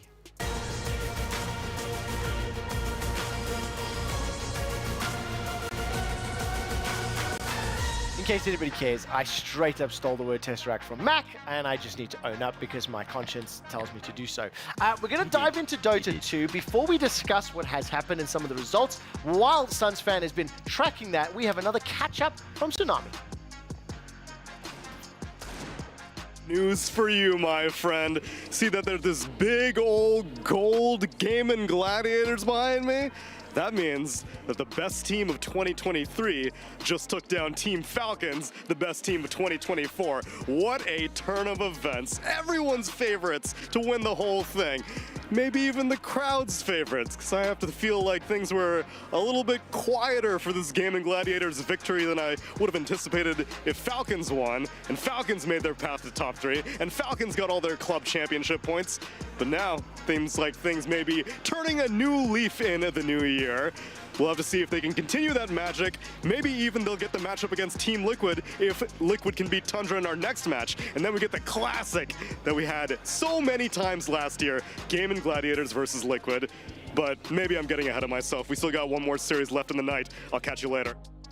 Oh, Tsunami, honestly, can you just narrate my life? Phenomenal intro. The thing that I love is we actually caught the Gaming Gladiators interview post-match after they eliminated Falcons, and they explicitly said they want Team Liquid to beat Tundra so they can beat Team Liquid as many times as possible, inferring they want then TL to make the lower bracket run. Have I understood that correctly? That is correct. So to sum it up, I didn't mention the teams before, but I did mention that Gaming Gladiators last year won basically every single tournament. And I mentioned another team got second every single time.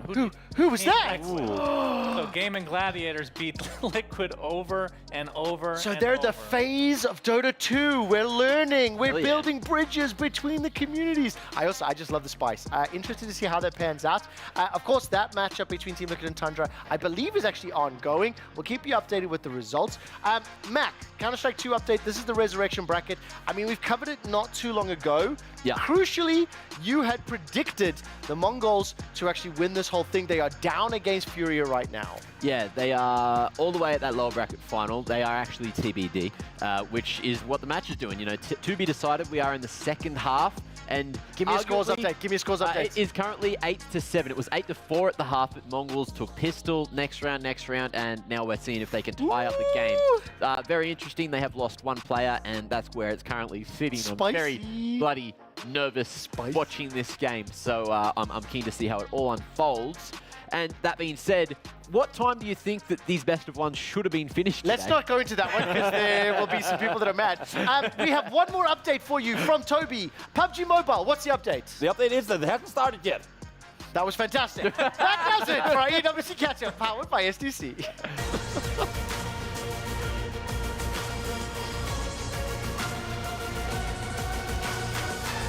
Okay, we'll take a breather very quickly. We're in a kind of a unique situation here.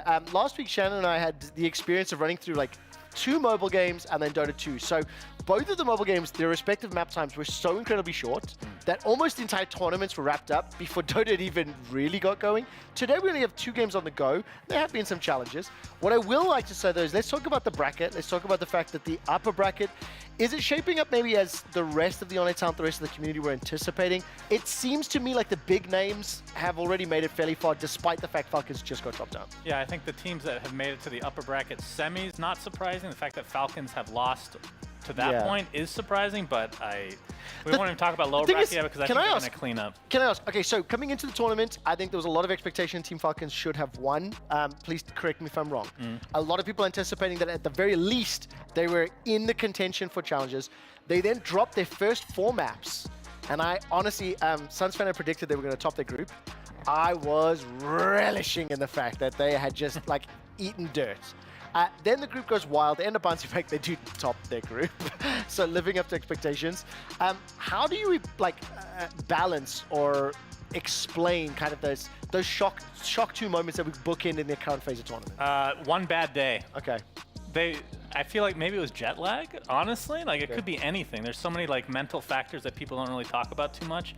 But these teams travel all the time. They're the favorites to win. Maybe I don't think they're pressured in the group stage necessarily. I mean, you actually said explicitly that their low bracket, you would not be surprised to see them make a low bracket run.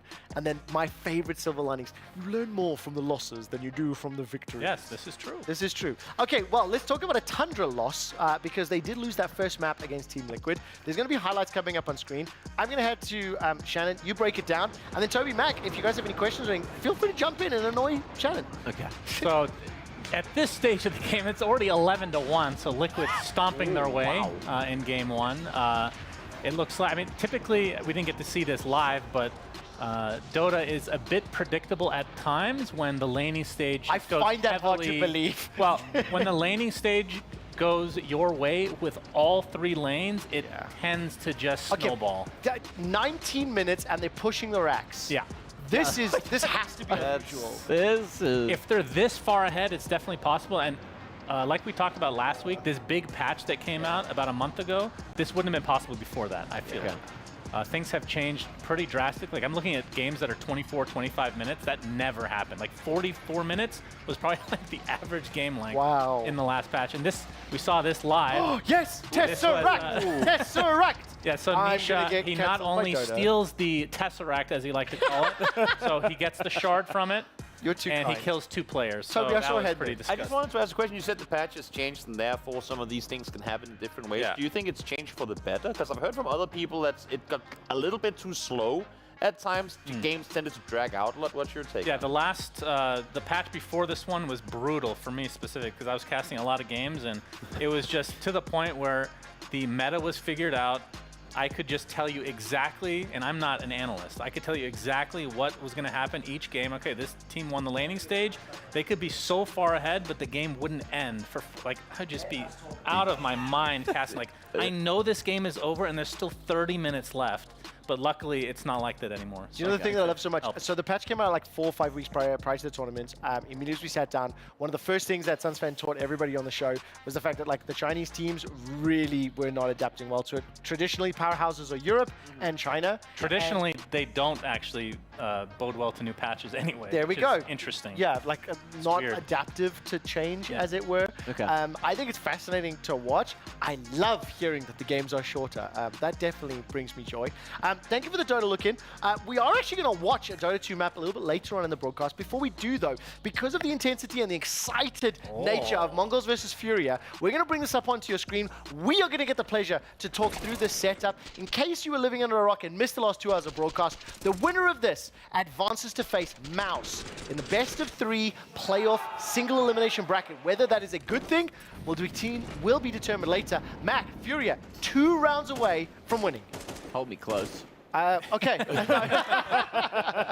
It was going so well at the start of the second half. Look, it's great for the Brazilians. We do have Goles over here as well, so I'm sure he's going to be having a lot of fun, having a lot of hype over on the Brazilian Who is Goles stream. for people who may not know the huge Counter-Strike personality? streamer for South America. He is the guy. He is him. And especially when the Brazilians are playing, he'll be doing the co-streams, and we'll usually have, 4 to 5 times as many people watching his stream. Can I ask for a very basic explanation? If you look at the equipment and you look at the gun disparity here, it's very clear Mongols are trying to have like a force buy to try and prevent Furia to getting 12, but 5v5 are now actually a small advantage. This is pretty good for them, no? This is huge! This is really good. This is really good. They took a couple of risks. It worked out. When you have guns like the MAC-10, like those pistols, and you now they've upgraded at closer ranges. And yeah, when you do cause these upsets just with pistols, you're able to pick up those primaries of the people that you kill from. Is it just me? Because when I play, people are running around with the MAC-10. It's almost more accurate when you're running around. It's like. true. It's ridiculous. The running accuracy with the MAC-10 is extremely tight. If you put a little box around your crosshair, the bullets all go very close to that compared to your rifles, your Galils, your AKs, etc. And it's looking good for Mongols this round. That's going to be 8 secured, so the game's not done. If you don't know Counter-Strike, the first team to pick up 13 wins, right? Because it's 13 rounds, yeah. 13 rounds win, so 2 more rounds for Furia, and they eliminate Mongols. Yeah. What does your gut tell you Mongols are going to do? Do you believe they can make this comeback? Oh, I believe. You gotta think I'm so just now. worried, man. I'm just worried because Fury are going to take it to overtime. We've had so many overtimes, and we're just getting. I'll leak the script to everyone. What I do want to see is just after the replay. Here's the economy. Yes, You know what? Furia down on a. Oh my full word! eco. And it's an eco for Furia. They will have some round loss bonus. Super quickly as well. Super quickly as well. If you are watching, an eco round is when a team intentionally does not buy weapons or very limited amounts, so they can save their money for the next round. Buying guns, armor, utility like grenades and smokes is huge in the game. So theoretically, this should put Mongols on 9, and the next round could really determine the whole thing. Yeah. While we got a little bit of this like co-stream, how much Counter-Strike has everybody watched? I've watched a lot recently with CS2. I kind of phased in and out for CSGO. Toby, where are you at? I was all about CSGO, not so much CS2.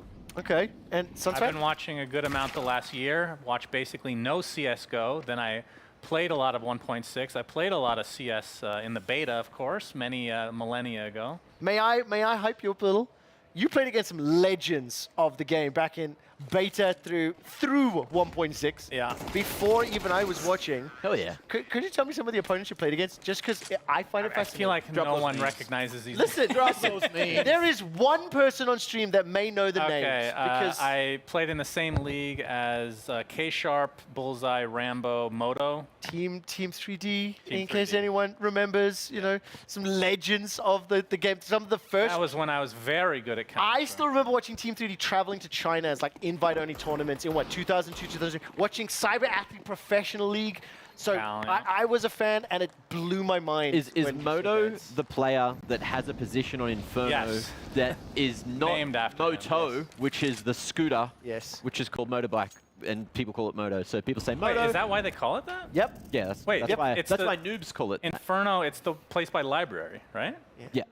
There's a bike there? There was a... Oh, they must like have a put little, it in like after, a little moped thing. Because it was called that for him, because that's where he used to play. Right. It was they probably put a bike there. It was the pit that doesn't exist anymore, right? Oh, okay. I never even knew that. You know what I love? You know what I love? I want to do this like old men watching Counter-Strike podcast later, but now Mongols have lost a man, and they're going to be forced back. Yeah, that's a great step forward.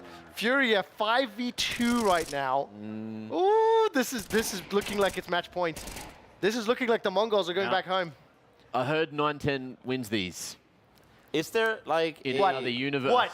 A solo ace, clutch ace. Hell yeah. Boom! Oh! No way. There's two. Boom, no there's way. Two. Boom, there's... Come on. No, it's not going to happen. Oh!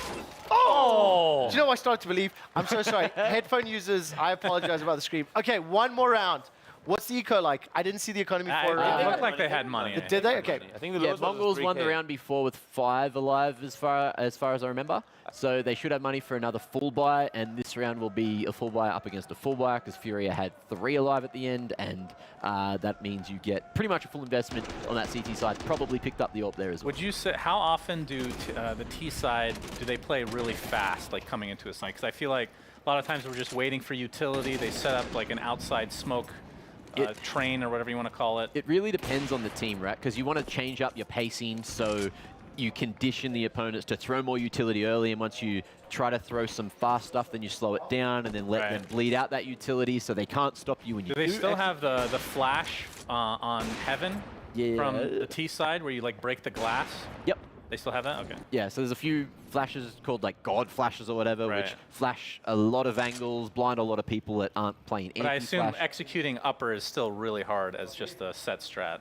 Like you want to spread it out a bit. There's some really cool strategies that are starting to come out. You know, there's a term called edging, which I can teach you later in the week. Shut it! What are you looking at me for?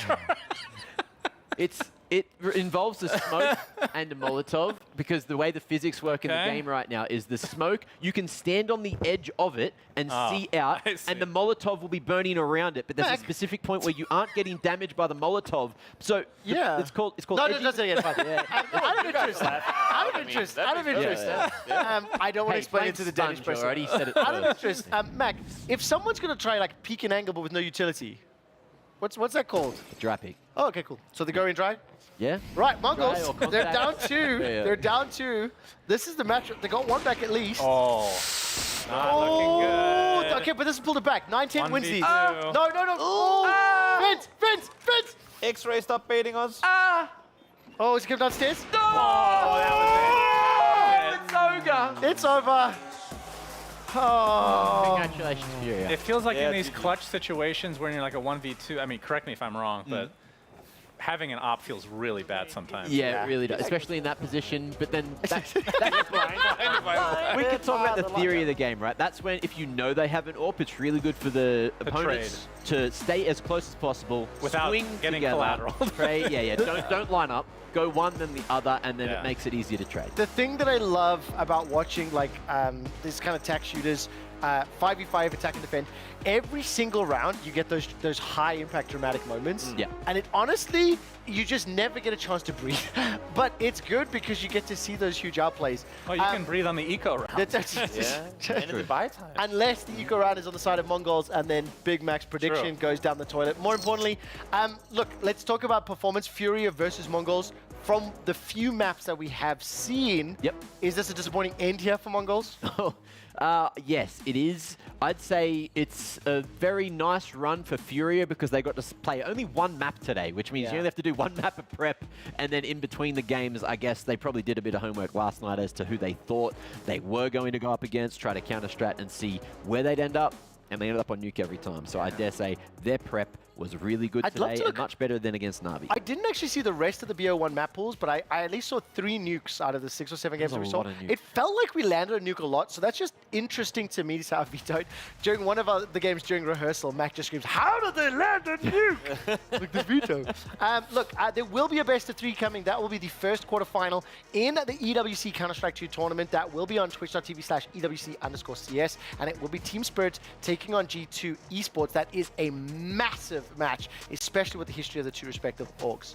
We'll take a breather. We're going to go back into teaching mode now. And as we wait for our next game to take a live look and maybe keep track of, maybe the 4 of us will do a little podcast live viewing experience, I want to talk about the map pool that is in CS2. There are 7 available maps, if I recall correctly. So, Mac, take it away. Teach us and tell us about some of the maps. So, there are 7 maps, and we only saw Nuke. A lot of Nuke here in the lower bracket, in the Resurrection bracket, and Furia just won it by playing Nuke, that bottom middle map. 3 times back-to-back in those best of ones. But there are 7. We saw Ancient at one point. I don't think we saw... Oh, we did see Anubis. We've got a few more days. Don't worry about what you've seen. M80 and Complexity played Anubis earlier, so I think we saw that on... No, we didn't. That was when we were driving in. Okay, so what I'd like to do, right? Obviously, if anyone's played any kind of online FPS or shooter, they're on maps. They vary. We get the concept. Yeah. Suns fan, which map would you like to fly through, and we can do a deeper dive on? Aztec. Just kidding. It's not a map anymore. Let's go Dust 2, everyone's favorite Literally, map. everyone just clinched in the control. Okay, Dust 2. So, Matt, give us a brief overview. Is this T? Is this CT? This is one of the oldest. This is a quintessential Counter-Strike map. Yeah, quintessential. I mean, this is in Counter-Strike Minecraft, map. for goodness sake. Is it? Yes, it is. You can download Minecraft. Okay, great. Build this in real life. Yes. I mean, for paintball or whatnot. Yes. It's insane. True. Yeah, they've done a lot with it, and you know, it was taken out of the map pool for a while. It only recently came back in. I'd say, let's say 2 months ago now, maybe 3 months. And the changes are, they've coming into CS2, they have removed the skyboxes, so you can throw smokes from everywhere to everywhere. CS2 doesn't have skyboxes. How much has that impacted the actual flow of the game? A lot. Because like I have seen some like impressive smokes done long, for example, and people rushing through. More importantly, let's zoom out. Traditionally, one of the common terms you'll talk about whether a map is T or CT sided. Can you say that about Dust 2? Does it vary based on the team?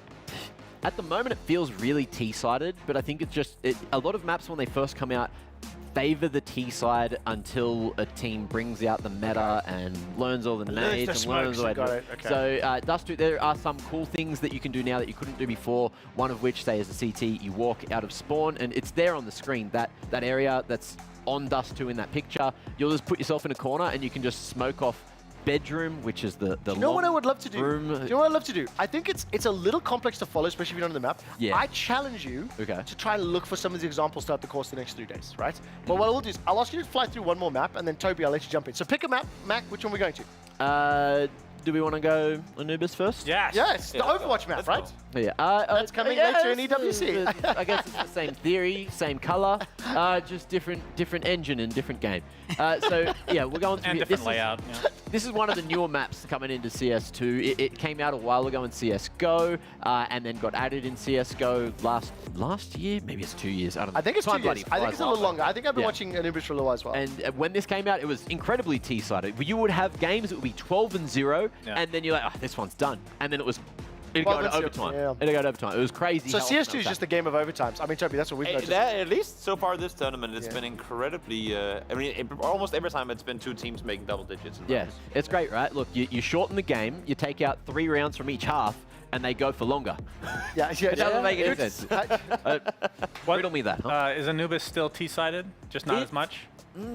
Depending on the team. Like, we saw a few examples of it being played here at this tournament, and some teams are just better on the CT side. It was like, I'm a little bit hurt because FlyQuest almost beat FaZe yesterday on it. They had a really solid first half. I think it was 8-4 on the CT side, but then they dropped the ball in the second half and for went me, to OT. I'm a CS purist. If they change stuff, I don't like it, generally. Hold on. Hang on. How many years have you played Dota? So you forgive Dota, but you will not forgive CS? Well, it's different because when they create a new CS, they don't bring things that I liked from that game. God, like you map. are such a hater. You were just... I was going to put a positive spin on this. I did try Anubis because I've been playing Premier, spamming it. Amazing map. Really well made. Ooh, okay. I think it's one of the most fun maps in CS history, actually. We might actually, you know what I mean? I might have to challenge you to say something nice about every map in the map pool. This is a thought to play around Not with. Inferno anymore. Well, we are going to do, okay, so we'll start with Inferno. What I would like to do, though, is I believe I saw Yuri from Furia sitting down for that winner's interview, not realizing he's made into the knockout bracket. So let's hear what he had to say. A big matchup that we've had here, Furia. Big victory. Yuri's joining us here on the stage. Now, 3 best of 1s that you've played. You've gone through 3 maps, nuke today, all day. Was there a strategy behind it to specifically pick the map, or did you corner opponents into it? No, actually, we just like the map, you know. We had a good preparation, like 2 weeks, so we had good results on that map. So on that. I mean, after that last game that you had earlier today against Russia, I mean, our hearts are feeling much better now, at least when you face Mongols. But the upcoming game for you will be against Mousesports. Now that you qualified, of course, you won the Resurrection stage. Mousesports is a completely different beast compared to anybody else really on stage. How do you feel about that? I think it'll be the same thing against Navi. We play against. It'll be hard. They are the top team right now, so. It'll be a tough match, so I think we need to just do our game and do a good preparation, and I think that's it, you know, do our game. Maybe play 3 nukes in one game. That would be something that would help out. But let's bring out your opponents, Mongols. They, of course, have been eliminated from the tournament, which means that Mongols have to sacrifice their Esports World Cup key and give it to you, because it's going to be crushed like all the other ones and their hopes and dreams also. It's very brutal here, we've been calling it. So please, there you go. Big signs of respect between our teams. And now you'll be ready to crush. Are you ready to crush Mousesports tomorrow? Yeah, for sure. There you go, you heard it here. Thank you again, Yuri. Congratulations to Furia. I still love seeing those keys being handed over. Also, 3 times nuke in a row. I do find that fascinating. A single map, it is a veto every single time out of the 7, potential maps. Landing on nuke 3 times, I think is already fascinating. But I think Yuri sounded tired. I think you could feel the energy, the impact of today. There was relief, but also like, man, that's done. Now we still have to do another BO3 and we can see the keys being crushed. Mac, will I turn to you? Well, the thing as well is not only there's like the time, it's a quick turnaround between the matches, but the players, they can't go back to the hotel and rest between these others. So they're sitting here all day and, it is, was it like 45 degrees outside? It was indeed. Yep. You sit in the aircon and you're waiting. Something Toby and Mac, you may not have caught with almost every content piece that was made by other broadcasts, other on a team. Yep. Every time they do something, you hear the following line. Welcome to Riyadh. I'm inside where the AC is amazing. Yeah. The AC is amazing. You could literally tell when they started filming outside and moved inside, obviously. Now, I will ask expectations looking forward just before we move on with the show.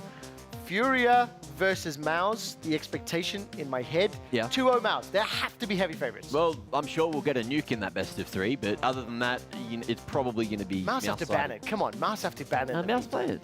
Yeah, but now they've just let all the experience. They can anti-strat. They've learned all the names. Hello, wait, one second. Ooh, Every team usually plays 6 maps. Okay. So you have an instant ban. Yeah. So your first ban is always going to be your instant ban, because you don't want the other team to get that in and then you just lose. So you have to play nuke. I hear you. Unless Furia want to go to. What do you mean they play 6 maps? Yeah. Okay, wait. Hold on. I think this is a good conversation to have, but I know we have content now. Can I save the map discussion for later? Because we also have the map graphic and the map flyovers. Yep. I love talking about maps. We may need to. What I'd like to do is also bring in the conversation about the other teams. So I think we're actually ready for our game show now. No, we're going bracket first. Yeah. This is the final bracket here. Furia versus Mongols. Yes, we see it. Furia will be moving on to advance to play Mouse. I think because we've had that single game and it's taken a little while, I'm now interested to move on and play our little game show. It's going to be focused on CS2. And the game show is going to be simple. It's called What is Fake?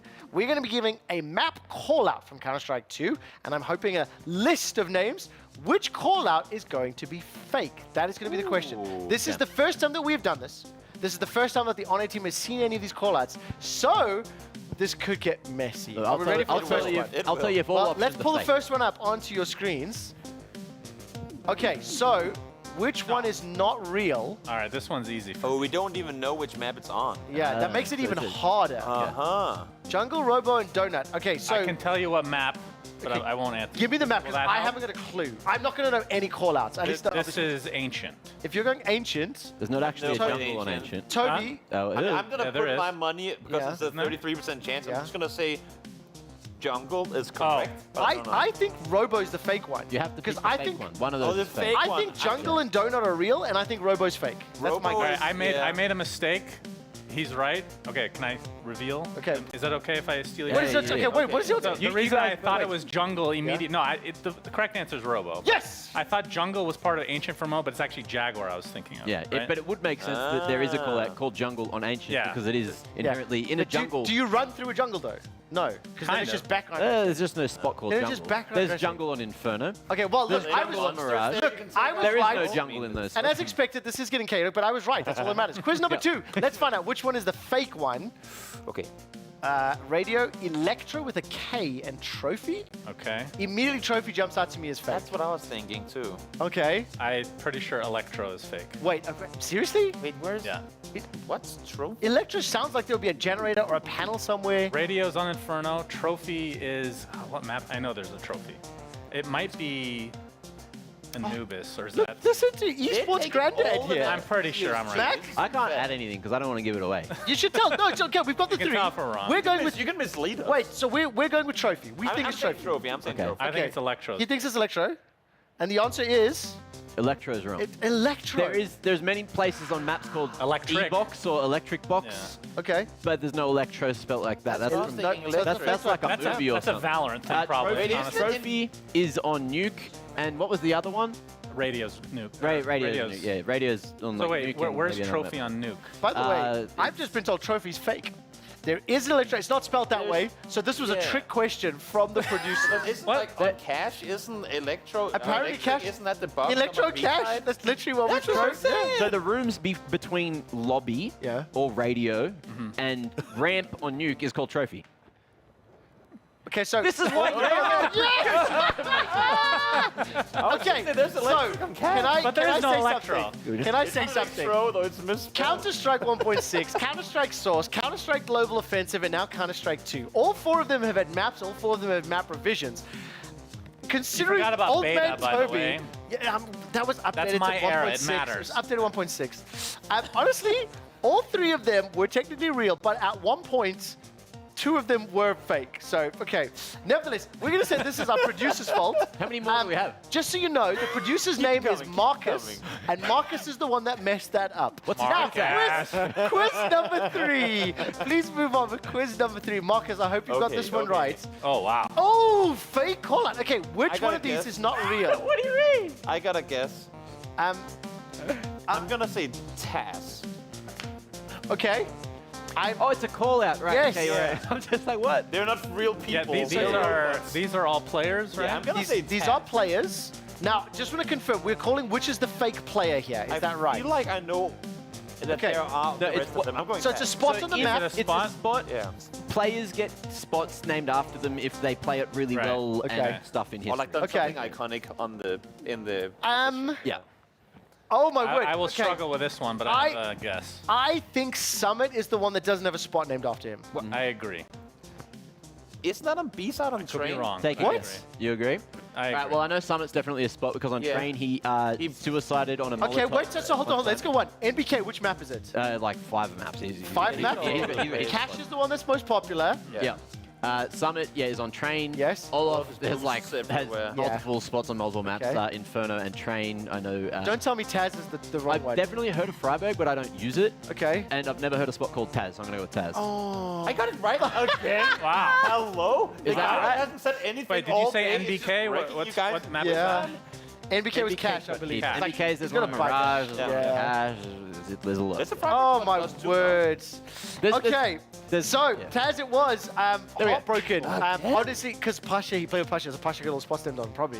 Yeah. Okay, we've actually got a second category. We're playing some quiz games here. This time it's which PUBG Mobile city is fake? Pachinki. Now, I've not played any PUBG Mobile. Actually, I haven't played any PUBG either. So let's find out what the first one is. Same names. Let's find out what the first one is.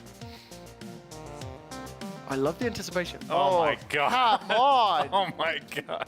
Okay, Sunsfan, you and I have to jump in this one. All right, The two of them I'm going to say Zarky's real, just because. Severny. I'll give you a hint. I'll give you a hint. Probably All real. of these names, with one fake one, are on the same map. That doesn't help if I haven't played the map. Okay, yeah, that does not help. Give you. Okay, I think I'm going to say Yuzni because it would be really annoying to say in a cast. I'm actually with you. I think Yuzni or Zaki are my 1 and 2, but I was leaning Yuzni as well. So I'm going that way. Mac, do you have a guess? Rozok's the name of the map, so I assume that they're... I love this shit. By the way, you should do a bit more dramatic. I'm going to go with Kameshki, because I swear Severny's real. I have never heard of Yuzni. I've never heard of Zaki. I've never... Yeah. It's a 1 out of 1. I'll just go with Kameshki. He's going Kameshki. We've got 2 Yuznis. I can tell you that Rozok is in the very center of Erangel. Sarki is in the very northwest of Erangel. Yes. Kameshki is in the very northeast of Erangel. Severny do we nail it again? Is in the north of We nailed it! And Yuzni does not exist. Yes, I got okay. it. All right. And you've played the game. Right, next one. Let's go. I'm not in the geography, is it? Okay, which city is not real? Casablanca, Monte Nuevo, Chumachere, La Bendita, Tierra Bronca. This is all the sand map. Yeah. Oh my God. I know Monte And the map Nuevo. is called Miramar. That one. Okay. Yeah. Miramar, so which one Miramar. doesn't sound like it would be there? I feel like La Bendita's there. Casablanca? I feel like I know Monte Nuevo is one because I remember that. And then I'll have to just pick one of the other 3. I'll say Chumacera. Because it almost sounds like a chupacabra. Chumacera. I'm leaning Casablanca. I don't know why. The others sound more Spanish, and that sounds like, I don't know why, Italian to me. So I'm going Casablanca. You're going chupacabra. I'm going with you because he nodded when you said it. Okay, yes! Yeah. Okay, let's find out. Let's find out. Come on, give us a reveal. I will say that I was nodding to production, who said something Oh, about an idea. So there's no giveaway in that one, but Monte Nuevo is real. Okay. Chumacera is real. Yes. La Bendita is real. Yes. Casablanca is wrong. Where do you see Casablanca? Is the fake city? It's It fake. is It's fake. Casablanca, Okay, nailed it. Yeah. No, they're good. And zero Look, right. Yeah. Yeah, it was just because you gave me the map name, I had to just deduce which sounded Italian and which sounded Spanish. And I don't know if I'm even right or not, but that was how my South African brain interpreted it. We don't speak any of those languages anyway. We've got another quiz. Okay, 3rd and final one here, I believe. Oh, man. Oh, dear. Okay, don't say the map name because I think it'll I help. won't say anything. I actually think the map name will I help. won't say anything. Sami, Hatin, Benyo, Tatmok, and Kampong. Now, if I read through these, How hard did he botch them? if I read through those, I immediately go either Mandarin or Korean. So that's my instinct on like the location. I'd be like, Maybe Thai. Vietnamese, like, but Thai or Vietnam, yeah, maybe. So that means Aussie boy, they're your neighbors. Which one sounds like the odd one out? Yeah, swim there. Bro, you couldn't walk across the place to get to the ocean to swim. So give us a let's go with Bino. You going Bino? Bino's fake. I feel like no comment. I'll go with Tatmok. Tatmok.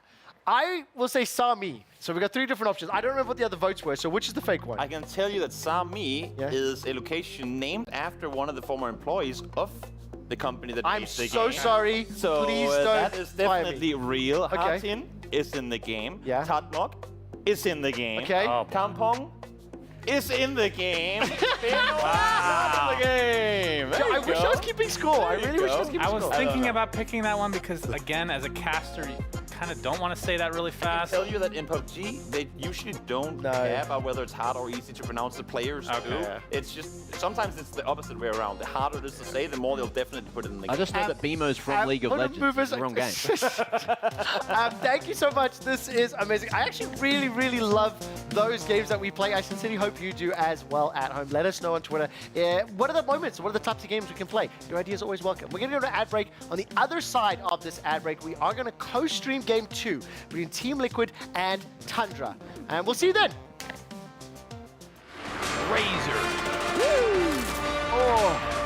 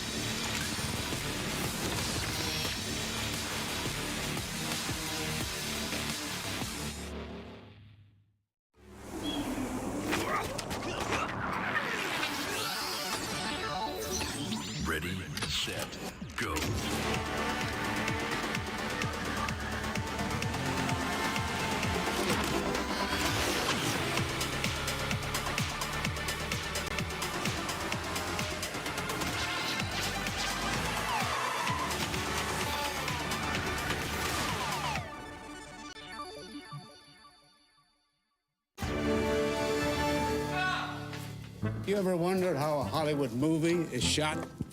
On a Sony. You review it on a Sony. And how do you make that sound epic? You record it on a Sony. Lunch break on a Sony. So why wouldn't you watch it on a Bravia by Sony?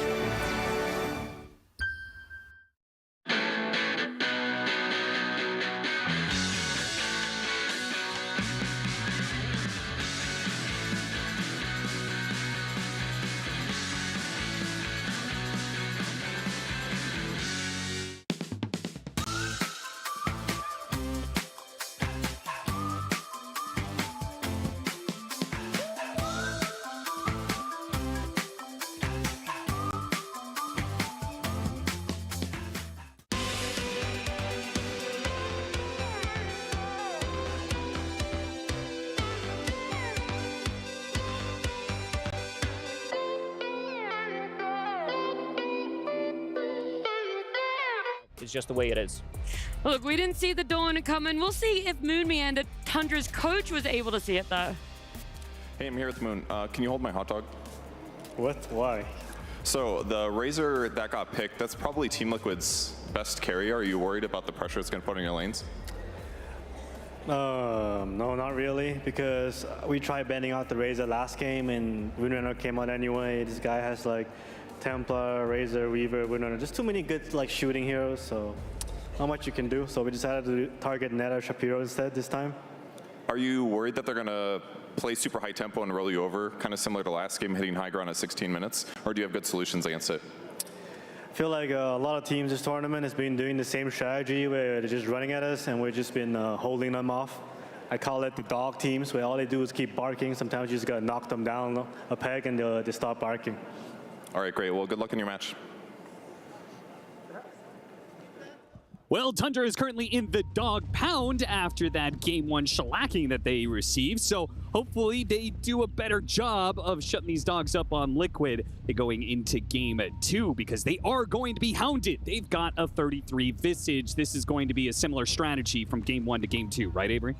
The auras are coming, the heals are coming. Are you prepared for it? Are you able to hold them off a little better this time? I do agree with the panel. The draft looks a bit faster here from Tundra. They have a lot of early spell power to play around with. The Breaker can play the map a bit better. This Dawnbreaker pick, though, on paper is pretty nasty. Like, not as this, only is this one of the better laners for Visage because she has really strong level 1 and 2 spells. It's like guaranteed kill if you can land Hammer into Soul Assumption. But it's a hero that, one, gives you sustain in this lineup that you were lacking if you were Liquid. Two, you can later get this Ags on this hero and really make Enigma's life miserable. Gotta remember this stun goes through BKB now. Yep. Just a guaranteed black hole answer every single time from a support position, which is pretty dang good. And it's an AoE evasion answer to the Chaos Knight going into the fight. It is one of the hardest counters to Chaos Knight in the game. Yep. This is a very good Dawnbreaker pick on paper. It does a lot for Liquid here. I think if Boxy gets farmed this game, I don't want to say it's impossible for Tundra to win the straight 5-on-5, because obviously their lineup can do a lot of stuff with Breaker going in, creating space, good Rubik's spell steals, and all that. Black Hole can always have impact despite you having answers to it, but man, on paper is this Dawnbreaker pretty scary, and it's not a hero that has been seen a lot this event, so maybe you're not thinking exactly about what it can do here for Liquid if Boxy does indeed find the net worth. I'm glad we're aligned on that regard, because I thought this Dawnbreaker pick was really nasty from Liquid. And I agree that if he gets the farm, it's going to be very debilitating for Liquid. So the most important thing for me then is this safe lane, is to make sure that Pure and Whitemon do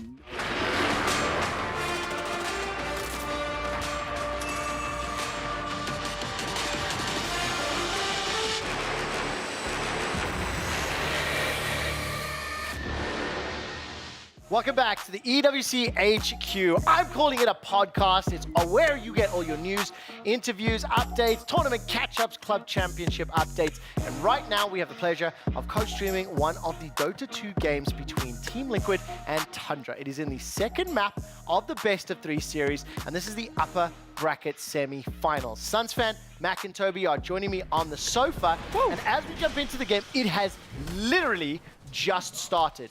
So Sunsfan, explain to me what you think of the drafts. Let's see. What's the so draft?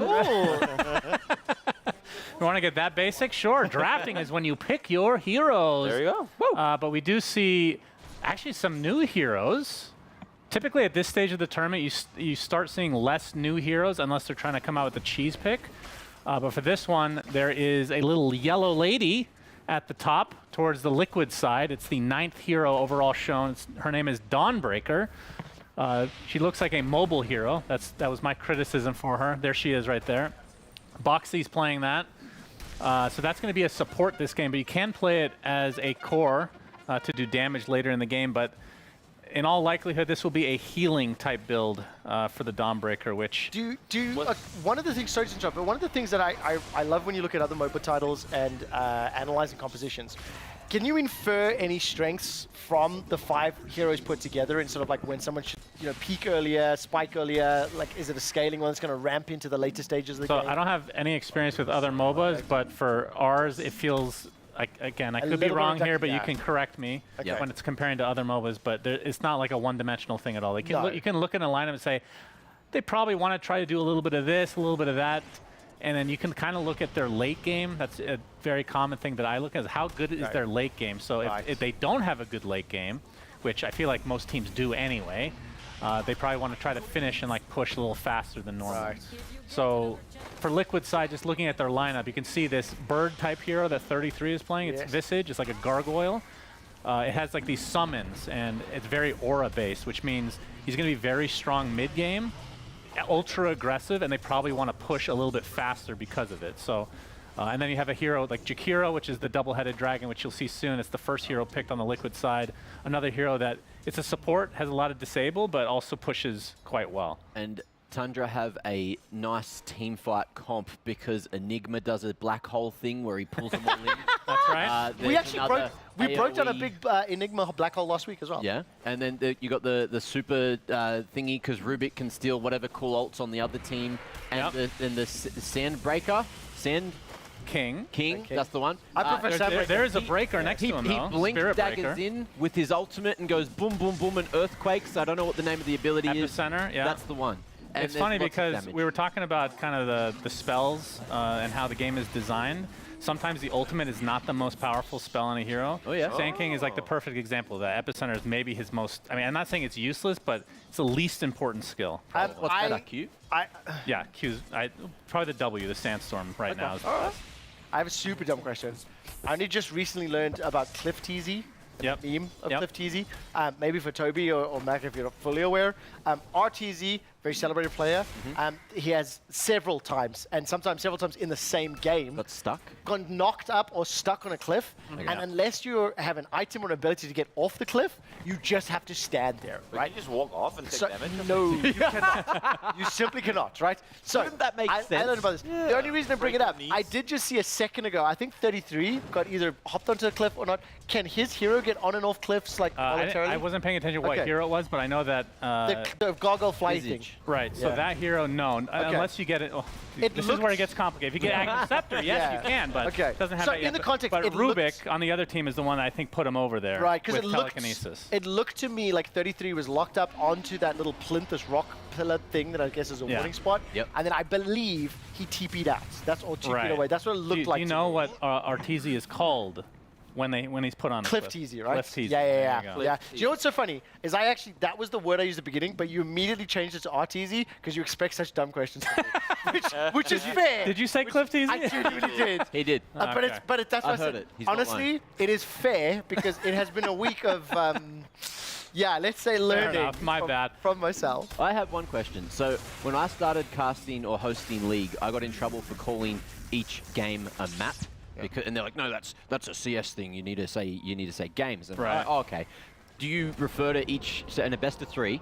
When you win 2 of them, do you say they won 2 maps, or do you say they won 2 games? I think we never say map. Yeah. I don't think anybody's going to get upset. That's what CS2 does. Yeah. So it's a game, and then there's a match, which is the whole thing.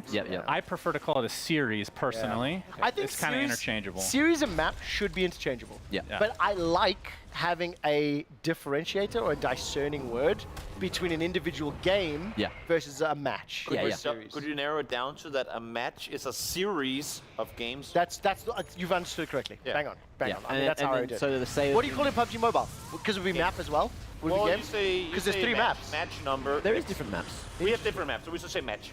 Match number 3, match number 4, match number 5. I guess because each match is a single map. Well, no, you play multiple matches on the same maps because there's only 3 Ah, maps. okay, I'm with you. I'm with you. I get you. Yeah, but game or match both can go. If you have just joined the broadcast and missed our intro to this series a little bit earlier on, Team Liquid are taking on Tundra. They're in the upper semi-final. The winner will then be in the upper bracket final against the Gaming Gladiators. But more importantly, I think game 1 of the series is worth briefly highlighting. We caught the very end of it. It was a shellacking, a 20-something minute stomp where TL just rolled over Tundra.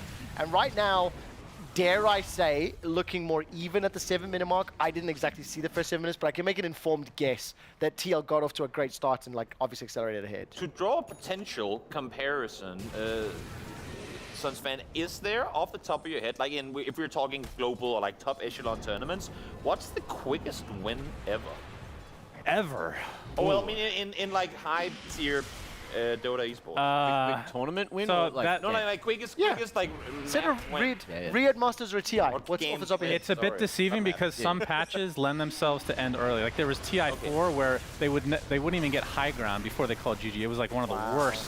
So what time frame was that? Just purely for interest sake? Maybe like 13, 14 minutes. Wow. So the fact that we had this one and this close to is pretty insane. I mean, I think Sunshine was saying average game time was 45 minutes or something at one point. At least it felt like it. Pre-patch, yeah. I got a reverse question. Mac and Toby, what is the longest game of Dota ever played? How many minutes? I reckon probably 250 minutes. That's Toby? a lot of minutes. I am gonna go an hour and a half, so that's 90 minutes. I played more than an hour and a half game myself. The correct answer is 300 minutes. There is a documentary about that specific game. 5 hours. The documentary is shorter than the game that it tells the story of. I would hope so. You That asked would be a question boring to the last documentary guest, ever. didn't you? I did. It's actually not even my story. It's not even my story. It's Jay's story. OJ and Jay spoke about it in week 1. Yeah. And I just straight up repurposed their content. Right. But okay. I always I saw that. Yeah. To piggyback off it, there's two.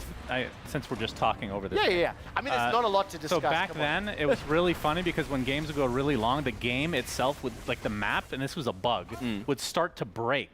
Like cosmetics, there was a certain heroes have certain interactions. Like Darkseer, which is this purplish hero, for the after the 60-minute mark, his butt would just be on fire the rest of the game. And Just his butt? Yeah, Nothing else? and then there would be volcano eruptions randomly. It was just beyond broken. It was hilarious.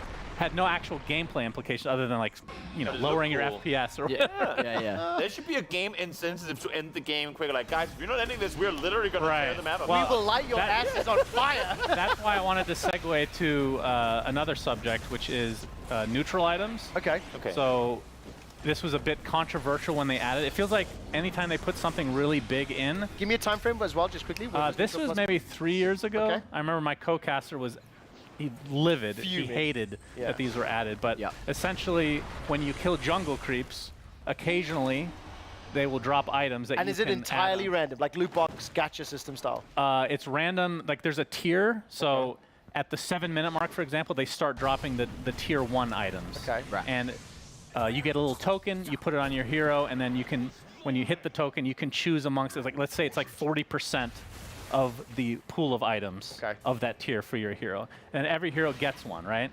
So the reason I'm bringing this up is because there's different thresholds, so there are different tiers, I should say. So it hits a certain amount of time, then the next tier starts dropping, right? But the most interesting one is one I always get excited for is that 60 minutes, the final one dropped, the tier 5 items, and they are. They've toned them down a bit, to be fair, but they still were impactful. crazy. Yeah. Okay. The intent is to end the game. Yeah. So there's a bit of a game saying, It's the, "Please, the leave this developers. game, we're done with you." The developers being please take this Tesseract powerful thing and end the game. Were all of the neutral items that were added to the game new items, or did they repurpose items that... No. Well, yeah, sorry. They're new. They take mechanics that exist in the game already, and they just change them up. Super quickly for Toby and Mac, welcome to the dance party. Oh, this is all of our amazing. viewers at home and anybody watching on the VOD. At 9 o'clock and 10 o'clock local time, we always have a dance party outside. The vibes here are really, really cool at EWC here in Boulevard City. If you actually look at Mac, he's literally staring through the window. just stealing their dance And he's just trying to dance. I'm stealing their dance moves. Are you trying to do like the fish or something, like the salmon row? I don't know. I'll gladly be the stage reporter because I can actually see this time around it's no lights, but they have lights on their clothing. Oh. So it's like with their movements, they can do all these. Before it was stomp, and earlier today it was like a feathered dance. Are you saying stomp, like stomp out loud? No, it was like, okay, it got was it. more like a drum Okay, line. You know, okay, they were got all it. standing playing various percussion instruments. They have cool headdresses on. That's cool. That's I cool. will pull us back to screen for a brief moment because, look, it's 12 minutes in. The net worth is still swinging a K each way, so it's 2K swings, 9 kills to 5. Frankly, from all the Dota that I've watched over the last few weeks, this is not a giant signifier on anything. If we look at the map, are there towers under threat or pressure? Like, I mean, can you make an assessment based on how the flow is going, other than the fact it feels like Team Liquid are the more proactive team, they're securing more kills. So in my head, I'm already just As needing you just say to that, play style. their mid laner is about to die. Okay. The burrow strike was stolen. Right. And Thompson ends up netting the kill. So Okay, so Liquid I getting cursed run down them. on the tier 1. I mean, Okay. it's a back and forth. It's early game. There's going to be ebbs and flows and whatnot. I don't know if this is interesting to you guys, but you did mention so on this side, the Tundra side, they have, I can actually just tell, maybe I can look it up later, the order of their draft in some respects, because it's actually interesting. So Sand King is the Scorpion guy that Thompson is playing. It's like the hero of the tournament. Okay. It's going to be first pick, right? So that I can guarantee you that was the first pick. There's no way it gets to the second phase, because the way that they do picked bands is actually a lot more interesting than it used to be. It's some bands, one pick each, and then more bands. Okay. So and is it seven bands each side? it's per call? 7 Total. bands to start. Yeah. So it's 4 on one side, 3 on the other. Yeah. So they picked Sand King first, and I guarantee you coming out of it to the next phase, they picked Rubik, because Rubik is very good against Sand King because you can guarantee almost to steal Burrow Strike. Right. Yeah. And when Rubik steals your spells, he makes them better. Right. So that's a really good spell to take. And then if you pick Rubik, guess who you don't want to pick on the other side is Enigma, because of this big black hole. That's one of the best counters, is to just steal black hole and use it against them. So that essentially just ensured that they could get the Enigma as well. So it's kind of interesting. You can just look at the heroes and like, oh, that's... It'd be funny if it just ends up not being the case. Does it signal to you then if you were to make an informed opinion on this, do you believe that gives a small advantage to either the Dire or the Radiant side in terms of how they executed that draft? Because it's going to eventually evolve into a composition or the ability to counter one another? Yeah, I mean, there's so many levels to it. Yes. Because... I guess you could pick an argument for both sides. Right, you can... The thought process that I just went through is probably what Tundra had, but at the same time, Liquid kind of knows, like, okay, they picked Rubik. That means we can't pick this Enigma, but maybe they'll take Enigma, so we have to make sure we have something to stop it, which is what the Dawnbreaker, in theory, is supposed to be. Okay. It's a global spell that you can jump to the other side of the map, and when you come down, it stuns, and it goes through magic immunity. So Enigma, even if he gets a BKB at some point to ensure that the black hole continues, you can still stun him through it. That's right, that's the thing in this game. Now, so you go, I've asked too many No, questions. it's all good. So I just wanted to know, a noob question from over here on the other side of the couch. Can you, in the draft process, when you select your heroes, like in other MOBAs, can you, when you've selected your heroes, trade back and forth, or do you full commit to one when you... So... You used to be able to do that. I think they disallowed it. You can do it, but I think they're disallowing it for tournaments. I could be wrong, and maybe it's tournament to tournament, because there was this whole switcheroo at the last second you're changing. Yep. And I think it's more of a big deal these days because there's so many heroes that can be played by multiple positions. I have an instinct, just super quickly, I have an instinct that even if the player picks the hero, it doesn't necessarily mean they're locked into that lane, because I can recall listening to casters during our live look-ins discussing where one of the heroes could be playing a different role. Did you say locked into the lane or the hero? He said, No, he said the hero. The hero. Yeah, the hero. So the lane, yeah, it can change for sure. Okay. Because I was wondering if there's then RNG in, like, okay, so the first pick is gonna be, I don't know what the names are, but like the top laner or the mid laner, if there's RNG in that, so you know now that we're gonna pick our top pick, or then our mid pick, then our jungler, so on and so forth, or if it doesn't matter, like after they've picked, they can just trade them back and forth. Yeah, right. Jungle is existent There in the is game? no jungle. There you go. No. I say that, but one of the players that got eliminated today, Ari, for OG, he kind of has been jungling. Yep. Which is really weird.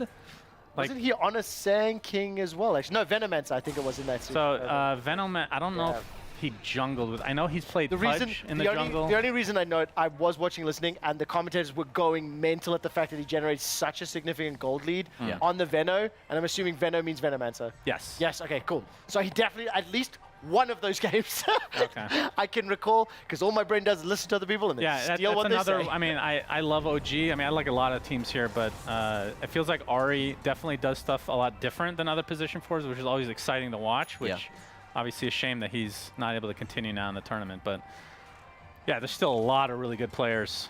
I saw that Lifestealer was getting picked up for a couple of games. Is he still like meta champ? Yeah, meta hero. Hey. It's okay, I forgive you. It's not been picked as much super recently. It just got nerfed a bit. But the prior tournament, it was like the carry. And that's one of my favorite heroes, so I'm very sad that they nerfed him to the ground. Yeah. Do people still make those like ultimate sneaky plays? You just sit in a neutral creep for X amount of time and just wait. Are you talking about the Dota 1 clip? Are you referring to the Dota 1 clip with Lifestealer? No. So there's this very famous clip. Like that. So in Dota 1, Lifestealer was literally the same model as a dire creep. Okay. That's awesome. He just hide among them. Well, actually, now that I mentioned, that's actually irrelevant to the story. But he actually jumped into an ogre creep, and he waited for somebody to start farming, and he jumped out and killed him. It's like one of the funniest things. I mean, also because the original Lifestealer was just an undead unit from Warcraft, right? And the original. Like, to counter it, there was another clip where Ogre Magi was literally the same model as the ogre creep in the jungle. He waited. He killed the creep. Sat there as if he was the I'll take creep. a second. I'll take a second. I don't know how old our audience is, right? But in case you don't know, Dota 2 and obviously Dota, the originals were custom-made maps by two guys, Pendragon and IceFrog, back when Warcraft 3 was out. Warcraft 3 released, what, 25 years ago? So I mean, it's not to correct you. Thank you. Technically, oh, hold on. We're gonna have a big team fight. So that big yellow circle, that's the global Solar Guardian from Dawnbreaker, the thing that I said can cancel the black hole from global huge range. Fights. And you can see the epicenter going off now, and already 2 dead for Tundra, so they likely have to back. They still have black hole, but I doubt they're gonna want to use it here. It's not worth it. It's probably too early. Three players down there for Tundra already, and Team Liquid's still in the offense. So please do correct me. So IceFrog did not actually create Dota. Okay. Believe it or not. So did they take over Dota All-Stars then and keep making updates and popularize it? I'm trying to remember. So I think Yule might. I don't know if he created. There was Eon Strife was the original. Got game, it. And that was not Dota. So Wow, Eon Strife is like the original MOBA technically. So then correct me if I am wrong here, but the popularized competitive map was Dota All-Stars. Yeah. And back in the day, you'd have release numbers. Dota All-Stars 0.8, 0.9, 0.132B.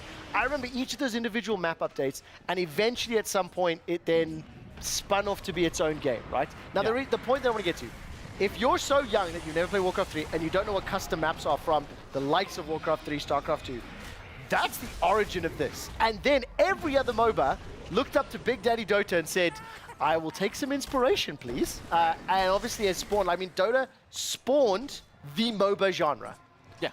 End of story. I will also add to it, if you're too young to have played Warcraft, fair, but get it.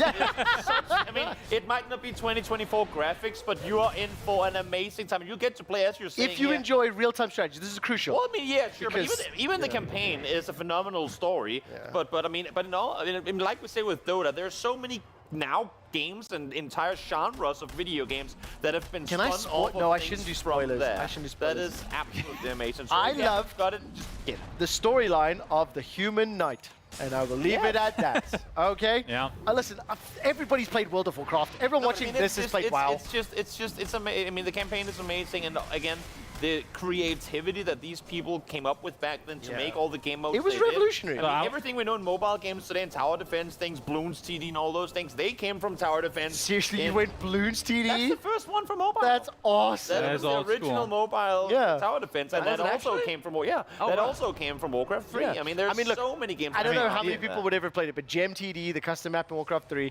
I could kill the level 50 damage tester because I had the most OP. I played Green TD back then. That was sort of like with a spiral. And then you eventually get auto chess, right, which becomes TFT essentially. But I want to ask you guys a question because I was thinking of this casually the other day, and I can't think of another game that kind of does this. So You mentioned Ice Frog taking over. He took over, I think, in version 5 something, okay?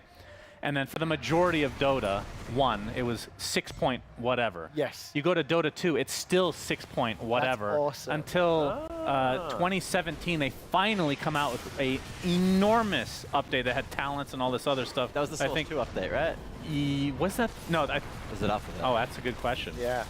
I'm not. It might not have been the exact same. But around about that Either time, way, that became 7.0. Yep. And that was like a big deal Yeah. because it's a big number, and we're still in 7 point whatever now. I mean, the thing that I love so much about that is like, this is a game that people have been playing for a long time. Like, for example, also, just as you note, we're obviously taking a look down at Teal Tundra on the bottom of your screen. Yep. We will do a quick check-in once the game is going for G2 versus Spirit on CS2. Cool.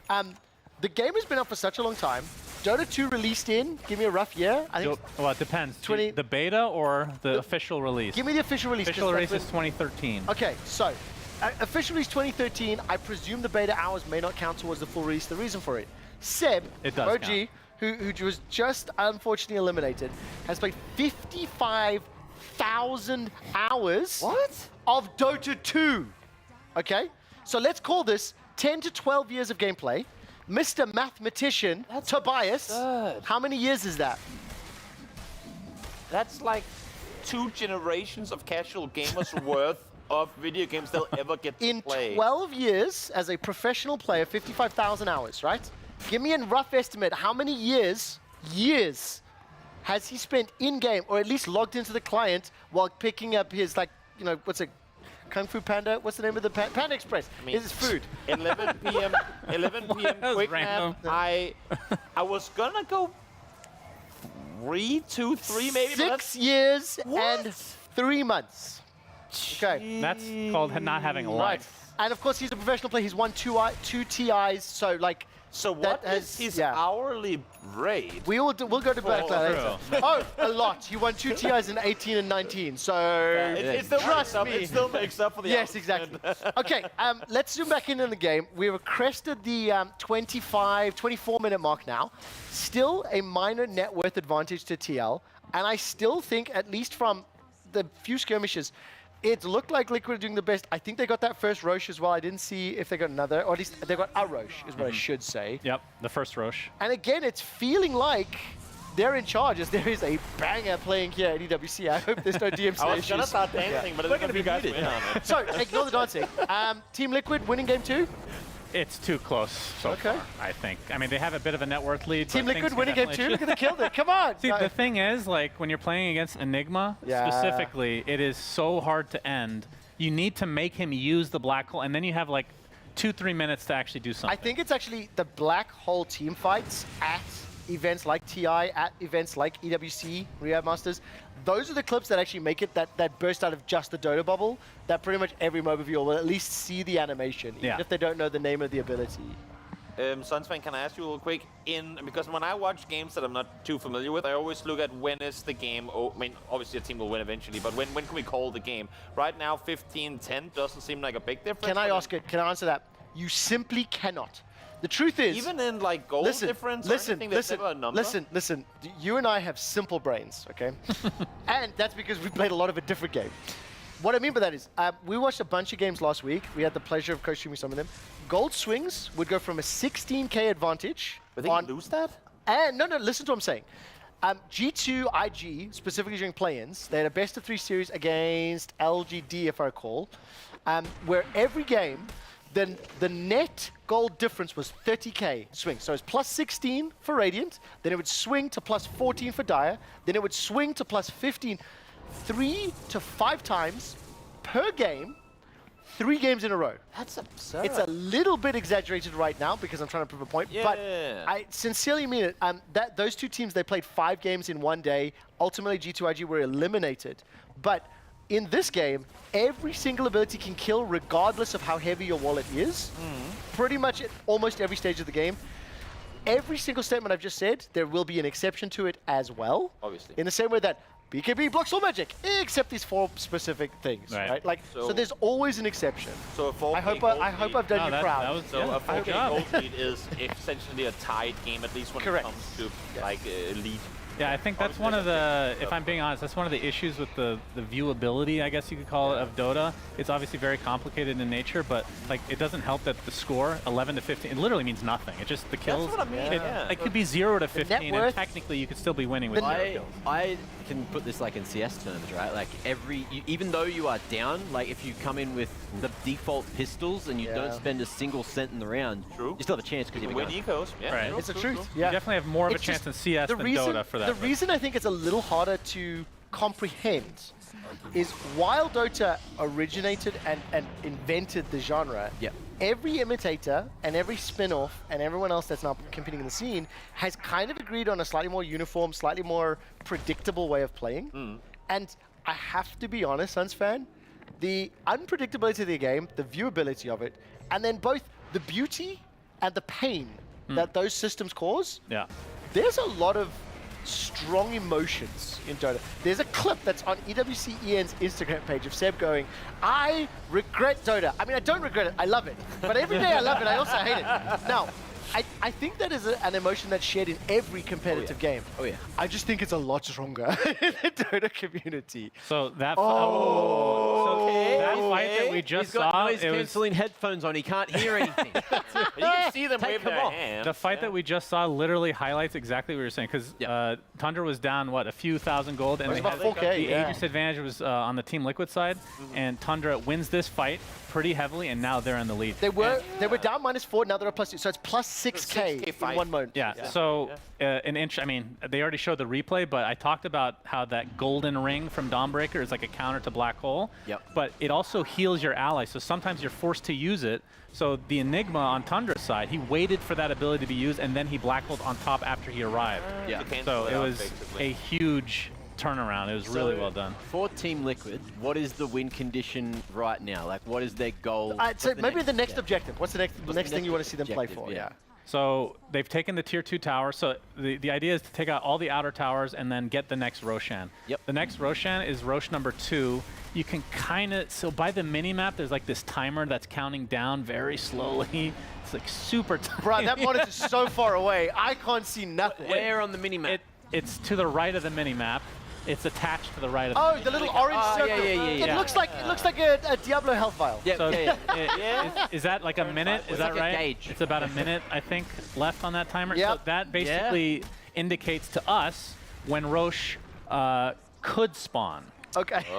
So when that goes down to 0, then us as viewers, we find out when he will spawn. Do you know, I didn't know how many gacha mechanics were in Dota 2. There's always there's something. RNG in a skill-based game, huh? So it's a range of 3 minutes, so it's not like a giant. Okay. So within that window, he decides to just wake up, take a little wander across the map, maybe take a little teleportation gate. If he gets taken out by a team, and a team, I suppose, gets the buff or reward for taking him out, does he spawn again, or is he just out for the whole game? Yeah, he comes back between 8 to 11 minutes after. Okay. So it just keeps getting stronger and stronger.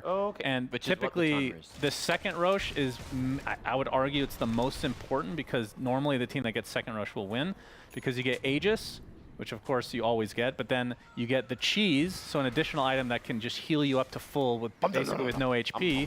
But together with the timing of normally when it would be like 30-something minutes, that is a good time to try to go high ground. Can I ask, so I haven't played since there's been like the backpack items or whatever the hell those extra 3 slots are. What is it? What are they? So backpack slots, it's just a way to help your inventory a bit. You don't get any stats from them. If you move something to your backpack, and you try to put it back in your inventory, it takes 6 seconds to actually go back into there, because you don't want to be able to flip back and forth. And that saves you. I remember people would buy things and leave it in the base or whatever. So instead of because that system was really weird. If you play Magic the Gathering, it sounds like a sideboard, basically.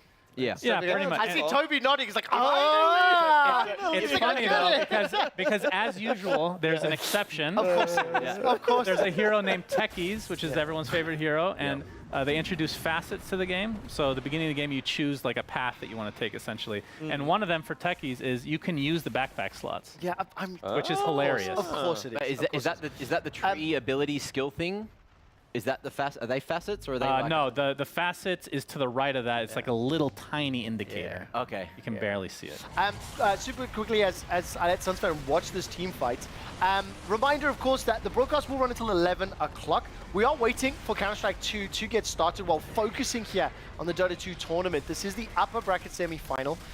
If we're able to give you an update on what is happening between G2 and Spirit, we will do so, so stick with us. What I would like to ask, and this is just a shameless plug, if you would like me to ask Sunsfan any questions about Dota on your behalf, you can hit me up at QuickShot. Would anybody else like to pimp their Twitter while we're here? No? Yeah, me. Go for it. Get me big so I can get the underscore off my tag. Yeah, MacMate. MacMate. That's it. Underscore. Come on. We'll get there eventually. The name is Toby. Tell me things about Dota that Sunsfan doesn't know. Oh, that we a can lot. quiz him. So That's a I'll lot of ask him stuff. questions on your behalf. You give Toby the stuff to quiz him with really hot I'll things. quiz Sunsfan. Come on, and stuff, Sunsfan, yeah. sell out, sell out, sell out. Sunsfan Yeah. TV. That's what I like. That's what I like. Obviously, we're sticking with this game. We'll see how long it goes. At the It might moment, be pretty short. It looks like with a 17 gold, 17,000 gold advantage in favor of Tundra. They are down 0-1 in the series, and if they do lose this particular series, they will drop to the lower bracket. I'm going to take a look at who they'll end up facing off against, but the winner It'll of this be the series, winner of BB Team and Extreme so Game. they'll actually get a little bit of time to watch their Yeah. opponents play, right? And look at the drafts. While you look at that, can I ask real quick, Sunsfan? Because, I mean, when we see shooters and whatnot, we always talk in mechanical skill about just individual aim. There's some macro to map knowledge as well. But we look at their POVs, we talk about mechanical skill and how when they make big mistakes, it's them whipping sprays and whatnot. What's like some, especially for a caster in the Dota scene, what are like the biggest facepalm moments that a player in Dota An can enigma trigger? that hits no Like, heroes. what Not are last big hitting mistakes? the What are siege big minion. mistakes of players? What are, Yeah, what are the there's worst things they can do? there's some hilarious moments. We actually have a segment at the end of the week called Stinky Plays, so this will give us good inspiration. a good intro to it. I haven't seen anything up to this standard yet, but there was a tournament I was casting a long time ago where they killed Roche. Yeah. And it used to drop an Aghanim shard, so it's like 1,400 gold worth of iron, and they just left it in the pit. They forgot about it for like 10 that's minutes. almost. So the other team And could I just was, come and grab they it. ended up getting it eventually, but I was screaming top of my lungs for a few minutes. Can you still deny the Aegis and other Yes. things there? So Yeah, we've seen that before as There's well. points where people, so the item drops on the ground, you have to pick it up, and some teams will take too long to pick it up. Someone will like use an item to jump in and then attack it and deny it. Or you can destroy it. Because they would have to have a slot to pick it up, but if they We don't, actually you saw can that just this destroy it. tournament. Super quickly. Can I get approval if I want to hot swap to Counter-Strike 2? Are we good for this, Suns fan? Absolutely. Who wins this game? Let's do that right now. I anticipate we'll probably come back to the Dota game. Very Tundra pending favorite right now. What's going to happen? It looks like Tundra's going to win this. So if you would like to keep watching this, twitch.tv/EWC /EWC_Dota2 at EWC on YouTube. Let's tune in to the Counter-Strike 2 series between G2 Esports and Team Spirit. And I think if we are going to be doing a live look-in, this means we will listen into the casters for just a moment. There's not a huge amount of setup. This is a quarterfinal best of 3. Loser is eliminated, and G2 have one pistol. Let's hear what the casters have to say. On Monacy and Nico's shoulders at times, and also just someone who can create opportunities and open the map up for other people. So you have another piece of the puzzle that enjoys being aggressive, that's confident in taking its fights. But also, I mean, look, we're focusing a lot on Mobs as kind of the new addition, the more exciting player. But obviously, one of the big things G2 is going to have to work through is, once again, a lackluster response to Snacks coming in as the IGL. There's going to be a lot of eyeballs saying, is this a player as an IGL who's proven enough to come onto a team like G2 and bring them back to the trophies they won in Katowice and Cologne last year? Is he good enough as an IGL to make this team realize the potential we see in them that they haven't been able to reach on a consistent basis? The AWP is going to come out for Shiro early on. He's got it straight out there as soon as there's an opportunity to buy it. No armor on Shiro's AWP. Donk relocating back over towards jungle. Snacks in the meantime is taking some control in towards Connector and catches the timing, but Donk just nails him, pulls that gun out just in time, and Snacks goes down. So Spirit have the player advantage. Molbs up next. His first challenge onto Donk. And timing is good for Molbs, and Donk turns back. It's a headshot for Molbs. Donk down, Monacy following up. Chopper hiding under the wood, cleared out by Hunter, and it's a great clearance from G2, a fantastic recovery to this round, and now they look at a 4v2 situation, comfortable inside of the A bomb site. Again, a nasty play from Malbs, finding that timing, feeling the timing of the spam into the reload, and making a good educated guess to come right through that smoke in mid. Nice and easy. Shiro without his armor, taken down by a headshot from a Galil as well, and it all comes crumbling so quickly. G2 off to a hot start, up 3-0.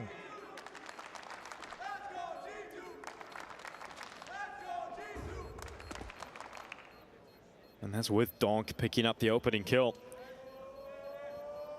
4v5 conversion for G2 is a positive sign. Team Spirit will hang on to 2 weapons here, Magix and Zontix, trying to hold on to them.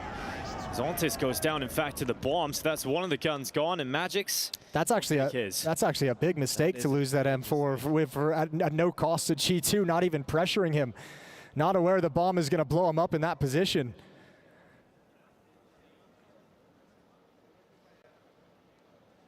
Donk, rather North American Donk, looks rather unfazed at the moment. I think Spirit wanted to kind of force up a little bit around those 2 M4s, but losing that one changes their mind. They've called a timeout. Interestingly enough, when we come back into this, Magix has dropped the M4 that he saved over to Donk, who's picked up armor, and they're still going to buy up around it. So a lot of confidence they're putting in Donk as a star player to provide the firepower necessary to allow some of the weaker weapons to have chances to turn this around. Monacy's got an AWP himself.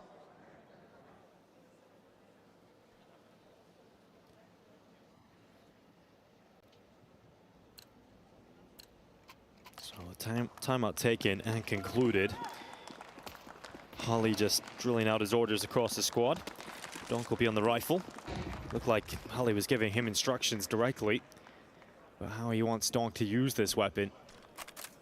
So Spirit has invested a light investment. Everyone down to, let's say, the mid-thousands in terms of the cash they have remaining. Oh, breaks it open, finds the gap in the smoke with that little bit of spam, cleans up the kill. That's Monacy down with that AWP you mentioned. He doesn't get involved in this. A great kill for Donk. That's another opening, but another chance for G2 to convert this from a 4v5 into victory. Snacks clearing out through short. Rifles definitely has the advantage at range against that MP9 of Magix, but Donk is coming over to back him up, and Donk loses the fight at range to Snacks. And now the MP9 of Magix decides he doesn't want to get involved in a long-range fight, decides to change his position up and take Snacks down. He also dishes damage out to Hunter. P250 now coming in, but it's taken by Malbs, and it looks to be recovered here for G2. A CZ, but now an AWP back in the hands of Shiro. It's going to save. Very tantalizing save call, and he is going to try and retreat. He should be able to get away with this. Even if Chopper has some success on this flank, I don't think Shiro commits himself to any kind of attempt at this retake. Going into the underpass at the moment. And there's no kit, so yeah, just setting up for an exit kill. And the saved AWP for Shiro is massive. That's a gift. I mean, look at what Donk did with that opening kill. Now you have an op. Oh, good cleanup from Chopper. Finds one just at the close, backs away, preserves the armor. So Spirit, despite the fact that they're down 0-4, they find a way to pick up an AWP and can be in a pretty decent position for this next round. But at the moment, it's all G2. Overcoming some of the adversity. That's 2 opening kills that they've been able to convert 4v5s, come back in them, albeit this one is against weaker weapons, and Taz is loving it. It's a 4-round start on the T side. It's fantastic from G2. A great buffer already built up. But the buy is back for Team Spirit. Every player now on their weapon of choice. AWP back out for Shiro. This time he's got armor thanks to the save. Rifles and everybody else. And Shiro's still got 4K left over. That's another AWP in his back pocket whenever he needs it. You know Monacy's frustrated about losing that AWP in the previous round. He wants to get involved in the game now on this T side. It's quite a heavy commitment through ramp here. Malbs just running out right into Chopper, who defends the A-bomb site with ease. Malbs and Hunter both down in quick succession. And there's no reply here for G2. That's brilliant from Chopper. G2 is just trying to play the contact trade game. hoping that at least goes 1 for 1 at the very worst. Oh, big shot from Odyssey. Just spotted enough of the head as Zontics and is so quick to get that shot. Takes no damage as well, so now it's just a one-man advantage for Spirit. Still a chance G2 can find a solution. A minute remaining to find another pick.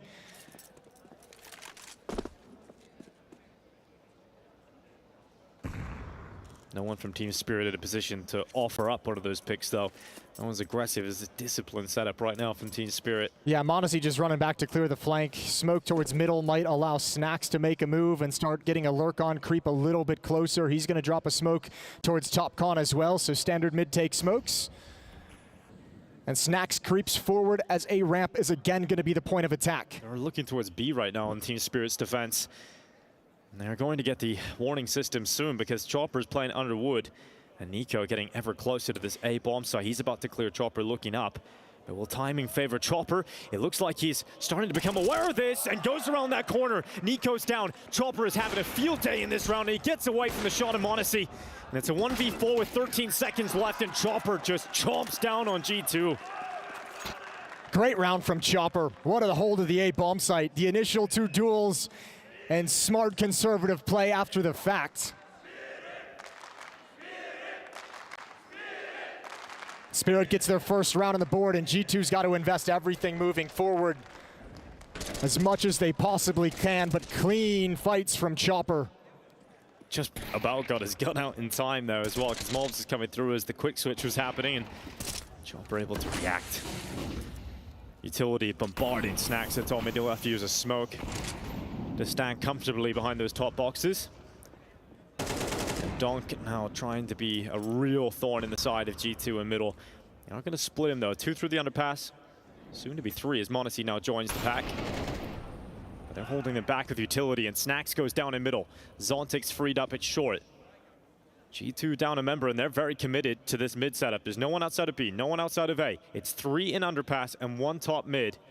And they haven't taken control yet. Oh, they never saw Nico get to those boxes. Donk goes down for free. Zontix has to back off now. Donk's probably a little bit confused, scratching his head on how he's picked off for free in that fashion. And that allows the underpass players to find positioning, but Shiro's got a filthy little off angle. How long is he going to hold it? Can Hunter be patient enough that gap once again opens up? 45 seconds left in this round. Bomb is now collected. It's all out of timing. Mobs just looked away from looking for this cat aggression. Is he going to be aware of it? Zontics coming back. Mobs looks away. Easy kill for Zontics. He drops down easily into middle. 30 seconds remaining, and Hunter still in position at window. He wants to be the late game piece. He's so nervous, and obviously he's scared about someone watching that murder hole where Shiro just was, but I think he's going to have to be involved in this take if G2 want to find success. This is going to be really hard. The timing is horrible for Shiro, and once again, Nico is able to find a free kill on a Chopper, not even looking, and now Hunter can cover. They can plant. They have to get that bomb down. Cover with the smoke. Monesi will plant the bomb. Now there's a quick flank from Zontics already coming through ramp. Will Monesi be ready for this flank to be so quick behind him? Zontics surely has this. And now it is all on Hunter in towards jungle. And it is a tough position, a tough ask for Hunter to win this round. Great movement, gets him up short inside of connector. Grenade will blow up in the smoke. Takes the fight on Shiro at Ticket. Trying to get the lineup on the defuse. Hunter brings down Zontics. Time is now ticking. Ticking for no. But Hunter is absolutely ravaging them at the moment. No kit. And there's no kit left. And it's all about time. And Shiro gets to it. But is there enough to pull this one off? Shiro knows he's got it. That's a second for Spirit. And Hunter comes close. That was so incredibly close. Hunter doing everything he can, Mac. Yeah, that was a nice attempt, and you heard the caster say that there wasn't a kit, so I think Shiro must have picked one up just as he went for the defuse there. Yeah, it's actually rarity to miss that, but obviously in the action, in the smoke, we'll catch a quick replay there. Before we continue with the show, we've got less than half an hour left before the HQ wraps up for the day. I did want to quickly get a little bit of closure on Game 2 of Team Liquid versus Tundra. So we're going to hop over very quickly. This is the final minutes of the game. It is a 22k gold advantage for Tundra. They have accelerated over the last 15 minutes. I mean, Suns fan, this is going the distance, is going to Game 3. Tundra, convincing end to the game and pretty balanced throughout the rest of it, right? Yeah, and I was expecting this to go 3 games, so they don't really disappoint. Liquid feeling like they need to try to get aggressive here, but they kind of just run into Tundra without vision. And with the high ground advantage, which if Jays was here, he wouldn't understand that concept, of course. Tundra just decimate. Do they actually call it GG here before they even get to the base? It looks like it. Because this is legitimately... So I had heard this is the last minute of the game. So I'm taking a look at the chat, waiting for the /surrender vote to come up. So again, for like the viewers, there's a buyback system, right? So you can buy back into the game if you have enough gold. You can see at the top where all the death timers are. There's only one hero that has a golden frame. That means that's the only hero that can actually buy back in the game right now. And that's around the 56 counter, right? Second hero on Team Liquid side. The other 4 members all down. Yeah, they're going to go for the throne. To the base. And this is a new strategy. There's a fortification for towers that make them invulnerable. Yeah. But it only gets refreshed now if you kill the melee barracks. So you can see that they just ignore the melee and they go for the throne now. Still 45-second death timers. Yeah, but 2 of the heroes up for Liquid are supports. Yeah. So there's no ways you can stand toe-to-toe with carries then. Yeah. Well, Is that all you spend your gold on late game then? I mean, it depends on the hero, I suppose. It depends on how much gold you have. Oh, I mean, yeah, true. Yes, it depends. That is how things play out. Exactly how that plays out. Right, so that was how game 2 ended. If you do want to catch game 3 between TL and Tundra, EWC_Dota 2. We will not be listening to the commentators for G2TS. We'll pick this one up. I'm going to come to Mac. When we take a look at this, is a G2 Esports map pick on Mirage. Yeah. They're up 4-2. They're in a 4 versus 2 in this round. I mean, this is a strong start, but you kind of...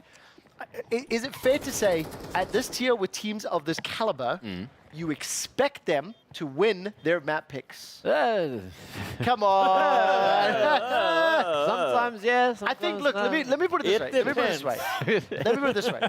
When you have a team like G2, maybe there's question marks around the roster shuffles and whatnot, right? But top S-tier teams, tournament contenders, when they pick a map, theoretically, you favor them. Maybe then the word expectation's a bit strong, right? Yeah, you'd hope so. Yeah. I feel like Team Spirit, they're off to a slow start, or G2's just off to a hot start. It's been a long day, and I know most of these players have been up since we've been up, so they've been around for 12 hours. Maybe not here in the vicinity waiting for the game, but it gets towards the later stages of the day, and they're getting tired. So we'll see who's going to have that resilience, because this is only one map of potentially 3. This could be going really late. The question I ask you is as well, do you know average ages of the teams? Like, instinctually, I think G2's average age is going to get pulled up a fair amount, especially, right? But I think as well, I think the majority of the players on Team Spirit are of a younger age. So then you've got that balance, right? On one hand, the experience of longer days, the experience of a day like today, plays into G2's favors, in my opinion. But then the youthfulness and the energy of the young guns on the side of Team Spirit may play into them. I think it's a meta game point, it's a moot point, but I do think it's important to consider, right? We've got the time to talk about the more fluffy subjects, so that's where I'm going. Yeah. I think that Team Spirit should have overall younger. I think Chopper is probably the oldest in the game. I can't remember Snax' age. I know that he's definitely getting towards the upper echelons of age for a esports player. And, Monacy was quite young, not the youngest in this game. You've got Donk, of course, who's the youngest. Nico, about 25 or so, maybe 26. And Hunter's around that same age as well. And I am not aware of Malbs' age, which I think he's kind of young, because he's been around for a few years. But can I do a stupid trivia? Yeah, do a stupid old man trivia. I may have spoiled this earlier, but I don't know if anybody remembers. Okay, we're gonna go in order of Toby, Trevor, and then we'll finish with Mac. What is the previous name, the original name of this map? Ooh, I knew that once upon a time. Do you know what I did too? Let me think. I only know because you said it earlier. Oh my word! It was in the callouts thing. It was in 1.6 and Source, and I guess in Go they purchased it. I have a guess, but it's just first like. I mean, you were first. That's what he wanted. Yeah, it's gonna be. It's annoying. I know I've heard it before, but I'm just gonna go Temple. No. Was it Ancient? No. Oh, fudge. Ancient is a current map. Thank you. Current map, yeah. Oh. Right. Mac, you remember? Yeah, Strike. That's right. CPL Strike. Wow. That's actually quite crazy, because Call of Duty 4 had a map that has a similar look to it, and it was also called Strike. But I guess, all the OGs have stuff stolen. That's true. CPL Strike. Then there was CPL Mill, of course, which has never been ported, but they made Tuscan, which I don't like. I like it a lot. Oh. That was actually available in Source. That was a long time ago, but it's identical to Mill. Half of it is identical, and the other half, which was redesigned completely, which is the site that everyone hated on Mill. So I just need to apologize to Chopper. He's not 30. He's 27. Close enough. Round up. That's close enough. Round up. By the time you're there, you're halfway to middle age. Just a quick update as well. We're going to stick with the CS2 game for a few more rounds. Before we wrap up today, we'll give you a tournament catch-up. We're going to do a look back. I think we're also going to have maybe one more game as well, but we'll do a couple more of the other news-type segments. And obviously tomorrow we'll have some more PUBG games to talk about, many more best of threes as well. So we'll be able to cover a little bit more gameplay throughout the course of the weekend. Just a reminder as well, Thursday through Sunday, 7 p.m. till 11 p.m. That's when you can find us on EWC HQ. And it's the old boys club this weekend. We're sticking with us all four, and then we'll be saying goodbye to Shannon on Sunday. Jet lag incoming. That's it, jet lag Gonna have to pack as many shawarmas as possible into my luggage. Not sure how well that ages. I don't think you're allowed to fly with meat packages. Yeah. Because like I know in Australia, Border Force, they'll lock you up if you try to fly in with meat. It's worth the risk. Right now, you don't want to be. My family immigrated to Sydney from South Africa. It's a story as old as time, and one of the containers had all the bicycles that we had, and then motocross bikes. Because there was some dirt left on the tires, it was held up in Border Force for 7 months because they had to test the sand, test it for like germs, test it for biomes. They are so like protected for the right reasons and the environment and everything. Make sure you clean your shoes. Didn't have a bicycle or a motocross bike in Oz. Like it was it was sad. Well, nevertheless, 6-2, another good round here in favor of G2. Yeah, we are a big island. We are kind of scared of the rest of the world. You're a bloody big island, mate. T side or CT side when we look at Strike? Strike? Yeah, at the moment it's looking pretty T-sided, isn't it? But maybe. I mean, let's say historically, like, what would you expect? Is this all fairly balanced? I'd still say how about this? Let's do a scale. This is what I used to. I don't know if they still do this, but like, since it's a what is it? MR12? MR12, yeah. Like if it's T-sided or CT-sided, let's say 8-4. You know what I mean? Like that's how you distinguish. Yeah, probably like I'd say 7-5 to CT at the moment. All right. So it's actually relatively balanced. Marginally. Also, in case you aren't aware, MR12 stands for max rounds 12, which is what you play in each half, and therefore the first team to get 13 wins. Toby explained it beautifully earlier. We were discussing an overtime in one of our segments. It means you have to win at least one round on each side to be able to win. So it gives you that comeback mechanic if you've got the aim, if you've got that amazing, clutch factor. How many? We can do some live trivia. I've just got the stats up. What map is the remember, most? we have 3 more days of content, bro. We have 7. We have 7 maps in the pool. Remember, we went over that earlier. We all learned that. We got plenty of time. What is the most played map so far? Nuke. What is the least played map? Mirage. I'd say Vertigo probably. Oh, you got a stab? Yeah, I'm gonna say that's 2 actually. Overpass. Yeah. What? That was good. That was good. Has it been played at all? You win. Sorry. I mean, that's what I mean. Okay. What is it? I was not told the rules of this turn. So the least played at the moment, Mirage, Inferno, Vertigo, and Dust 2 are all only played twice. Wow. Okay. So multiple correct and answers. Nuke has been played 7 times. Yeah, I mean that's not fair. 3 of them were Furia. Can I ask a question then? Because I remember when I still did Counter-Strike stuff, it was in CSGO, not CS2, but I hated Nuke. Mainly because when I was playing, when I was observing it, the whole 2 floors and everything. What is it about Nuke that players seem to like so much? Because I think that's a great question. Annoying. Yeah, I guess it's like it's like a 3-layer with you if you count the roof on the T side as well. I can't tell you why people like it. I liked it for the movement mechanics. There's like things you can do where you quickly go over silo, throw a couple of flashes. There's like a waterfall smoke, which is a new mechanic of the smoke. Do you know what? Here's an interesting question. I don't want to answer right now, but is it the map with the most verticality?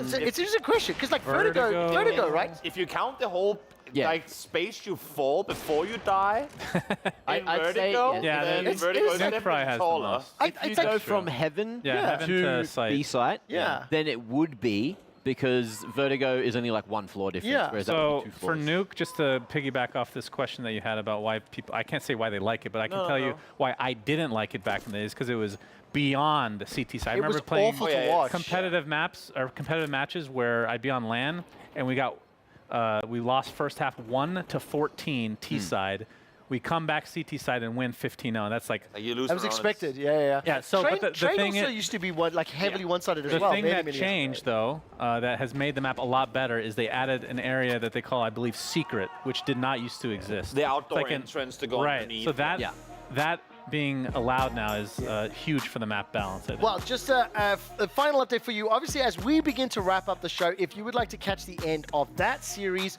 or the Dota 2 series, you know where to find them. YouTube at EWC, or it's EWC_Dota2, EWC_CS2 on Twitch. What I would like to do is begin to conclude the first of our HQ broadcasts, and that means we've got a couple of pieces of business to round up. The first is going to be the EWC catch-up powered by STC.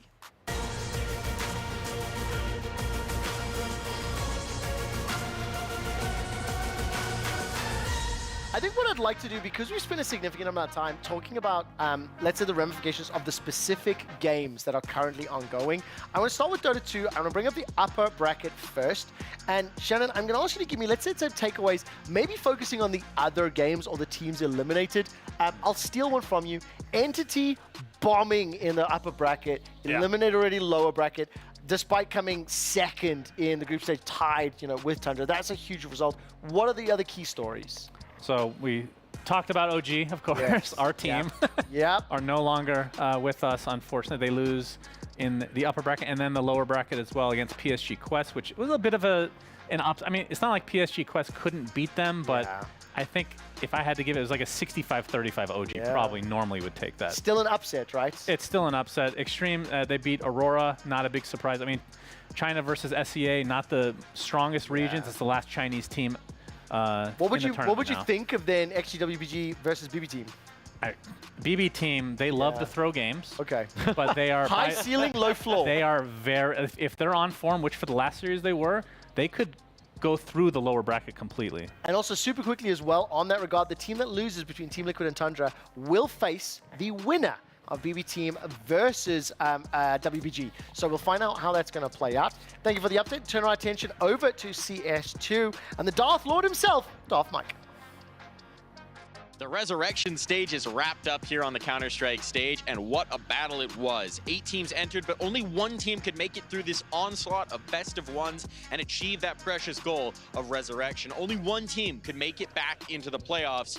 That team this time was Furia. They battled through a very tough run, besting FlyQuest, then Sashi, a resurgent Danish team, and then finally taking it to the Mongols and managing to topple them on Nuke, a Mongols team that many had expected to actually make it through here. So this is a Furia team that's looking strong, that's looking hot, that's looking like they deserve their spot in the playoffs. Now we're going to find out how they will do, because those same playoffs are about to kick off behind me as G2 take on Team Spirit. Thank you so much, Darth Mike. I'm definitely going to chat to you about whether or not that is a Star Wars reference or not, because I may be way off. Mac, same thing as Suns fan. Give me the immediate responses there as we're responding to the table. Well, just quickly, it's Darth Mike with an F. Yeah, I'm aware of that fact. Oh, okay, right. Yeah. Not Darth. No, I'm aware of that fact. Yeah. Can you answer the question? I was fully locked on, so I don't even know what the question was. But this is the bracket. Furia won, and that means that I'm sad because Mongols aren't here. What was the question? Okay, what are the other stories of the game that we're not covered? So, talk to me about Sashi, talk to me about GG How. They came in, only map they played, unfortunately eliminated. Yeah, it's like a little bit sad for Sashi, but they weren't expected to do too much this tournament. I feel like, MRBR weren't expected to do too much. Ooh, do you know what? Complexity were expected to go further than what they made it. They just lost and bombed out really early on. Okay, I'm putting you on the spot. Let's take a look at the playoffs bracket because you ignored my question and tried to critique my sad joke. Take a look at the bracket. Who's going to win the entire tournament? Now you see the bracket. Yeah, let's just go Spirit.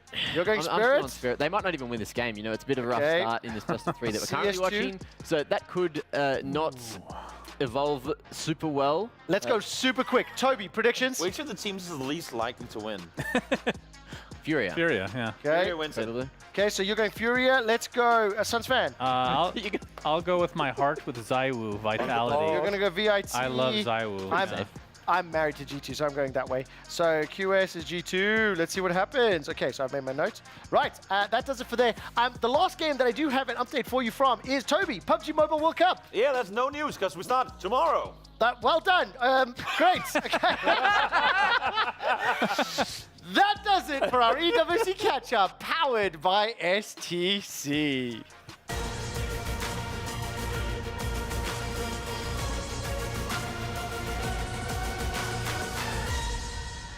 We do need to take a look at the EWC Club Championship update, brought to you by STC.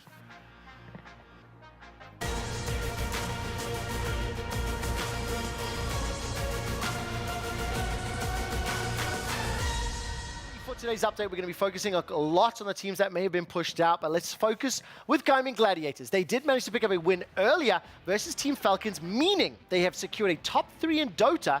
This has pushed them to 8th in the standings.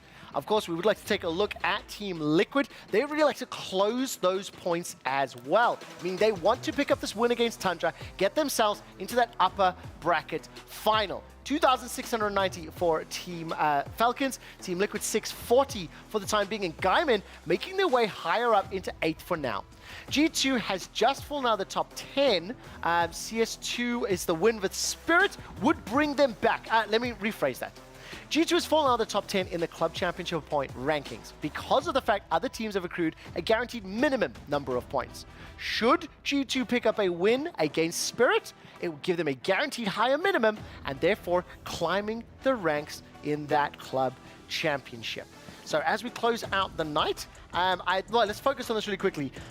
Club Championship, I think it's interesting to see teams are going to get a guaranteed minimum number of points. But for the new boys, Mac and Toby, who do you think could win, is not named Falcons, when we think of the Club Championships? Now I'm really checking your homework. Mac, you go first. You're not even have a game yet. Spirit has teams in enough games that they could go well. They could climb high. They could. Let's just say they climb high. Yeah. Give me a club in PUBG Mobile that could challenge. Ooh, I'm going Liquid. I mean, I said it when we came into the segment to begin with. They're looking strong. They're there. They have quite a few teams in the overall, like in a lot of the different games participating. They're doing good. Okay, well there we go. Similar to what we did at the start of the day. That does it for EWC Club Championship update, brought to you by STC.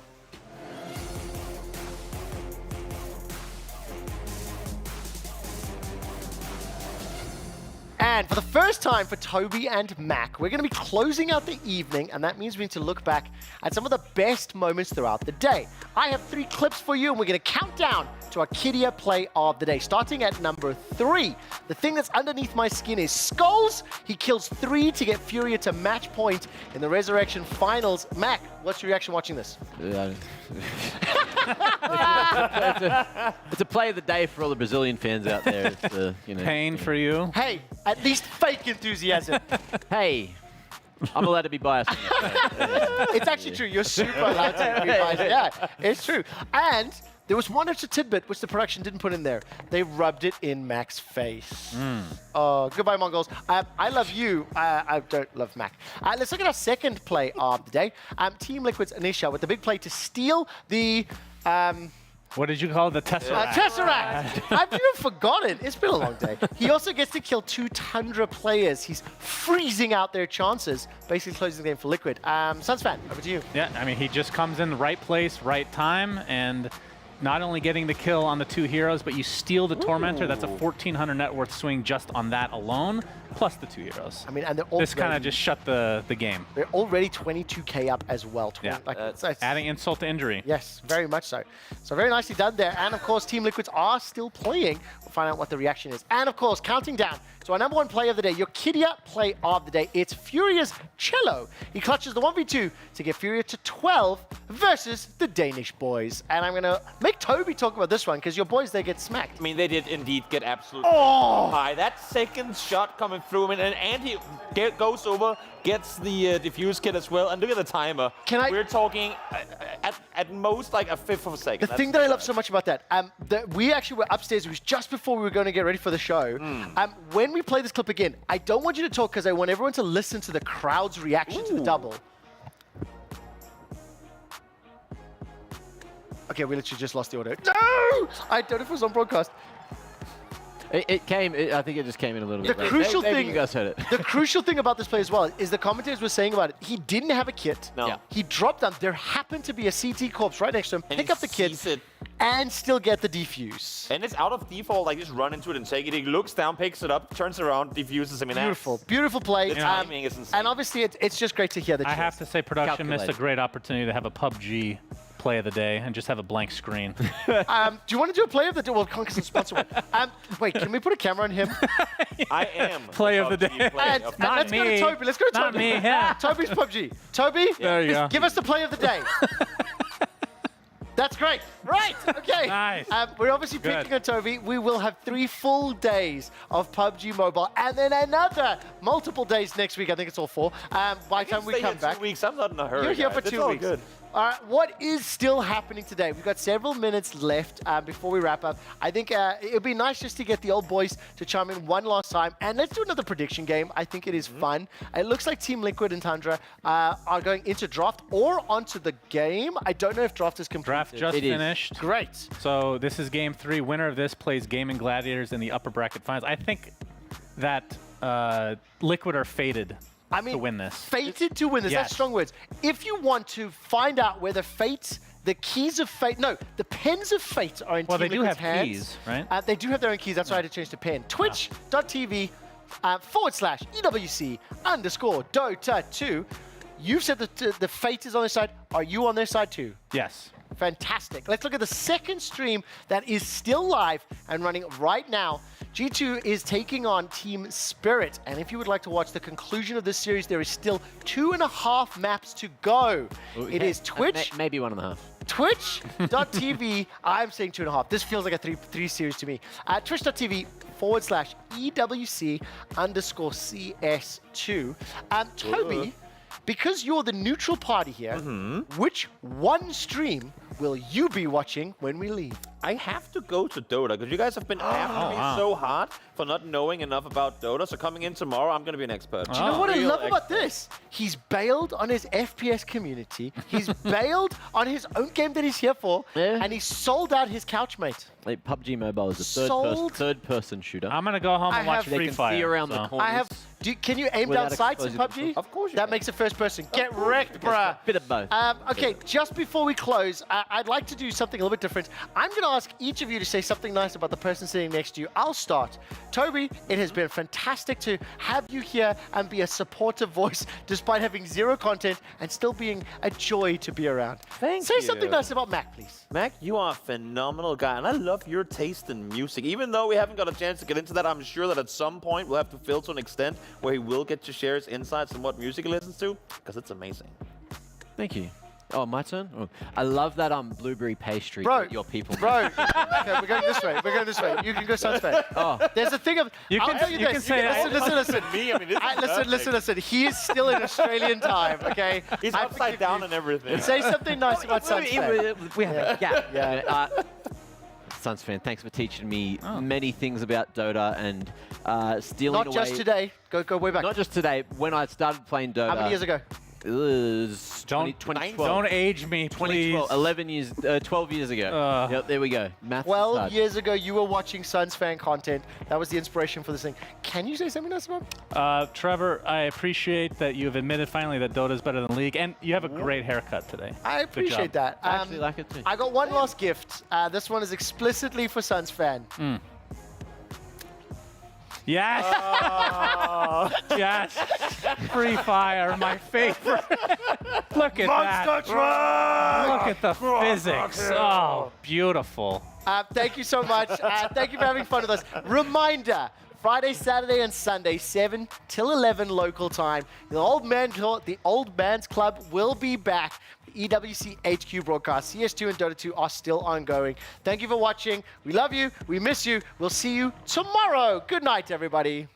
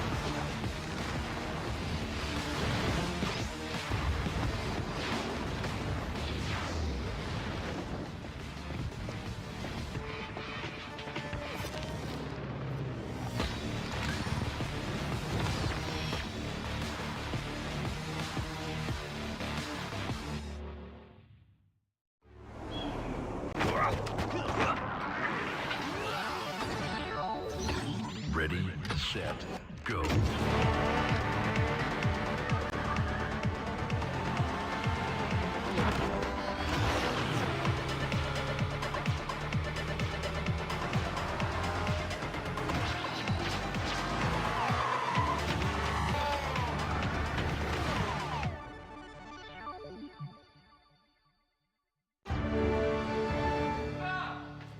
You ever wondered how a Hollywood movie is shot? On a Sony. You review it on a Sony. And how do you make that sound epic? You record it on a Sony. Lunch break on a Sony. So why wouldn't you watch it on a Bravia by Sony?